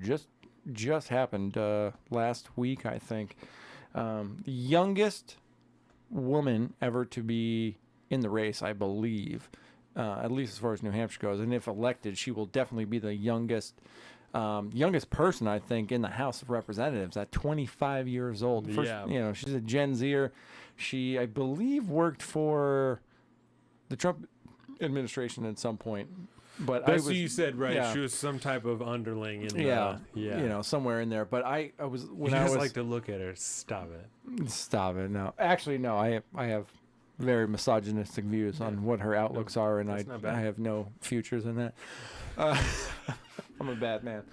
But I like the fact that there's some form of a right-wing Gen Zer getting some power. I like that. That's and when it comes to a state like New Hampshire, Like when we had Shelby on the show. yeah, like when we had Shelby on the show. It was nice to see some was youth very nice. that was conservative, Indeed. not into the wokeness, Exactly, because so many of them against the wokeness, are. actually. Yeah, especially a woke white female. Like a Gen Z female, like of that age. There's so many that just go woke by default. Yeah. It's not good. But when I was driving around this morning and going to pick up some beers and shit for the show, and I was listening to The Verdict with Ted Cruz. That's a show that I intake on the semi-regular just because sometimes it's good to hear Ted Cruz talk about what he thinks and Michael how Knowles, far right? from how far from grace he's fallen. But he was talking about her. And apparently she got some decent GOP support, which I think really pushed her over the finish line and got her to win the primary here. And she is in she's in a neck and neck race at this point. They even, according to the polls at this point, they say it could go either way. So she legitimately very soon might be the youngest member of Congress ever to have been in the House Ever? at 25 years old. A 25-year-old female. Ooh, in this Congress. is a picture of her shooting a 50 cal.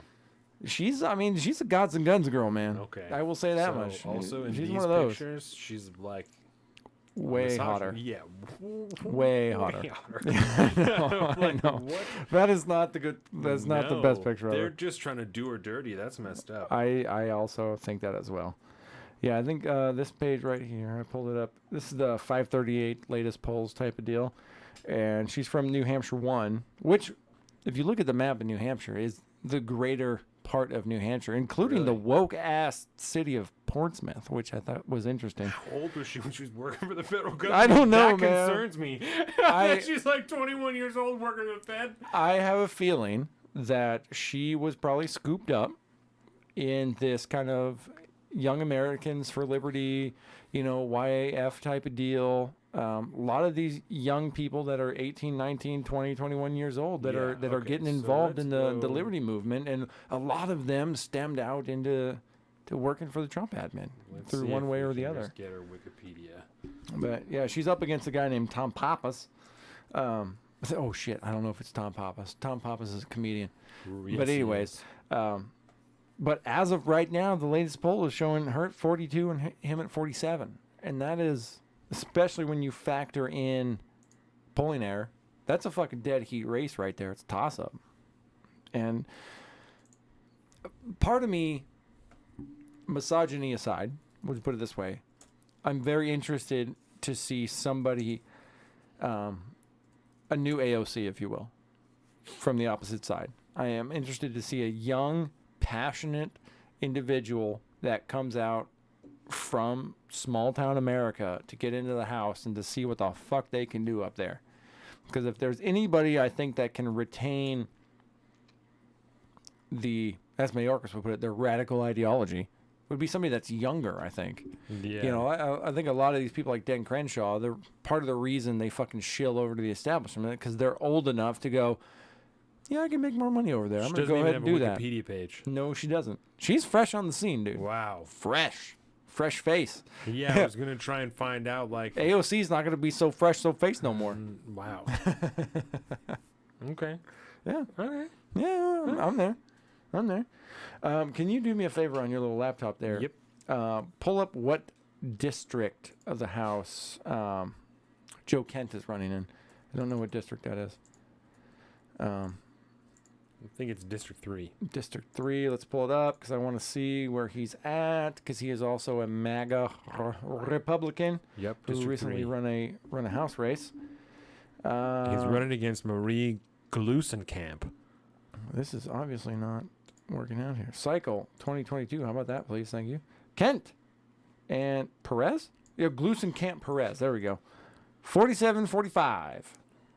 And I believe Joe Kent is one of the candidates the Democrats help support, if I recall correctly. Okay. I think he got, because it's always like third-party fucking shill company through shell corporations or whatever. But I believe he was somebody that got some of the funds to overthrow this person because the old establishment Republican, I believe, I think she was already in power.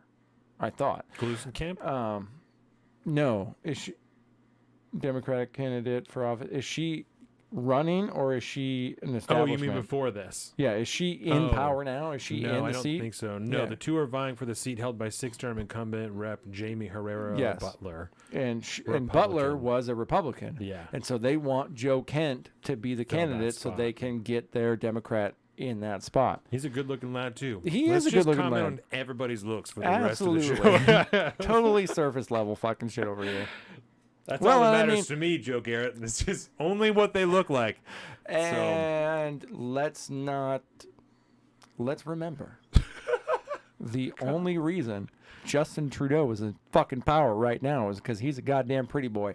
How many motherfucking people voted for him originally because he was attractive? That is a real life deal, dude. I wonder how many other people in Congress are there. Lauren Boebert.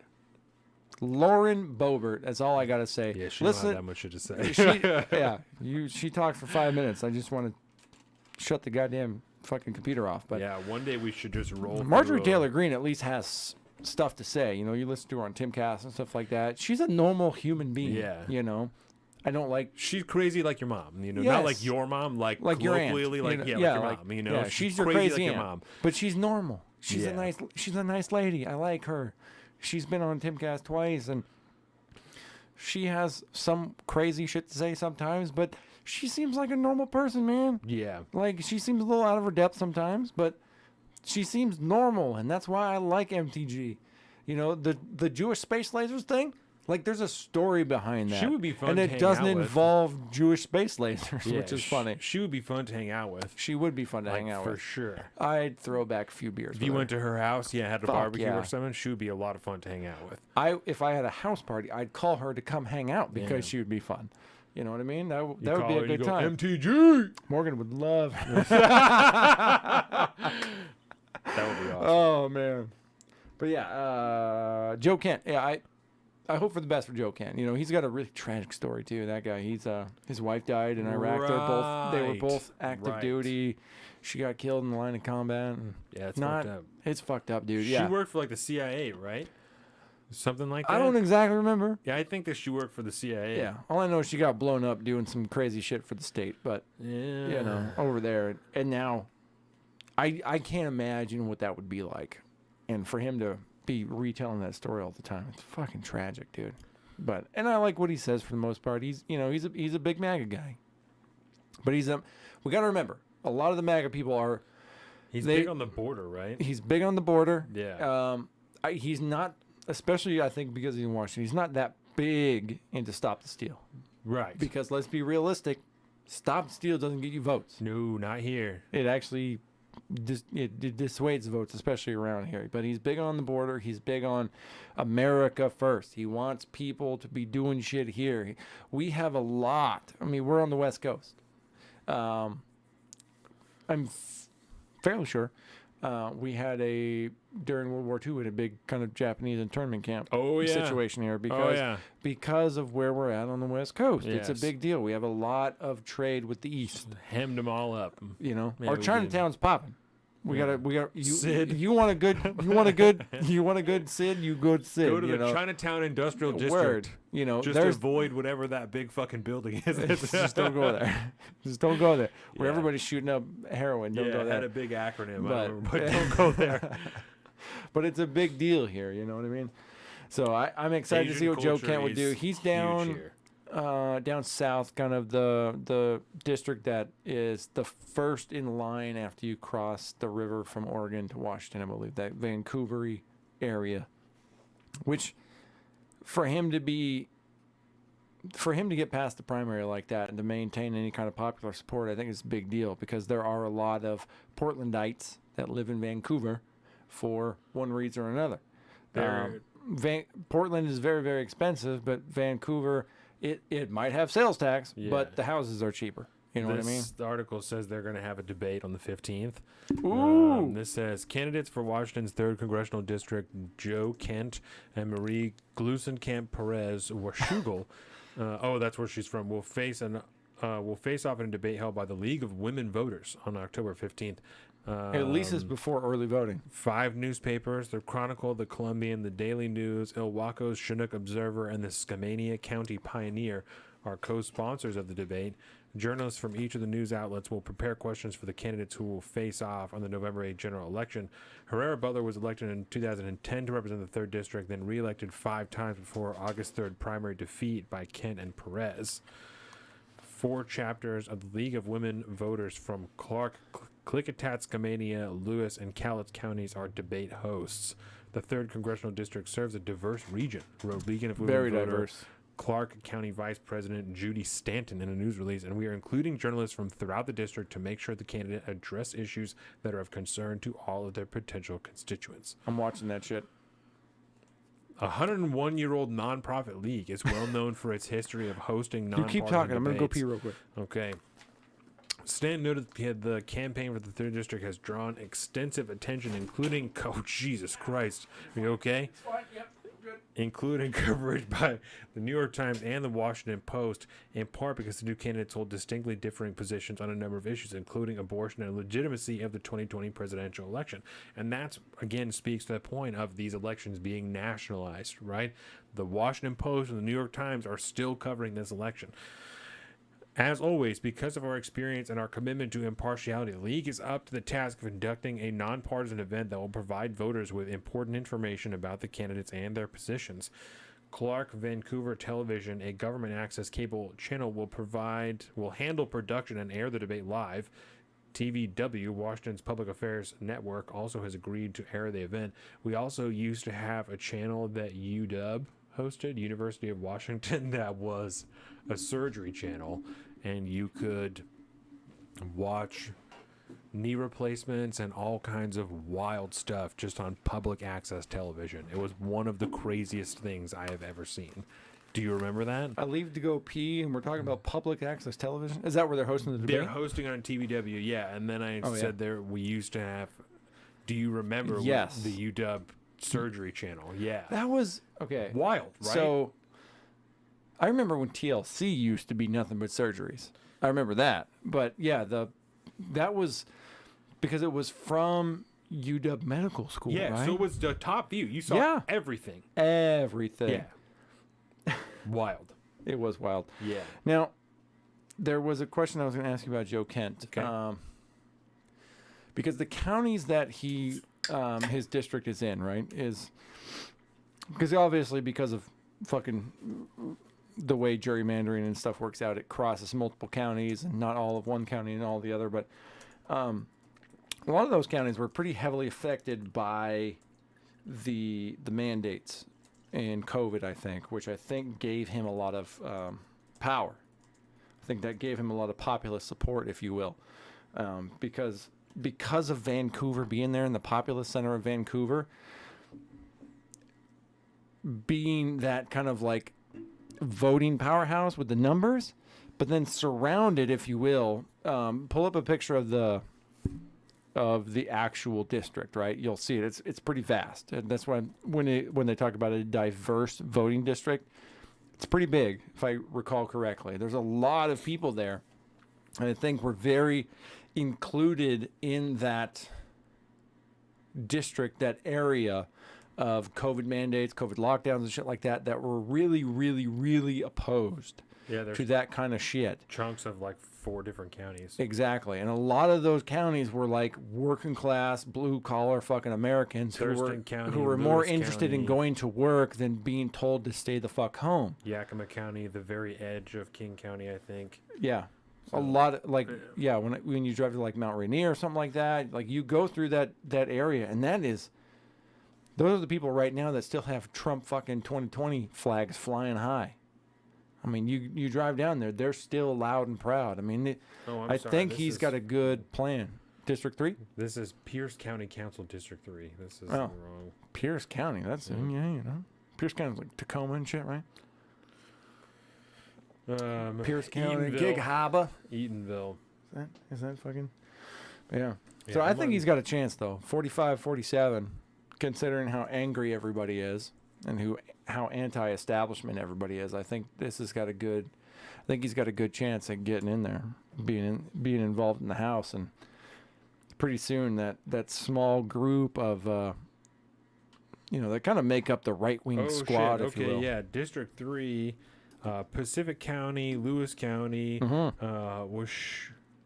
Wahkiakum County, Cowlitz, Clark, Whatcom? Skamania. No. Wahkiakum. No. I'm gonna pull this up so that we can actually show everybody. I should have thought about that. That's not Whatcom County. Get out of here. I know how to read. It's small. Cowlitz, Clark, Skamania, and Klickitat County. Yeah, District 3 is huge. Oh yeah, that's a big boy. Yeah. Oh, come on, Google. You just showed me on the thing, but you want to show me here? Go to images, bro. Oh, yeah, images. Google images. You got to remember, I'm an old dude. I'm not quite Jamie. But yeah, if you look at that, man, that's a big... Yeah, that here one we go, right here. Right, that's the one I looked at. There this you go. one? Yeah. That's big shit right there. Wahkiakum, bro. Wahkiakum. I told you, that's not Whatcom. That's Wahkiakum. So there you go. Yeah, congratulations. You got it on like the 6th try. Get out of here. Notice I said it after you said it once. And I was like, oh, yeah, no, that's the one. Last time you asked me how many counties we had, I was like, I don't know, like 15. And there's like 40 of them. So many. So many. And there's our county right there. That stupid little fucking... We're the armpit of Washington. Yeah. Yeah. But yeah, so he's talking... Because you got... is that Grace Harbor? Or is that Grace Harbor? Shit. Yeah, I think that's the top. Yeah, because... I don't know. No, I think that top one. The top one is Grace Harbor. And then is that Ocean Shores and shit? Or is that Long Beach? I don't know. Either way. All I'm saying is that when it comes to the woke-ass part of the Pacific Northwest, it's only in small enclaves, like Seattle, a couple of the suburbs around that shit. But then when you get down south, there's like Vancouver and shit like that. So you get some real woke-ass people when you get close to Portland. But the vast majority of the state, including a lot of his district, I think will support him. And I think that's a good deal, man. I think that's a good deal for Washington. I think that's a good deal for the federal government as far as that illegitimate body is concerned, and this election in the midterms. I think that's a good deal. So I'm hoping for the best. He seems like a nice guy. He goes out there, he does events for like 4 fucking people sometimes. You see that shit on Twitter, and it gets I kind of get sad, but I like that. You go, Joe Kent. I like that in a representative who will show up. He's the band that shows up to the place where there's no fans. Because you really like Joe Kent, huh? I like his spirit. We'll put it that way. I like his spirit. I love how pro-democracy you are today. I gotta be, dude, because if we don't do this at this point, I'm gonna lose it, man. You watch me. After Republicans sweep the midterms, nothing but black pills, bro. That's what's happening. I got to put all my chips in this basket. Okay, and then let's tie this bad boy off with something I think is relatively important when it comes to this giant, big, loving thing we have called democracy. We have this process called debating, and it's important for these people to be, for these people that want to be in the elected representative body, right? If they want to sit there and pretend like they actually represent the people that elected them, it is important for them to get on a public stage and debate the issues at hand at the time to the voters that they're asking for their vote, right? So they can get in power, then become corrupt and make millions of dollars. Right. Now, my big issue right here. This is a big one because we've been following this for a long time. The people that are watching this, obviously, the people in the chat, you came from IRL, so you know who Carrie Lake is. But Carrie Lake being the former local news anchor from Arizona, right? Very popular in the area. She got on this political campaign after leaving the corporate press and started to run for governor. And she became very popular. She adopted the Stop the Steal message. She really hit on the border because Arizona's a border state and they are fucked by immigration, something we talked about in part 2 a lot. She's massively huge on school choice. I think in part due to the influence of showing up on Timcast and getting a little bit different perspectives on things. I think it's a beautiful thing. Okay. The fact that she's willing to come on a podcast for the alt media like Timcast, I think speaks fucking volumes to who this woman is. She's interested in hearing different perspectives, understanding them, intaking them, digesting them, and realizing whether or not they might benefit her state if she were to become governor. Now, the person that she is running against is a gal named Katie Hobbs, who is essentially the wife of a rich-ass, really influential person from Arizona, who has never been in politics. Mean. She is mean. She is mean. Yeah. She's not. She's never. Let's put it this way: if Carrie Lake is a populist candidate, Katie Hobbs is the antithesis, the opposite of a populist candidate. She is an establishment shill. Okay. Period. And by shill, I mean she's never really been involved in this shit before. She's just got backing. Okay. But the big news behind this one and the talking point behind this one is she has declined to debate Carrie Lake now that Carrie Lake has won the primary. This is a problem for me. Doug Ducey, the current governor, is not going to be reelected. And so it is going to be one of these two people. It's going to be either Katie Hobbs or it's going to be Carrie Lake. I am very uncomfortable with the fact that Carrie Lake is refusing to debate. And essentially what she's asking for at this point, she says she doesn't want to debate. What she wants to do... Katie Hobbs or Katie Hobbs. Okay. Katie Hobbs is refusing to debate. So let me just read this article real quick. This is from U.S. News. Democrat Katie Hobbs, campaign for Arizona governor, has ended negotiations with the state commissioning the state commission overseeing candidates' debates to come to an agreement that would see her face off with Republican Carrie Lake.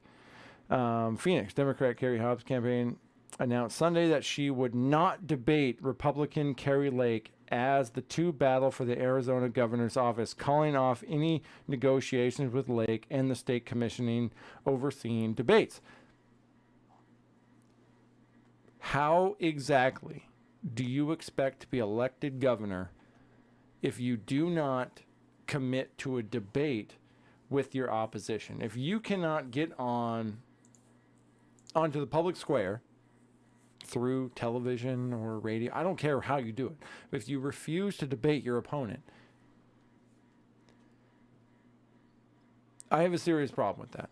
I have a serious problem with you trying to run for an elected office strictly on promises made through a campaign, never willing to put them up for scrutiny against your opponent. Face and any now, type of questioning or pushback or anything at all. Exactly. And whereas when you compare that to her opponent, Carrie Lake, who is willing to come on an internet podcast that is watched by hundreds. Multiple. Because she was on Michael Malice. She was and- indeed. Yeah. And she's on Steven Crowder, which, can I just say, She was on Steven Crowder. she was indeed. And Steven Crowder, if you recall, if you watched that Talking episode, about she was hot, right? he is like uncomfortably. It's uncomfortable to watch him fawn over Carrie Lake. He sat there.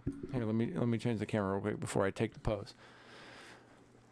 He did the whole interview like that. You know, he was like, "Oh my god, this lady, she's so, oh my god." He fawned over her like That's nothing, weird. bro, which is weird because she's attractive, but she's not. I mean, we also have 25-year-old New Hampshire candidate, but Let's see it. she's Carrie Lake. I mean, I like her. I like her ideas for the most part, other than when she really gets on Stop the Steal shit. But She's pretty. she is pretty. She's pretty. I mean, she used to be a news anchor for Arizona for a very long What's time. the name of the Levitt? That woman's cuter than this one. You ageist motherfucker. Why does she say she won't do it? Yeah, what's her reason for not? So she doesn't necessarily give a reason. What she does, she's proposing an alternative where she is, and I apologize, I should have got there before this, but she is proposing an alternative where she will have an interview with the moderator individually. She wants to have a moderator-run interview, and she hasn't given a particular reason. The reasoning, if you were to ask me, is Carrie Lake is a very seasoned media veteran. Carrie Lake would wipe the fucking floor with Katie Hobbs. Right. Katie Hobbs is not somebody that has been in politics. She hasn't been in the public view for a long time. Nobody fucking knows her. So if you were to ask me, that's the reason why. It's because she knows she will tank the fucking vote if she gets in front of a camera with Carrie Lake. I think that the establishment narrative is that Carrie Lake is a psycho, stop the steal, ultra mega candidate, so it's Certainly what not you hear worth about the her, TV right. time. But as we know, like from Marjorie Taylor Greene, if you follow just Marjorie Taylor Greene's Twitter, you'll think she's kind of a wacko. Yeah. If you hear exactly what you hear from the establishment corporate press, Social media she's crazy. isn't real life. But if you listen to MTG and somebody like Timcast, where she can get on there for 2 hours and be herself, she's a normal goddamn human being. Carrie Lake is a very normal person. I did not like her on the Crowder podcast, but that's aside because Crowder's show is something totally different. I got problems with Crowder, but Crowder is Crowder. But I like Carrie. I like where she's at. I generally believe that she believes what she says. She hear a she's turning a point. genuine Yeah. person. I mean, yeah, she's good people. Whereas, I think generally speaking, yeah, if she was to get on the debate got space pissed with with Donald Carrie, Trump? yeah, she is. She's hardcore with Donald Trump. Yeah, they want to do the alright. same. She's MAGA candidate. That's where it's at. I'm here for it. But it is what it is. This is the reality we have to deal in. Like I said, what's going on? You fucking with it? There we go. Okay. Yeah, one of your straps get loose. It's Your no little big deal. bouncies. All right, I'll get new mics next. That's fine. No. We got the new cameras. That's All right. They look good. Fucking bougie pinky Carrie's out the mother motherfucker over 27. here. I like it, man. She is, man, I like it. and you would only know that. I if- promise I care about more than looks, Deborah. It's not. That's all right. But I'm a 20-something. That's good. What am I You're gonna an establishment white picket fence Yeah, I'm a piece of 2-child shit. family, all right? I don't got no kids. I'm married, but I don't got no kids. I can be the misogynist in this podcast. That's I'll fine. just leave it to you. I don't know. She's Looks all like right. Larry Elder. I wonder if Larry Elder did an interview with her. I like Larry Elder For the most part. For the most part, yeah. I like Larry. I don't like love Larry Elder. I like he Larry needs Elder. he needs to not be in California is what he needs to do. Get out of there. They don't want him gotta there. get out, man. Nobody wants When they're him there. calling you the black face of white supremacy, you should leave. Yeah. They don't want you there. It's a good time to go. Yeah. It is a really good time to Yeah, go they for don't want Larry you Elder. there. I mean, but he can't because he's got a radio show. He's got the whole. He's old school. That's where he's at. But Carrie Lake, on the other hand, I'm not a betting man. I got multiple hundreds of dollars on football this year, but I'm not a betting man, but if I was, I would put my money on Carrie Lake because she's fucking fantastic. I like Crowder, and Dave is awesome. You mean Dave Landau? Because I'm not going to lie. If Dave Landau wasn't on Crowder's show, I don't know if I'd be a regular anymore. I can't read the whole thing because USA Today wants me to subscribe, but I subscribed to New York Times again this morning because I needed an article. Echoing Trump, Arizona governor candidate Carrie Lake calls immigrants rapists. No, she doesn't, first of all. But the media might have a field day with this one, but I'm going to just repeat something President Trump said a long time ago, and it got him in a lot of trouble. They're bringing drugs, they're bringing crime, and they are rapists, and that's who's coming across our border. I believe that's like an actual quote from her. That's from him. Fact. This is it's a quote from her. Yeah. But I believe that's his exact words. His exact they words. are bringing drugs, they're bringing this, and they are rapists. Yeah. So, and when he said it, if I remember correctly, he was talking pretty specifically about the people that were bringing crime here.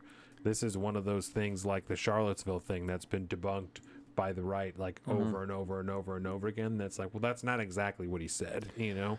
And the Charlottesville thing, like the corporate media is always clipping it, you know, right after he says, well, they should be totally disavowed, but there were good people on both sides. They're like, let's just take just the second half of that part. And that's like what really matters, you know? Brings me to my fucking failed comedian Donald Trump head. Fucking Kathy Griffin. Kathy Griffin. Her point to the fact that Democrats are trying to start a civil war, because that's not correct. They're trying to stoke division in this situation. That is not correct. I heard a story the other day on one of the podcasts we listen to, generally speaking, but the cartels generally are in charge of most of the illegal migration across the border, right? Okay. And some of these underage women coming across have been they come across and they take rape tests. Yeah. And it's dark. It's dark, but there's like DNA from like over a dozen people. Okay, you do the math on that. Right. And I think that has to do mostly with the cartel members involved, obviously, in that situation, but like it doesn't. When you say that, like when Carrie Lake says that they're bringing drugs, they're bringing crime, and that's because these are people that is doing that because they're on the border, and these people are doing that shit, man. And when motherfuckers in Martha's Vineyard hear that shit, they think, oh, you're being you're a fucking bunch of racists and shit. But it's not good, but that's not one wrong. Of those things, yeah. Yes, and these people are. It's bad, man, and Carrie Lake wants to stop that shit. So I'm down with the sickness, man. I'm down with the Carrie Lake. Fucking shout out. Oh, god damn it. You sure? Never mind. We won't shout that out. That's fine. I don't want to go there. But yeah, there's I almost wish I was from Arizona. So Carrie Lake rips Katie Hobbs for refusing to debate. She knows she will get roasted on stage. Carrie Lake, GOP nominee for governor of Arizona, shares her experience on campaign trail and strategy for dealing with mainstream media on Tucker Carlson tonight. Well, she seems to be getting away with it, but she's getting raked over the coals even by the mainstream media. But it tells you how little she thinks of her staff and her supporters thinks about her. They will rather let her just get trashed right now in the media. They show for the debate because they know that she has no policy to stand on. She's got a terrible back. She's got a terrible back. When you look back when she was a legislator, she voted against a border wall. She voted against a virtual border wall. She voted against funding border security, but yet That's like a direct this is from thing, it's gotta be. That's like a they're assholes. Real clear politics. They're like, we're just gonna make her look stupid. Yeah, but yet do that to Joe Biden, for God's sakes. But yet she did. They did it to Trump too. Yet she did make legislation to make sure we start teaching sex education in kindergarten. Her priorities are whacked, and the people of Arizona are really turned off by the fact that she won't show up for debate. It's a job interview. The people of Arizona are the hiring manager, and we're showing up for a job interview. You don't get the job if you don't show up for the interview, but she knows that she'll get roasted on stage because of her background. Yeah, why would they write it like that? They do that because that's like a direct quote from her while she's on stage, like ad lib. She's blah, on blah, Tucker blah. Carlson. Yeah, and so she's like just talking, They're and trying to make her look some people stupid? fumble over their words and stuff like that, so they'll transcribe exactly what she said to try to make her look like a fucking idiot. That's so stupid. Yeah, which whereas in the inverse, they change what Joe Biden says to make it coherent so you can actually read it as a sentence. But that's dark, man. Welcome to the darkness, bro. This is the midterms, man. Everything's at fucking... She was on cable news for years, but let's She make was, it man. look like she doesn't know how to be on television. Well, if it goes against the establishment, we got to Jeez, take her down, guys. man. I don't like it. I don't like none of this. I don't like defending democracy. First of all, because I'm not a fan myself, but when it comes to the preservation of me having the ability to proselytize anarchism, according to Mayorkas, I am enemy number one. I'm first in the gulag, so I'm trying to defer that as long as possible. Yeah. And I would much prefer somebody, we get these MAGA Republicans. God, I never thought I'd be saying that shit. I would much prefer these MAGA Republicans get in office and we remove this disgusting authoritarianism. We can defer that as long as possible. That's what I would prefer. And somebody like Carrie Lake, somebody like our fuck, I forget her name now. Kath, the Gen Z gal. Caroline Levitt. I'd like her to be in power. I'd like all these people to that are generally more pro-America, generally more open to free speech. I'd very much like them to be in power and to stop the onslaught of authoritarianism, or at least slow it the fuck down a little bit. Yeah. I would very much like that when it comes to the midterms. And that's where I'm at with midterms. Okay. We haven't talked about inflation, but inflation's bad. We'll put it that way. not good. It's real bad, and it's not going to get any better. So there's that. That's about. I mean, No, we no, can go no, into the no. details, but it's fucking terrible, and it's going to continue to be terrible. Done. No, I'm here for it. Yeah, I don't know if you want to wrap the segment up or not. But. Yeah, absolutely. Okay. So we can close this out here, and we'll come back and we'll do the grab bag. Yep. A bunch of Elon Musk and Twitter, man. Yep. Got a lot of stuff going. So Another dark segment. yep, we'll be back here in just a few minutes. Thank you very much. Thank you. And we're back to Salt of the Streets podcast. Social and political commentary. Life, liberty, and the pursuit of happiness, right? That's always and forever. That's right.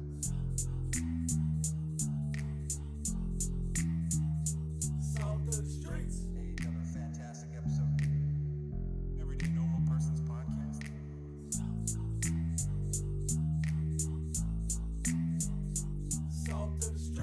Upper left or the upper left?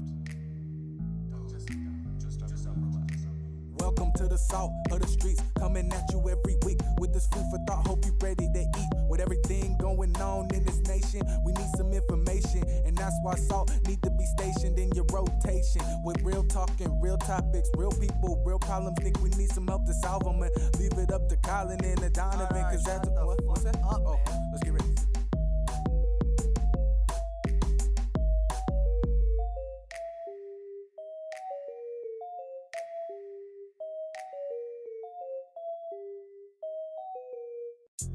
And we're back to Salt of the Streets podcast. Social and political commentary. Life, liberty, and the pursuit of happiness, right? That's always and forever. That's right.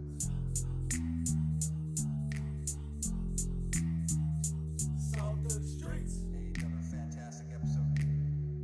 Everyday Normal Person's Podcast.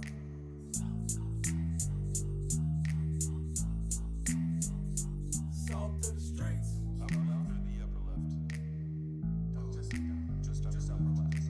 Welcome to the salt of the streets, coming at you every week with this food for thought. Hope you ready to eat. With everything going on in this nation, we need some information, and that's why salt need to be stationed in your rotation. With real talking, real topics, real people, real problems. Think we need some help to solve them, and leave it up to Colin and the Donovan, cause that's what's that? Oh, let's get ready.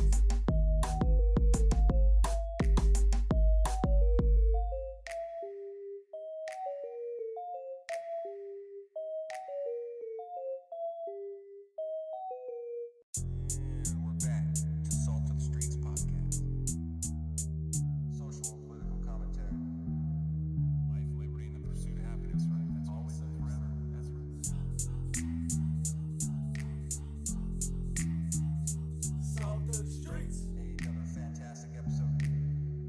Everyday Normal Person's Podcast.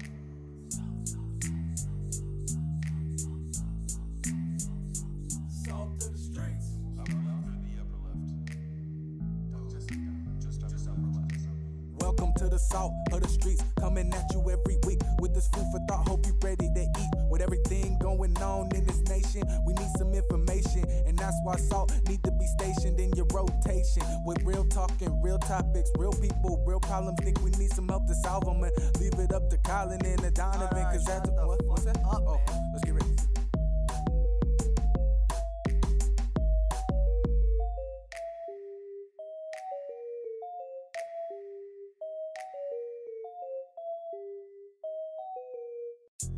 And we're back to Salt of the Streets podcast.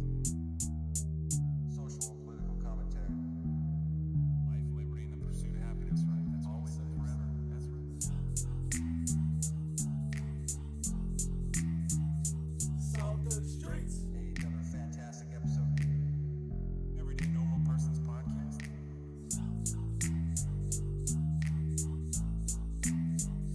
Salt to the streets. Upper left or the upper left? No, just upper left. Welcome to the salt of the streets, coming at you every week with this food for thought. Hope you ready to eat. With everything going on in this nation, we need some information, and that's why salt need to be stationed in your rotation. With real talk and real topics, real people, real problems. Think we need some help to solve them, and leave it up to Colin and Donovan, cause that's what's that? Oh, let's get ready.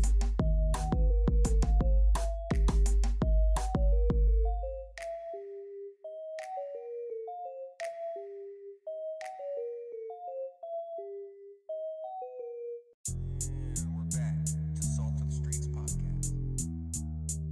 Social and political commentary. Life, liberty, and the pursuit of happiness, right? That's always and forever. That's right. Salt to the streets. Another fantastic episode. Everyday Normal Person's Podcast.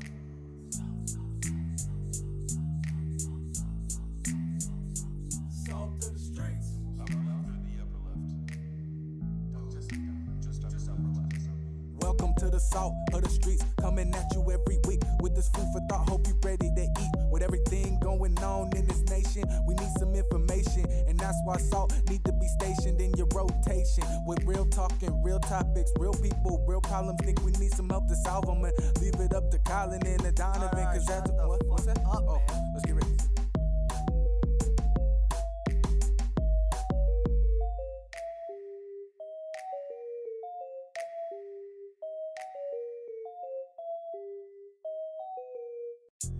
And we're back to Salt of the Streets podcast. Social and political commentary. Life, liberty, and the pursuit of happiness, right? That's always and forever. That's right. Salt to the streets. Another fantastic episode.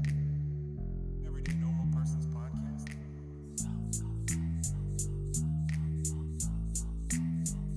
Salt to the streets. Upper left or the upper left? No, just upper left.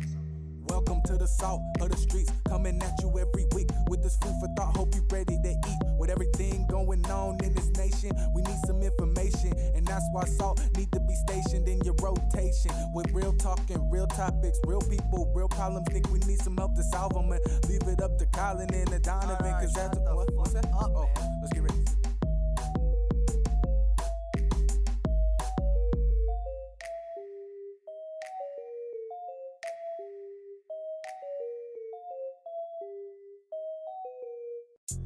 And we're back to Salt of the Streets podcast. Social and political commentary.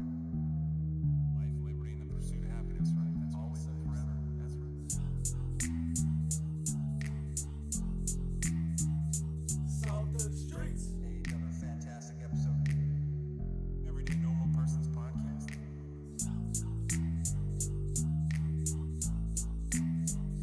Salt to the streets. Upper left or the upper left?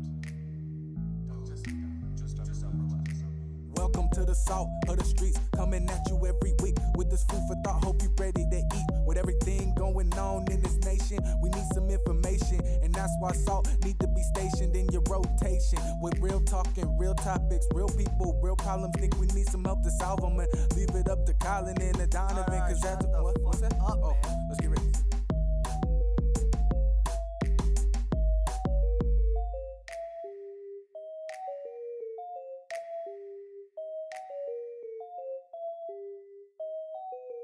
And we're back to Salt of the Streets podcast. Social and political commentary. Life, liberty, and the pursuit of happiness, right? That's always and forever. That's right. Salt of the streets. Another fantastic episode. Everyday normal person's podcast.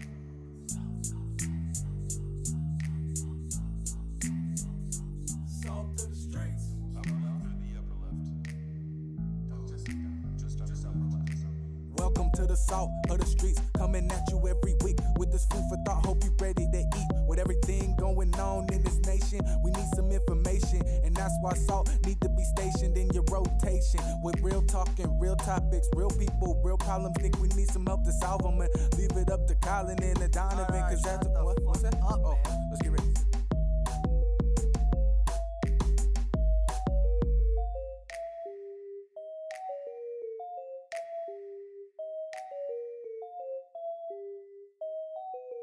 And we're back to Salt of the Streets podcast. Social and political commentary. Life, liberty, and the pursuit of happiness, right? That's always and forever. That's right. Salt of the streets. Another fantastic episode. Everyday normal person's podcast.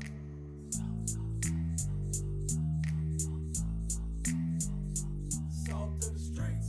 Upper left or the upper left? Just upper left.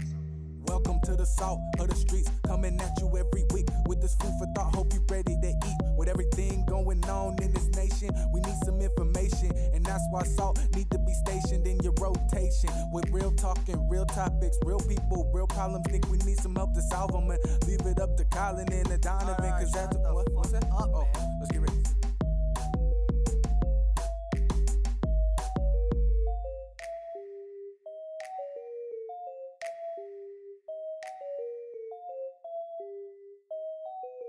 And we're back to Salt of the Streets podcast. Social and political commentary. Life, liberty, and the pursuit of happiness, right? That's always and forever. That's right. Salt of the streets. Another fantastic episode. Everyday normal person's podcast.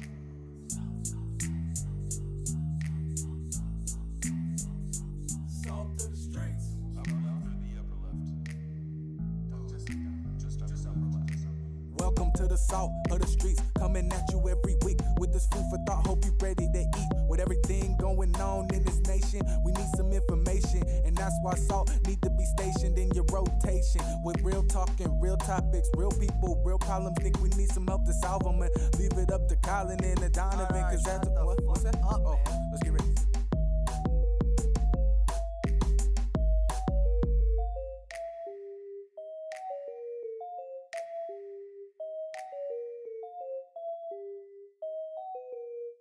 And we're back to Salt of the Streets podcast.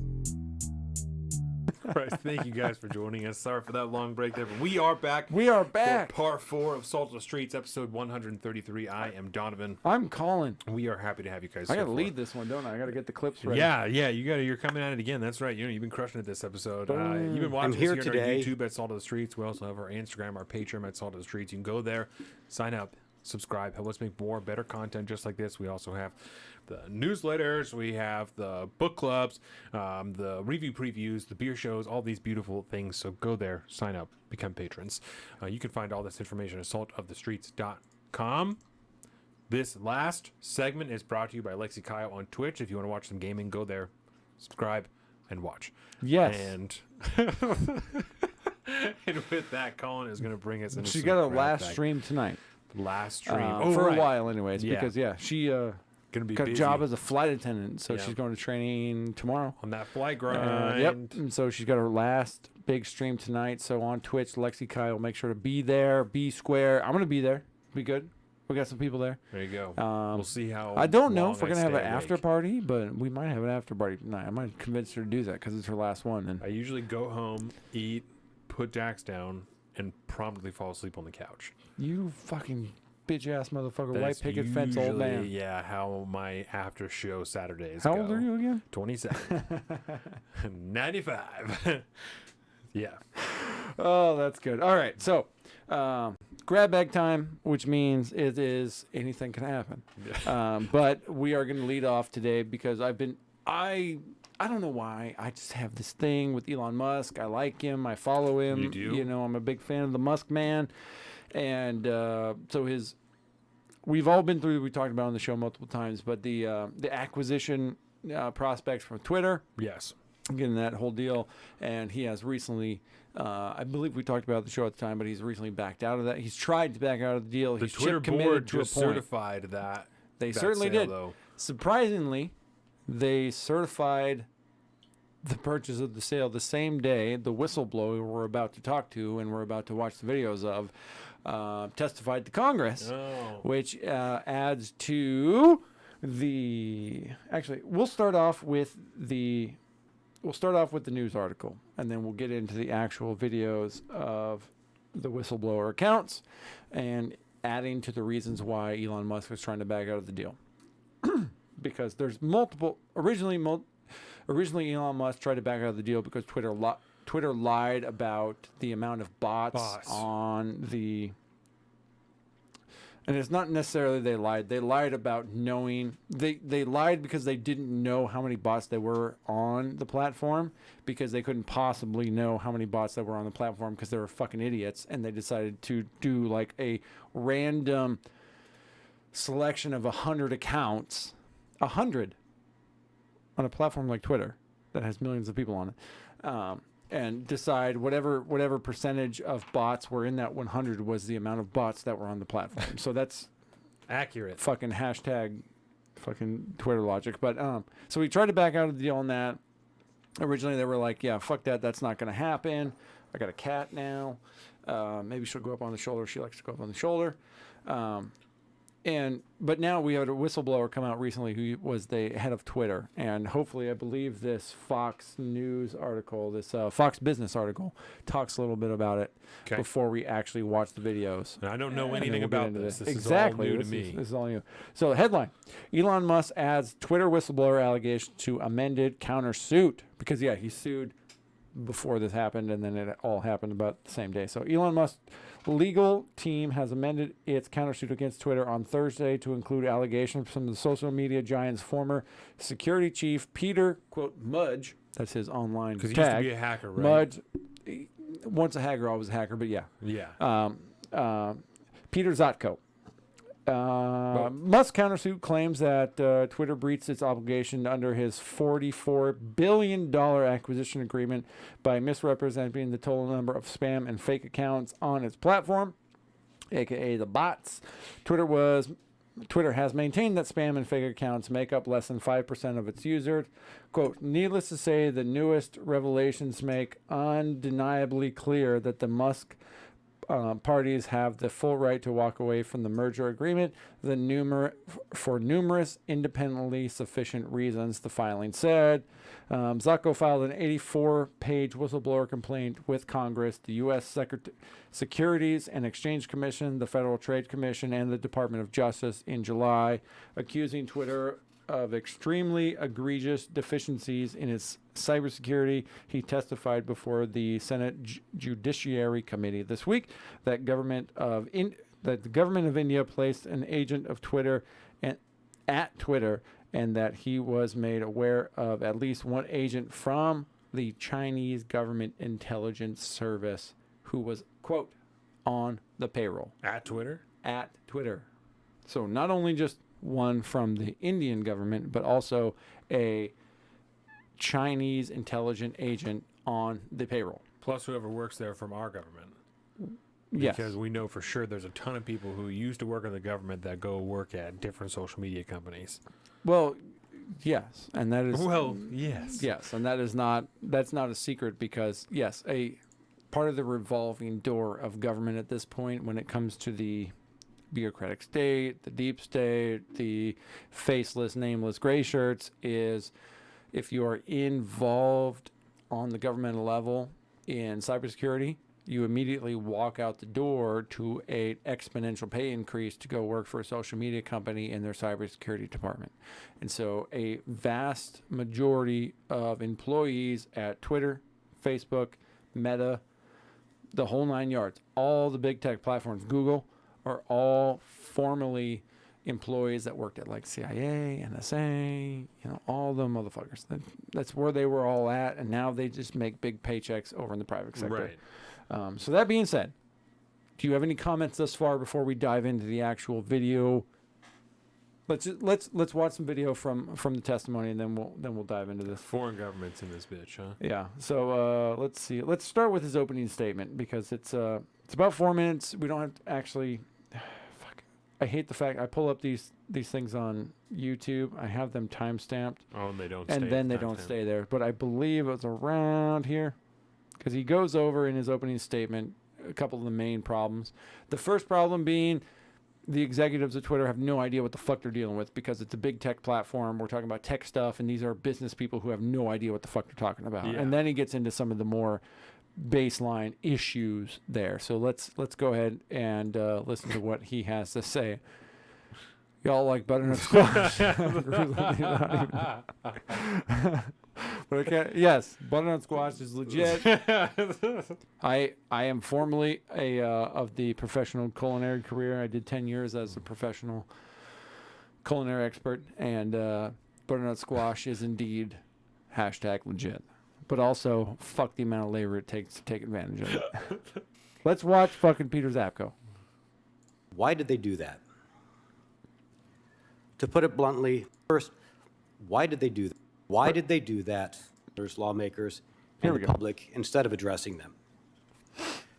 This leads to two obvious questions. Two obvious questions. Why did they do that? And what were the problems and vulnerabilities identified? What he's talking about here, just to preface it, is he had sent a report to the board of directors detailing some problems that he saw as head of security for Twitter, and they completely disregarded that. And he says, why did they do that? Well, here's two reasons why. Identified. And that's what I'm here to talk about. So first, why did they do that? To put it bluntly, Twitter leadership ignored its engineers because key parts of leadership lacked the competency to understand the scope of the problem, but more importantly, their executive incentives led them to prioritize profits over security. Upton Sinclair famously said, "It is difficult to get a man to understand something when his salary depends on his not understanding it." Word. And that's what I was talking about. This is the board of directors of a very technically based business corporation like Twitter, where it's all based on code and algorithms, not fully understanding what it is that they are in charge of. They don't understand. Whereas the head of security, he understands coding. He's a fucking hacker dude. He knows all about all this shit. And when he brings his concern to the boards, we're like, well, we're making a little bit of money, so it's fine. Right. And so that's part of the big problem at Twitter, and this is something that Elon Musk is using as his reasoning for wanting to back out of the deal legally. These people have been running this company. They don't even know what the fuck they're doing. How the hell can they throw a price tag on a company that they don't even know how it works? Yeah. As we carry on. This mentality is exactly what I saw at the executive level at Twitter. So what are the problems I discovered? Two basic issues. First, they don't know what data they have, where it lives, or where it came from, and so, unsurprisingly, they can't protect it. And this leads to the second problem, which is the employees then have to have too much access to too much data and to too many systems. You can think of it this way, which is it doesn't matter who has keys if you don't have any locks on the doors.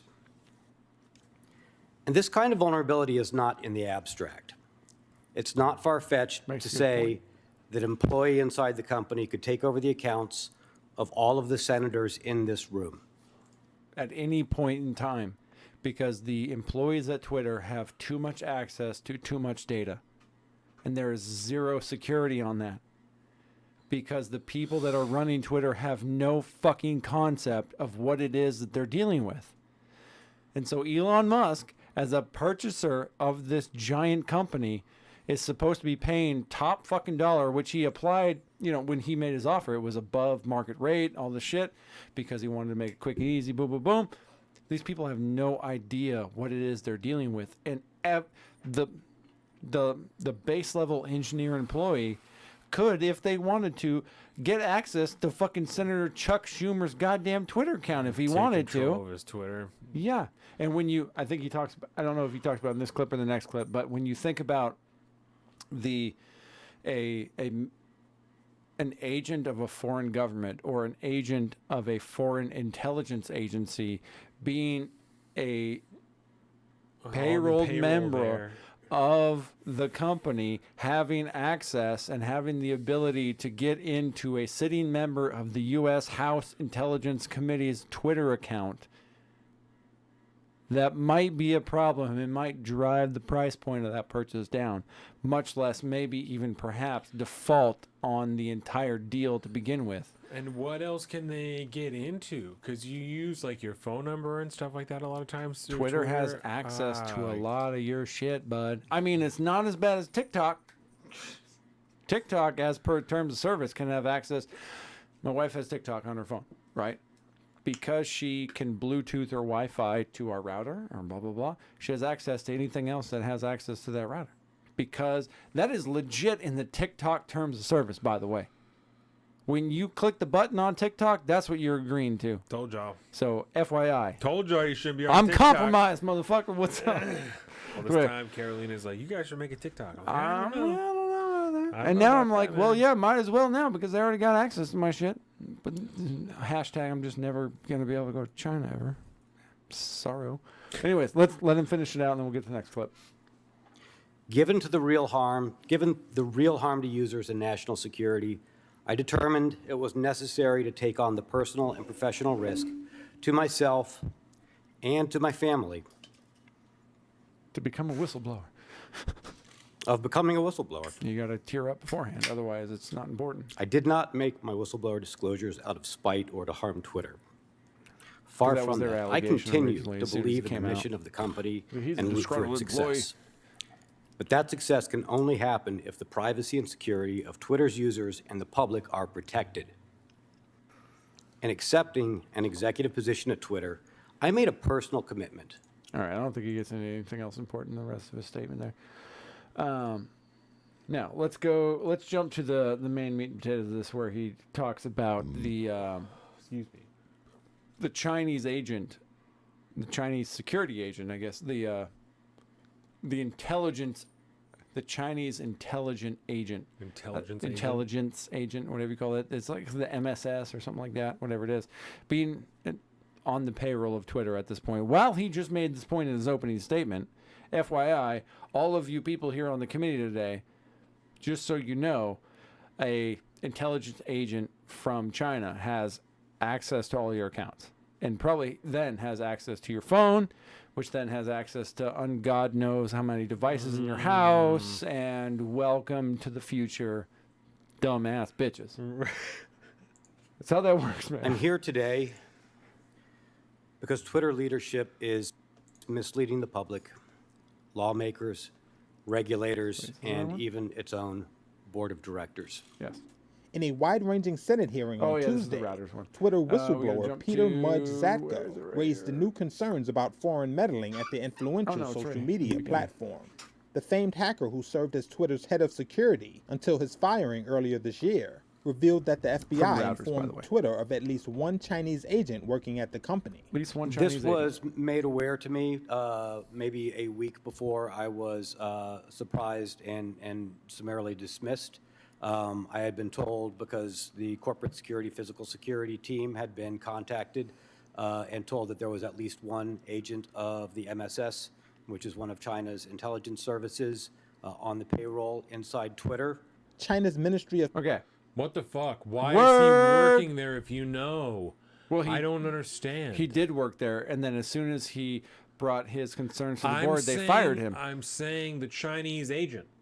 if they know that he's working there, why the fuck is he still working there? Well, they're rationing to it. I could go to that. I could try to find that point later on, but in that clip, right, he gets into it and he says the board's reaction to that was, well, if we have one, what's the harm in having more? Get the fuck out. I mean, he's already here. I mean, what's to say we couldn't have more? Because he goes, you already have one here. You could have, who knows how many you could have? He goes, well, you know, we already got one. It's fine. It's what fine. What are you talking about? Donovan, it's just a social media platform. My God. Who cares? TikTok already exists, bro. We might It's as well on people's just be phones, man. It's not a Oh, big my deal. God. So there you go. So what's to stop a foreign government? Oh, to put a bow, before we get into further conversation, to put a bow on it, there has been no further action so far on Elon Musk's the proposal to back out of the deal yet. This is still going on. He's using this as evidence to try to back out of this deal right now, but we still haven't had any updates into whether or not he will be legally able to back out of the deal. Okay, so now, get back to fucking on Twitter. So, you all right, bro? If there are multiple government agents from multiple different countries working there, what is to stop a foreign country from devising some form of malware that they ask this government agent, because everyone has, you know, copious amounts of access to Twitter, right, to all the backdata and all the everything, all the metadata, bro. So what is to stop them from implanting some form of malware or virus or something on Twitter, because it's on people's phones, you know, that just attacks whatever. I don't know how computers work. I'm a fucking idiot. So I'll say this, right? Like, if you can hack a fucking election machine, I'm sure you can get on someone's phone through a fucking Twitter app. Yes, you could. You could access their camera and shit from your own computer. So I don't. The point, the real point being, right, is the ability exists, obviously, right? But the important thing to remember is why there needs to be a desire to do that, because it takes time and effort, it takes money to do that, right? There is no... Yeah, I'm sure they're not doing that. There is no desire for the CCP to do that to you, because who the fuck cares about Donovan? Nobody does, right? It's them. Them is important. You is not important. Them is important. There is nothing to stop them from accessing Ted Cruz's smart fridge or his smart TV that has a recording device on it, because he's a fucking bougie motherfucker that wants to be able to buy a TV that he can just yell at and here. That was a good pour. That was a good pour. That was a classic pour. What's that? The fucking blood orange goodness? The super fuzz. Look at you. Aren't you fucking fancy, bro? Hey man, they don't have blood. They don't have super fuzz over there in China. I should feel so lucky. You should feel so lucky. But yeah, that is the real meat and potatoes behind this, right? It starts out as a fun little grab bag topic about how Elon Musk can use this. It does make me not want to be on Twitter. And the collusion with the federal government, you know, like like I said, what agents of the federal government are working there? Yeah, that have the same access as whoever else that works there. I mean, all they got to do is ask, too. Oh, God. All they got to do is ask. But yeah, no, the reality of the situation is if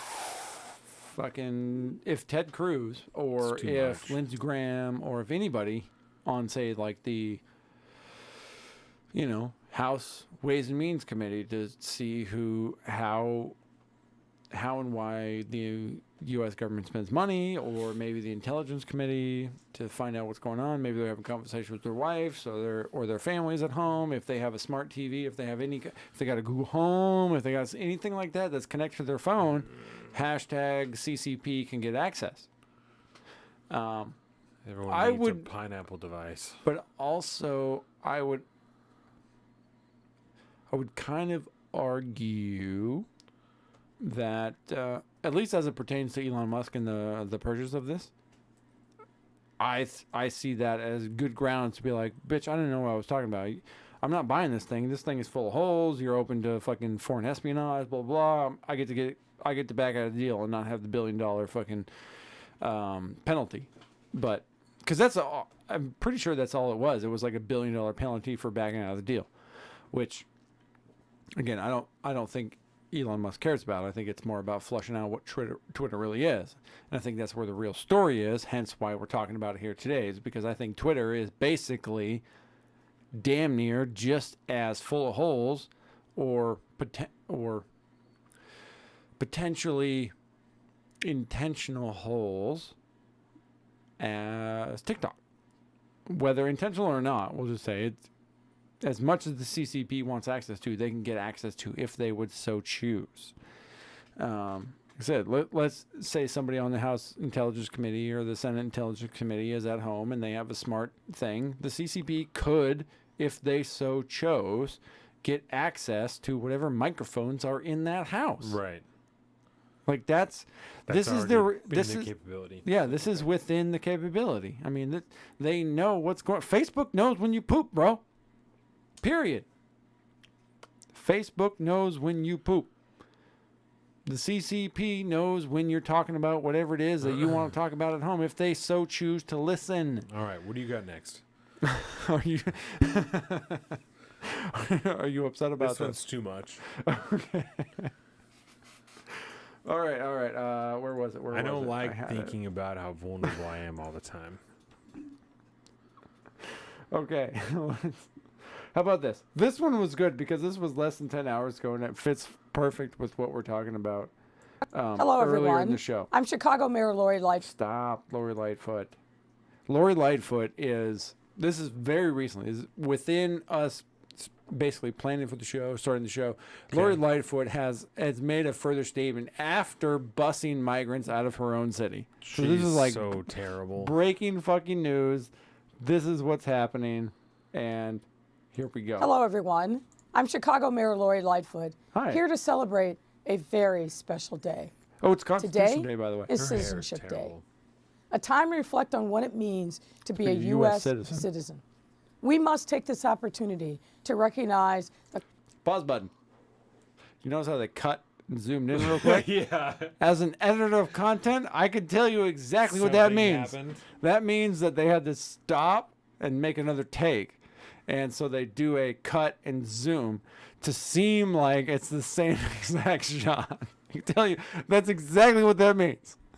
If you want any proof of that, please go to our patreon.com/saltthe-streets. Subscribe. You can find the outtakes and bloopers reel from last month's book review show. It's fantastic. It's 4 minutes. You're going to laugh your ass off, and you'll see a lot of that right there. But anyways, carry on. The contributions of those who have taken the important step to naturalize and become a U.S. citizen. We know that when permanent residents become U.S. citizens, our country thrives. That is especially true here in Chicago. We don't want any non-citizens, are an what you're saying. important piece of the fabric that has made our city so unique from our very beginning. Lots of shootings. In the Chicago area alone, over 337,000 permanent residents are eligible for U.S. citizenship. And I encourage each and every one of you to apply. I'm so proud that Chicago... I love it because what she's talking about is we don't want any illegal immigrants in my city, but we have a lot of legal immigrants that are here that I think you should apply for citizenship for. So anyways, let's carry on. Chairs cities and counties for citizenship. I just want to apologize in advance, bro. I know you think I'm a narcissist. Bro, Joseph, you don't gotta get all like, come on, man. You don't gotta get all like introspective and shit. I'm sorry I started earlier last time, but it's not me. It's that guy. But like, and he feels like he's back. Man, I love it. I seriously dislike this bitch. Joseph, you're good.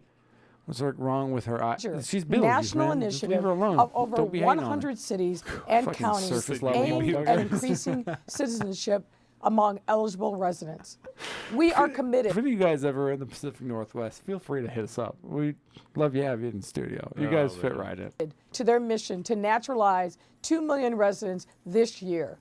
So if you know someone who is eligible to become a U.S. citizen, encourage them to seek trusted legal advice and apply. You can also encourage them to visit the Office of New Americans website for more information. Becoming a citizen my God. provides Yes, stability Beetlejuice. for Yes. both you and your family and unlocks your full potential to live out your dreams here in our great city and our great country. All right. Okay, this is perfect. Okay, so I know this is kind of building off of where we were at before, but it's such late breaking news. We got to this is grab bag material, right? Late breaking news. Beetlejuice is essentially getting on her soapbox and saying, we don't want any illegal immigrants here. We're happy to have But American citizens. We want American citizens here. And if you know anybody naturalized that is eligible to become a naturalized citizen, we encourage you to go that route. But otherwise, we're bussing you the fuck out of my city. This, given everything that's going on over the last week, right, especially, what does this make you think of right now? What are your instinctual thoughts and feelings after everything we've talked about over the last few hours? Where are you at with this clip right now that just came out last night? Last night She did that. This is her reaction to Martha's Vineyard. Yes. That's really funny. That's awesome. I don't want any illegals, but Yeah. we also want legal immigrants. There's all kinds of tax incentives to hire people who are legal immigrants, you know. Oh, Lori Lightfoot. Oh, Lori Lightfoot. You're into it. I love it. Let's see. What else do we have? Oh, we're scrolling now? We'll scroll. No, this is my bookmarks. I had them in here. Okay. I wasn't mentally prepared to dive into the full deepness of it. All right. This was a good. Yeah, this was it right here. This was the other big one. But I kind of feel like we've already talked about the FBI, the Facebook getting your information to the FBI. I don't feel you had mentioned it. I don't know if you want to go that dark. That's fine. Okay, let's go talk about it. Yeah, what do you All got? right, so let's play this. This is actually from Jack Posobiec's show the other day. So let's go. He plays the clip from Mark Zuckerberg, which we talked about on the show last episode, I believe. So this is an actual clip of Mark Zuckerberg talking about it, and then the New York Post article that came out where FBI agents were receiving your private DMs from employees at Facebook. Basically, the background here is the FBI, I think, basically came to us, some folks on our team, and was like, hey, just so you know, if you ever tried you to should be on watch high show, alert. There was we thought that there was a lot of Russian propaganda in the 2016 election. We have it on notice that basically there's about to be some kind of dump of that's similar to that. So just be vigilant. What it talks about, the distribution on Facebook was decreased, but people were still allowed to share it. Basically, the ranking in newsfeed was a little bit less. So fewer people saw it than would have. Okay, we got to pause here. Both immigrants can join the military, and I heard after 1 year of service, they'll get their citizenship. Yeah, that's pretty common that people in other countries will join the military, and you get your citizenship after a time of service. Get an opportunity from doing that. I can attest from this as being somebody that has served with people that were not legal citizens at the time, but then became it. You can, through service, guarantee citizenship, if you will, with specific countries. Generally speaking, Philippines a big one. Philippines is a big one. I believe Puerto Rico. It's not a state, but you can gain citizenship by joining the military service and serving, I think, a year. Once you do that, you can then apply to become a citizen, and then you still have to take the same test. You still have to pay the same fee. And you can lose your citizenship. I saw a whole 100%. episode. I don't remember what the show was about, but it was about veterans who had been deported. Yes, that is real. That's like a whole deal. Yeah. And I was like, this is a super duper dark. Yeah, super dark. Oh, that's the theme of part 4 is it's super dark. Otherwise. So it definitely. By what percentage? I don't know off the top of my head, but it's meaningful. But basically, meaningful, we didn't play the clip on the show last. A lot of people were still able to share it. Did they specifically say you need to be on guard about that story? No, I don't remember if it was that specifically, but it basically fit the pattern. Well, a shocking and horrifying report. Okay, from a producer standpoint, I got to stop again. This is Jack Posobiec is sitting in a chair. There's a desk with a laptop in front of him and a microphone. And then you know what this is? This is a green screen.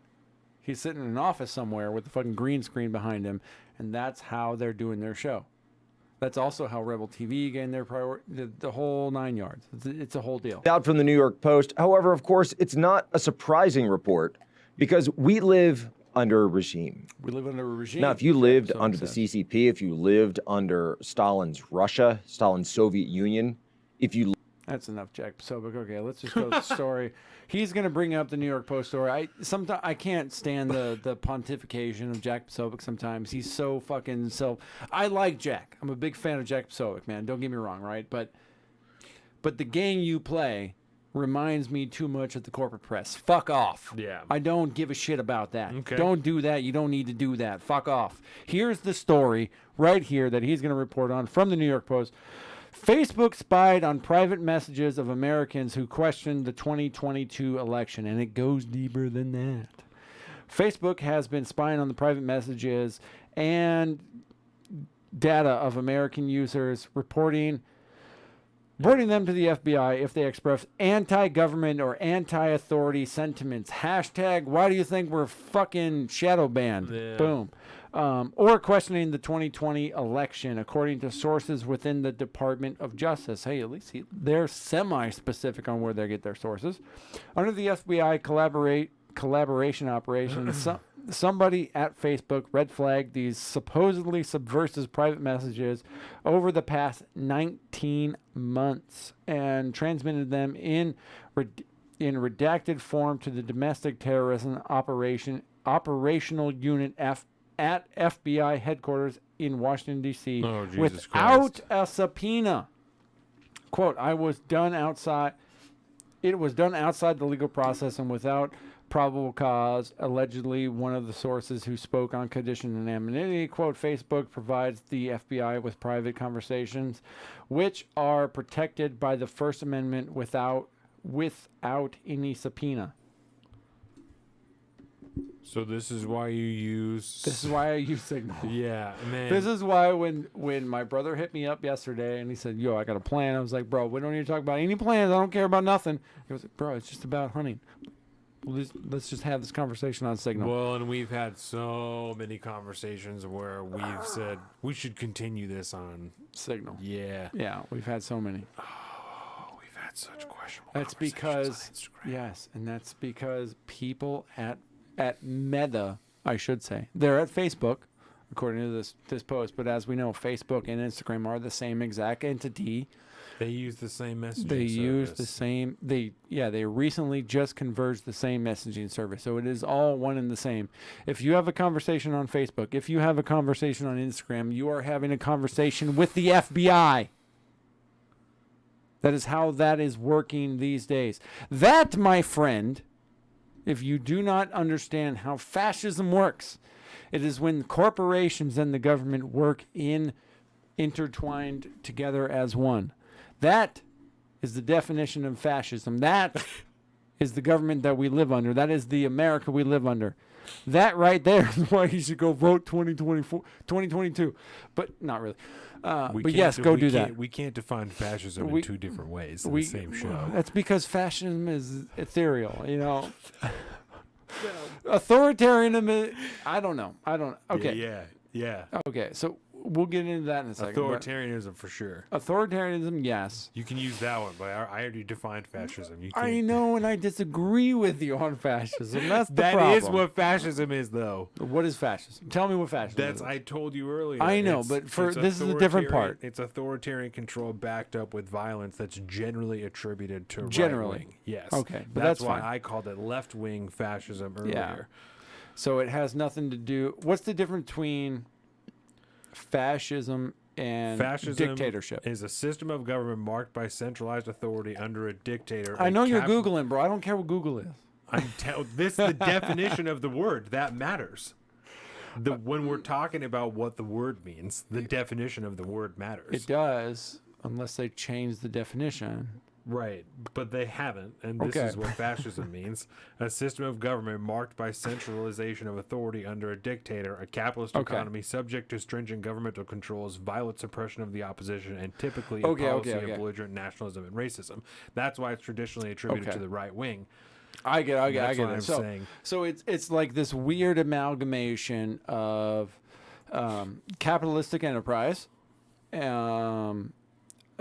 dictatorial control and Backed up with violent violence. authoritarianism, Yes. right? Like that's the deal. Yeah, and that's why I called and it it's left-wing. typically Yeah. associated with the right wing because that's Yes. in any iteration in contemporary history, it's only been demonstrated by the right wing. Because it's just typically Right. a policy of belligerent nationalism, which typically. is generally of the right. Of some unless form of course you're talking about Maoist China. Yes, But- generally. Yeah, because communism is indeed fascism. Yes, Right. certainly. So this is so we'll just say this is still fascism. I'm just saying the violence is the important Yes. part, I think, is what I'm saying. Yeah. And that's why That's true. that's why I was saying that the Mayorkas thing was a good example because Mm-hmm. the Department of Homeland Security are people. There's a law enforcement wing of the federal government. Of the executive branch. They Yeah. carry firearms. Those do. people shoot people. Yeah, That's- and if we play by the left's rules, words of violence and fucking Secretary Mayorkas is telling me So it's fascism. with his words Oh my God. that's violence, and so it's fucking fascism. I don't know. But I know we're laughing about this, but Oh, it's just because it's so dark. So Twitter is fascist. Yeah, Facebook oppressive is fascist. dictatorial control is number 3. So Yeah, I don't, okay, it's you're all- not wrong. It's all good. But yeah, Twitter's not far from it. Is what the whole point is. Yeah. Facebook is already there. Facebook, Instagram, Meta, anything that falls under that. Does Facebook own? Are they the ones that own fucking WhatsApp and shit? Right? Like you said earlier. Yes. Is that what it is? So Yeah. like Meta WhatsApp, technically owns all those things now. Facebook, but- Instagram, all the apps are fascist. That's cool. That's a fucking. That's a fucking upper right there if I've ever heard it. All right. Well, all right. So we're 5:30, which means we're really 5:20 right now. I think we should back the fuck off all the dark pill shit. Okay. Because this has been a pretty dark. I feel pretty dark right now. I feel Heavy. real good right now, but Heavy I feel shit. it's been rough. You know, shit's rough right now. Let's check in with the chat. Wow, there's been a lot going on. Leave Texas. Thanks for the invite, though. Yeah, Deborah, don't leave Texas, bro. That's the best thing you got going on right now. Florida, you got to remember, a lot of people like to talk about Florida as like the freedom state and all that stuff. Nobody lived there in 2000, right? When the Hanging Chads and Al Gore was in sway. You know, Right. Florida is recently red. I mean, this is a newly born red state. Y'all motherfuckers need to be careful. Everybody that's moving to Florida, you got a legislature right now. Ron DeSantis just said it. I got a democratically controlled legislature that just approved me the funds to send me these flights to Martha's Vineyard. All right, you got a democratically controlled legislature. You're in a motherfucking purple state if you're not careful. Yeah. You motherfuckers be careful. Texas is the same deal. All you California expats that now live in Texas, y'all got a lot to deal with, all right? This is... Nobody moving to Liz Cheney's house in Wyoming. That's all I'm saying. It's cold in Wyoming. But, like, y'all got to be careful about moving to these sanctuary states because a lot of other expats move there with it. So you watch out there. Both immigrants can join the military. Oh, yeah, we did that one. Me and Deborah seem to be in agreement. Y'all get out Demtown and we'll talk. They know when you shit. You don't think they have narrowed it down to that for no reason. Well, no, that's the best time to get to you, man. When you're sitting on the deal, you know, when you're sitting there scrolling on Twitter, that's the best time to get you with whatever propaganda they want to hit you on. Yeah. You know, ethereal. Did I say ethereal? Somebody said ethereal. My you bad. said that fascism is ethereal. Well, it can go both ways. It's all based off authoritarianism and control. I mean, let's be realistic. It doesn't matter left, right. It doesn't matter. Whoever wants to be in charge of you and the capitalistic enterprise that powers society is fascist. That's right. You know, left, right. It don't matter. The Colin Dictionary of Understanding. Apparently, I'm on it tonight. My You're bad. rewriting it just like the left. Hey, you know, I speak the truth. Wikipedia cannot overrule. So, what is the merger of corporate and state?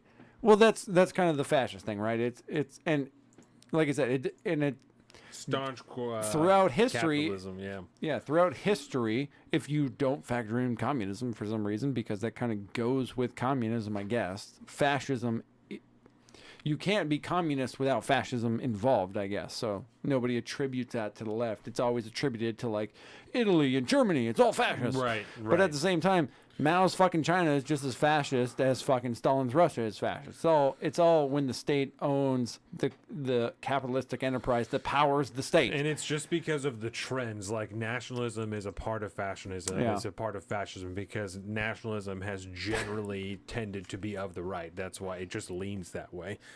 But that's okay, all. okay. And it's hot and humid as fuck here. Amen, Joseph. This has been my case against Florida for a long time. It's not. I've lived on the East there. Coast for a long, and I understand what. If you live on the East Coast, you know what, quote, hurricane season is. All right, fuck hurricanes. I thought period. hurricane season was over. Hurricane season, I believe, is just getting started. I believe it starts in June and it goes through fucking November. You know, it's terrible. I was in a quote hurricane once in late November, so it was technically called a hurricane. Yeah. But you know what happens when there's a hurricane and it's below freezing outside? It's called a goddamn blizzard, Donovan. All right? I had to be on a boat in the middle of the water to go save the boat while my family had to stay on shore and sit through a goddamn blizzard while it was negative degrees outside because I joined the Coast Guard. I had to go save the ship. And my family had to sit there, and luckily a bunch of the families shit joined together and shit, so they all were together, but they were without power in their housing units and shit like that. And they got together and shit. There was a bunch of everybody sleeping like 3 or 4 fucking blankets on, just trying not to fucking freeze to death in the Northeast in America in the 2020s. Because there's a goddamn blizzard going on, which is just a hurricane with snow. It's not fun. Yeah, that sounds terrible. Colin got that guy tapping his shoulder to I don't know what that's going on. Don't mind hurricanes, tornadoes, Scotia. Amen, bro. That's why I won't go to Oklahoma. Fuck a tornado. That's all I'm saying. Fuck a tornado. This is why the Pacific Northwest is what's up. Because we get, quote-unquote, earthquakes. We had an earthquake recently, right? You said, like last week we had one. Right before that house exploded. Yeah, I forgot about that. Right before that house exploded. Just the top of it. But yeah, we generally, the thing I like about earthquakes is they don't happen that often. And even when they do, half the time, well, here, like I've lived through a gang. I've lived through a gang of earthquakes, bro. And I've also been through hurricanes. I haven't been through a tornado because I'm not insane. And I don't want to put my house in fucking Tornado Alley where it might just go up and away. I'm not into that concept. I got too much money invested in a fucking house. I'd much rather deal with a fucking possible slight shake of the ground in an earthquake. I've been in big earthquakes. It was a little shake. Yeah. A meth lab exploded. It's not that big a deal. But I'd much rather deal with that than a goddamn hurricane or multiple fucking hurricanes over the course of a goddamn 4 or 5 months. Yeah. Which I lived through for multiple years. Hurricane season sucks on the East Coast, bro. It fucking sucks. Especially if you live in Florida. Yeah. Because Lord knows you're going to get the fucking tip end of God's fucking dick as he comes around with the hurricane force winds. And it's going to come in your fucking house and you're not going to. And you live in Florida. So, you're probably going to be flooded. Winds are going to be coming. You can't go outside. It's terrible. God's dick is coming in your house. It's going to come in you whether you want it to or not. Oh, God. Fuck a hurricane. That's all I'm saying. Sandy, bro, I was there for Sandy. What's up? Yeah, the Coast Guard station, Iowa Station now, got flooded. We went out. Luckily, where you and I. What? Is it you and I? You were not in Sandy. No, but you pointed at yourself and then me. Oh, my bad. I was in Sandy. He said, we went out. I was in Sandy. We went out. My boat did. We had to go sit that one out. And because that's what you do if you're in the Coast Guard, you're in the Navy, whatever. If your ship's in port and there's a hurricane coming, you go out to safe harbor. And then you drop the anchors and you ride it out. It's the deal, right? It's better than getting smashed against the pier where you're on assets going to be lost. Because, if you sit there at the pier, odds are the boat's going to get damaged. Because you're on the boat anyway? It's a weekend. You got to come in and take the fucking boat out because otherwise it's going to get smashed against the pier because the hurricane's coming. Right. Whereas your family's got to sit there in the fucking house and just deal with it. and you can't do shit. Which military families always come together, which is really nice. But yeah, I did that one. And when we came back into port, I remember coming in, and there was a station there that we weren't attached to. We were just at the same pier. But we'd walk by, and I left my truck at my house because it was at higher ground and shit like that. But there were people that whose cars had picked up and floated away. There's somebody whose car was literally upside down on top of someone else's car because of the storm surge comes in and all that shit. It's not good, bro. And the actual building where the land unit was, they had like 4 or 5 feet of water. You could see where the watermark was. Yeah, it's y'all not are crazy. Good. It just rains here. Exactly. It just rains here. I'd rather take that shit than go to fucking Florida and deal with goddamn hurricanes. No, it just rains. Fuck all that it's shit. Not, yeah, and hurricanes are bad. It doesn't even like piss here that much. You know, it's just a no, man. Like it rains. Whatever. It's a moderate rain for like a consistent few weeks. It's really how, you know. Consistent few weeks. Which it sounds like a lot. It's not. It's really not.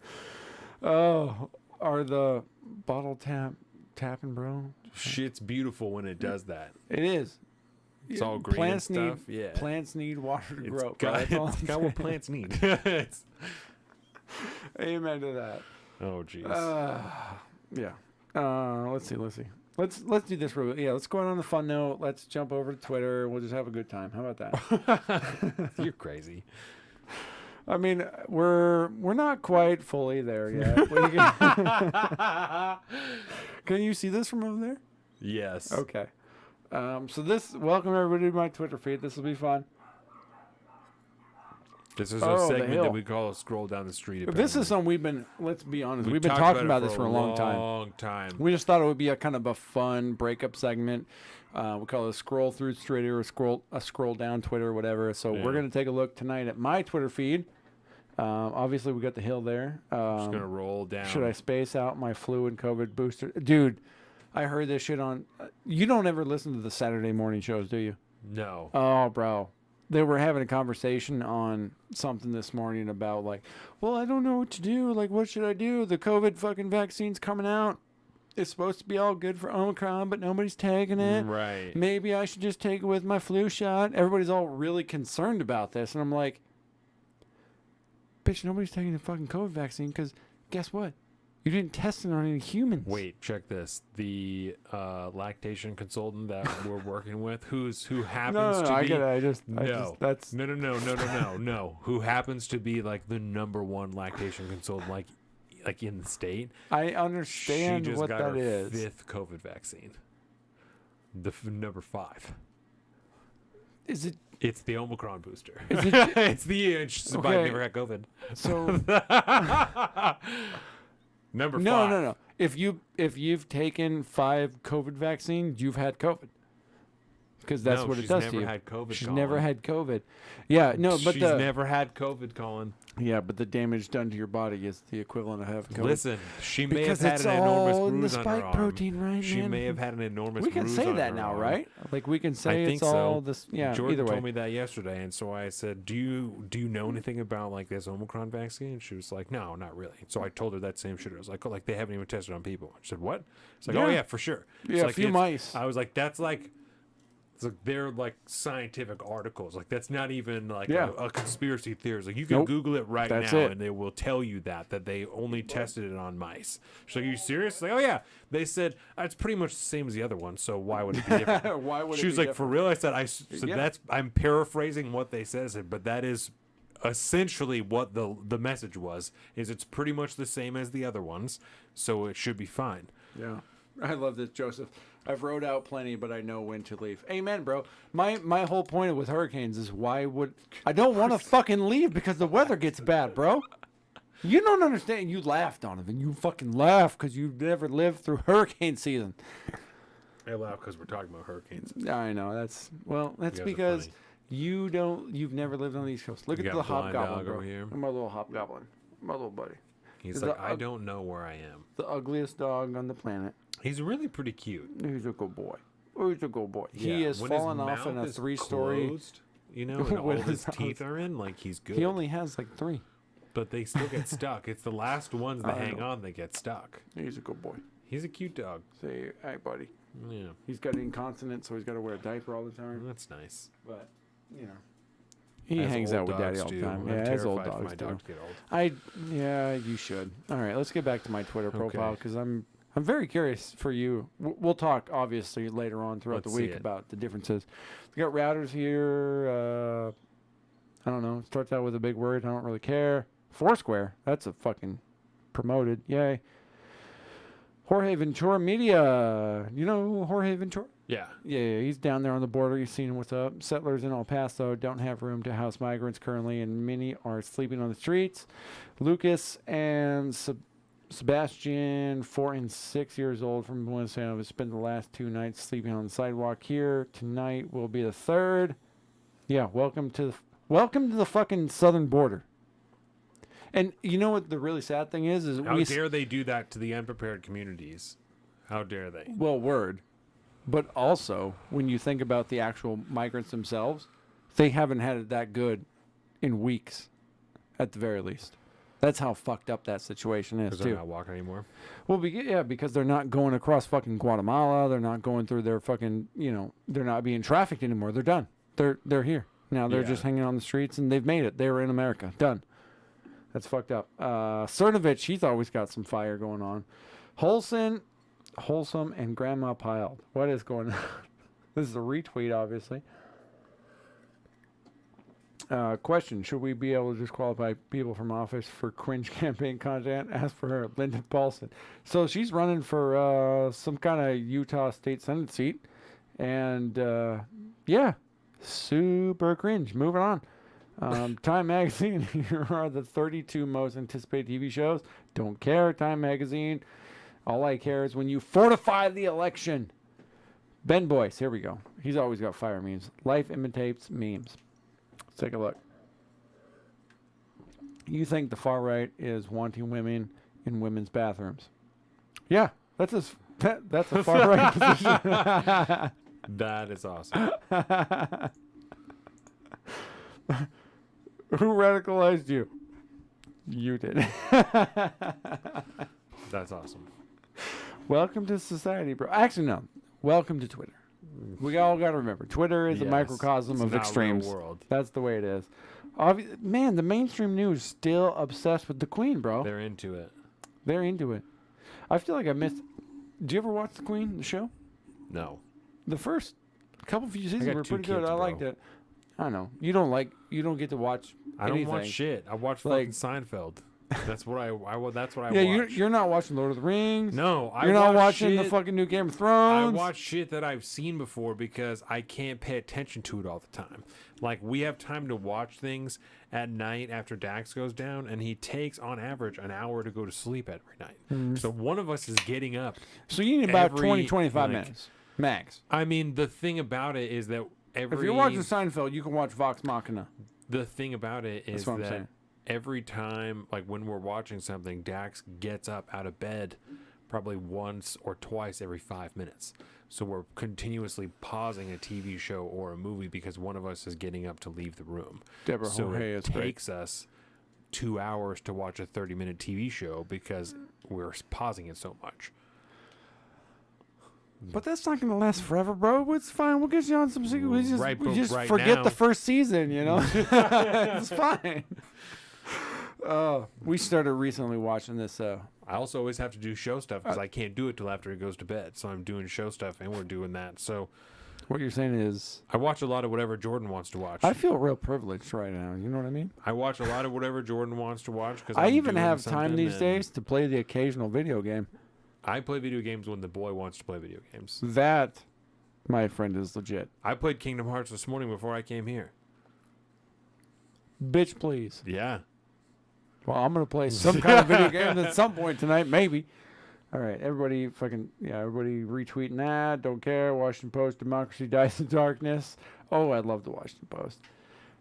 That's where we come in. I'm subscribed Bringing facts to light. I'm subscribed to them. We'll share our login information. So you have a New York Times, I have Washington Post. I literally just subscribed today, man. Yeah. And I fucking hate myself for it. But I needed I that. don't like it. I needed that article that we didn't get to today. And Washington Post gives you 0 free articles. Yes.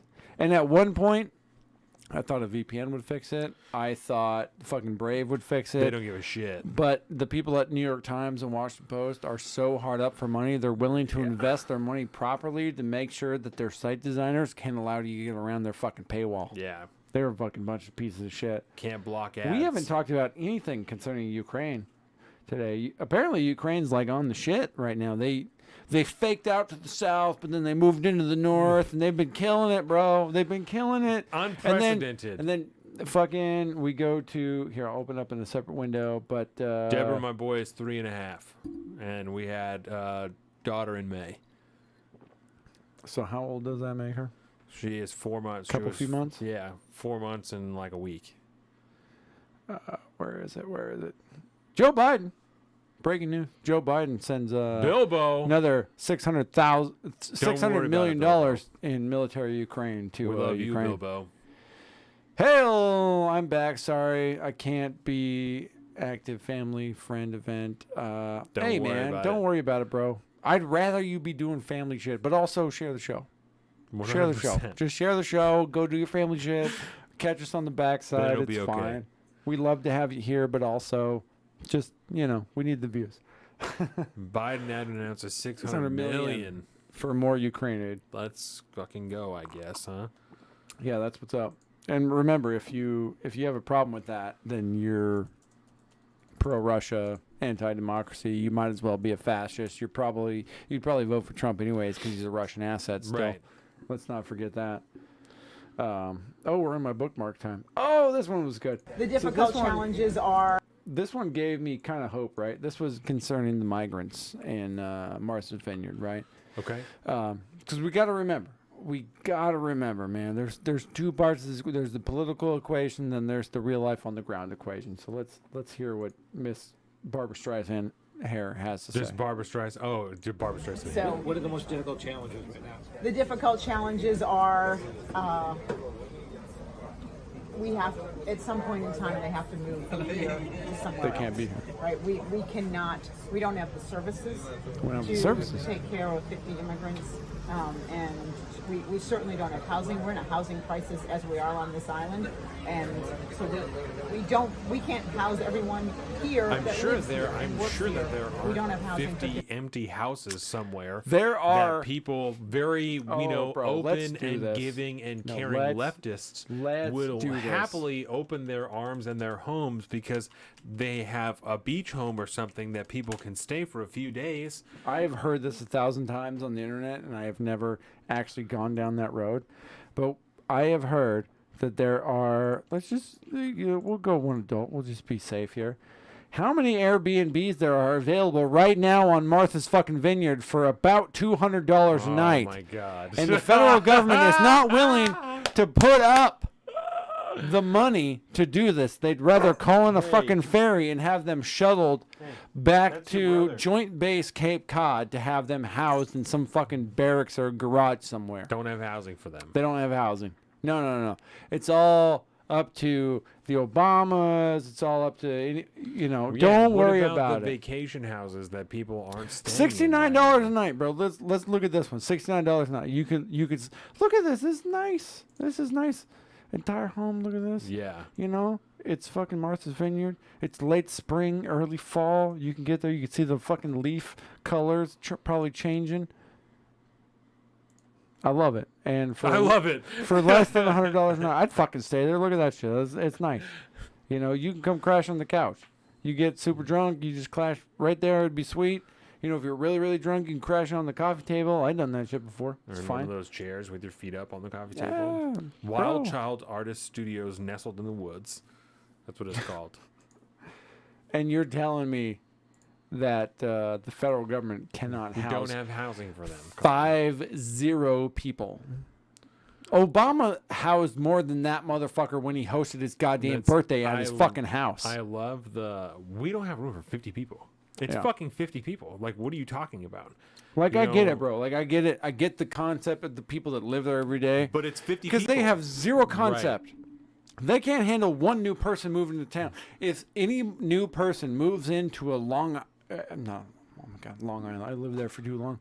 There isn't a government of Martha's Vineyard. They don't have any way to. I'm sure they do, right? To go to a sports store and say, "Fucking let us buy 50 tents from you." Like, okay, pause button. Martha Vineyard.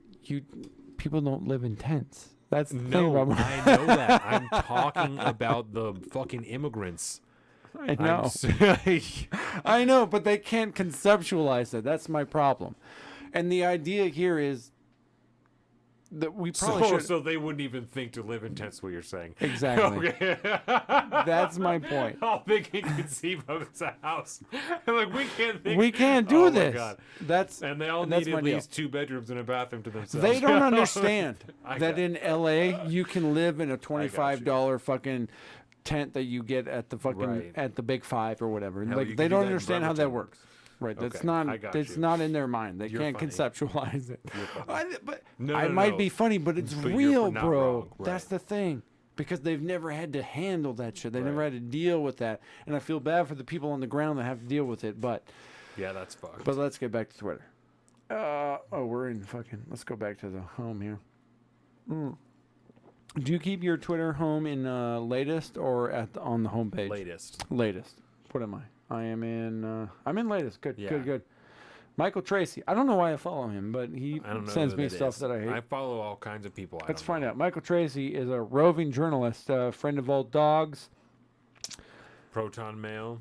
So maybe he's like a what are the He's on Project Substack. Veritas guy. Let's check out his Substack. Let's just see what happens here. Bitch, let me read it first. Michael Tracy, Democrats and Republicans pretend they have massive, unbridgeable differences so they can ...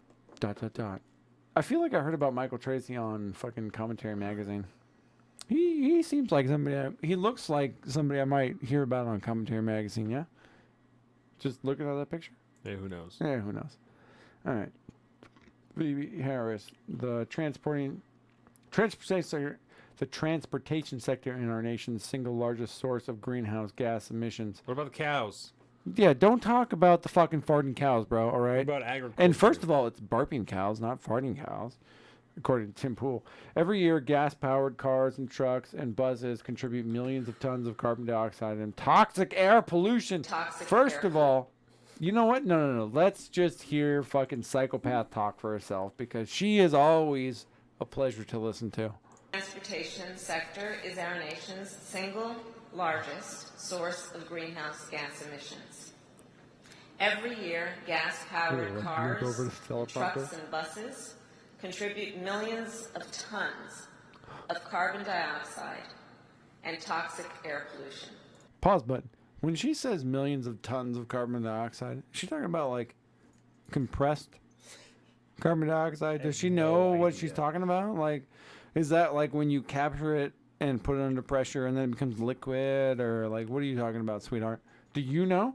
Kamala Harris doesn't know. She don't know. But there is a solution to this problem. What's the solution, Kamala? Electric vehicles.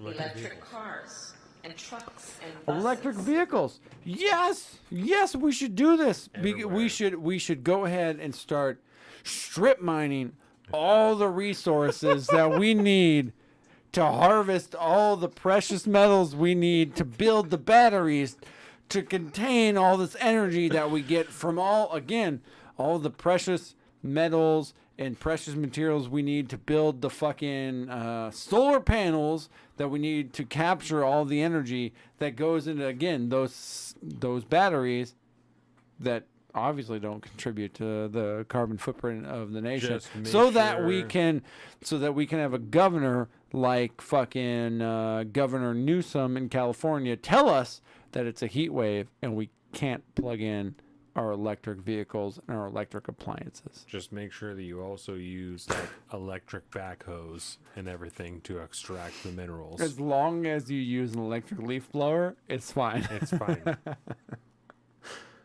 Oh, this motherfucker. Wait. Is this the first time I'm seeing Pete Buttigieg talk about the fucking tentative rail deal? Secretary of Transportation I've been curious. What business is where it of his, Colin? What business is it of his? Because people like Joe Biden, the president of the United States, made their living by transporting themselves on commuter rail on the transit system that is Amtrak, that relies on these giant deals that are cut by the fucking giant train union. I'm sure he said something about it before this. Okay, so I'm sure in all seriousness, I know we're fucking around because it's scrolling through Twitter, but I literally have been looking for this motherfucker for the last week, and I have not seen him at all. And I understand because the Secretary of Labor, no, the Secretary of Labor has been involved in negotiations. Oh God! Because because labor deals with unions. Oh right. Right. Oh, and so Come the Secretary on, Pete. of Labor has been dealing with this. Secretary of Transportation. Now I'm curious what the fuck this motherfucker's got to say. He's hanging out with his baby, man. Let's- He's got babies. He has shit to do. Bro, you got a full-time job. I don't want to hear hey, it. he has This shit to do. motherfucker. I know. You're just working 12 hours a day. This motherfucker's he's running the country. It's not a big deal. It's like a huge difference, right? He's got shit to do. This guy is working harder than you, Donovan. He has to not be around. Oh God. Right? Yeah. How does that make you feel? Does that make you feel I'm good? sure he's working hard. Are you heated right now? Fuck this. All right, let's go. It enjoys the support of the union leaders as well as the railroads that were at the table negotiating it, and an administration that really believes that this is going to be mutually He looks like a beneficial. fucking rat. I know. If you look at It's bad. what was won at the bargaining table for workers, not just a substantial pay raise, but something that was very important to them, 24%, by the which way. was We didn't more talk about that. flexibility. Because of the way 24% pay railroad raise over workers 5 are years. scheduled, it can be very difficult for them to get time off. Okay, so he's talking. Over 5 years. He's just saying talking points. That's good. Okay, so we're officially over 6 hours. We can wrap this up. Love you so much. I've literally just been going until we hit Love you 6, bro. Okay, so we didn't talk about the transportation thing, but we've avoided it for now. Yeah, to close it out. Obviously, we didn't hit the transportation, the train strike. We've avoided it for at least 60 days because there's a 60-day cool down period, and then the unions have to vote on the proposed tentative agreement in the meantime, and so we will readdress this if it becomes an issue. If it does not, then there is no issue, and inflation will not skyrocket in the meantime. It'll just continue to go up as per the usual agreement. It'll probably go up another % over the next month. Everyone be thankful that it went down 0.02% since the last time. Bull fucking okay. God damn it. James Taylor told me that inflation was down, Colin. James Taylor is a fucking cuck who sold his soul to the government for money. He told me that inflation was down right after Joe Biden did. I know. Okay. I thought that we were better off. We were. If we vote Democrat, then we'll have more money. Okay, so we can close. I'm gonna close this loop within 30 seconds. Okay. Because the train thing was a big deal, right? And but it turned out to not be a big deal because it was going to be a big deal, and then it wasn't a big deal because they tentatively reached agreement that's going to go for 60 days, and then we'll find out whether or not it's a big deal. But that conveniently is past midterm, so we'll find out what's happening. But realistically, yeah, James Taylor. We didn't even touch on that, but like James Taylor, Rose Garden, the whole 9 yards. Inflation's still really bad. Inflation is really bad, and there still is like 8% year over year. It's not. Yes, and the only reason it went overall when the government takes a holistic view, as they say, a holistic view of inflation, government approach. It went down 0.1%, Donovan. So you should be happy, according to Green Bion. But that's because gas has gone down, right? A little bit. It has gone down about $1 or so But everything else is since up. the high. But again, don't be happy about that because that's still $2 above normal. So don't be happy about that. But that indeed has been an exponentially greater drop in the overall inflation, whereas food, overall energy, power, all those costs have continued to go up. So inflation is still up.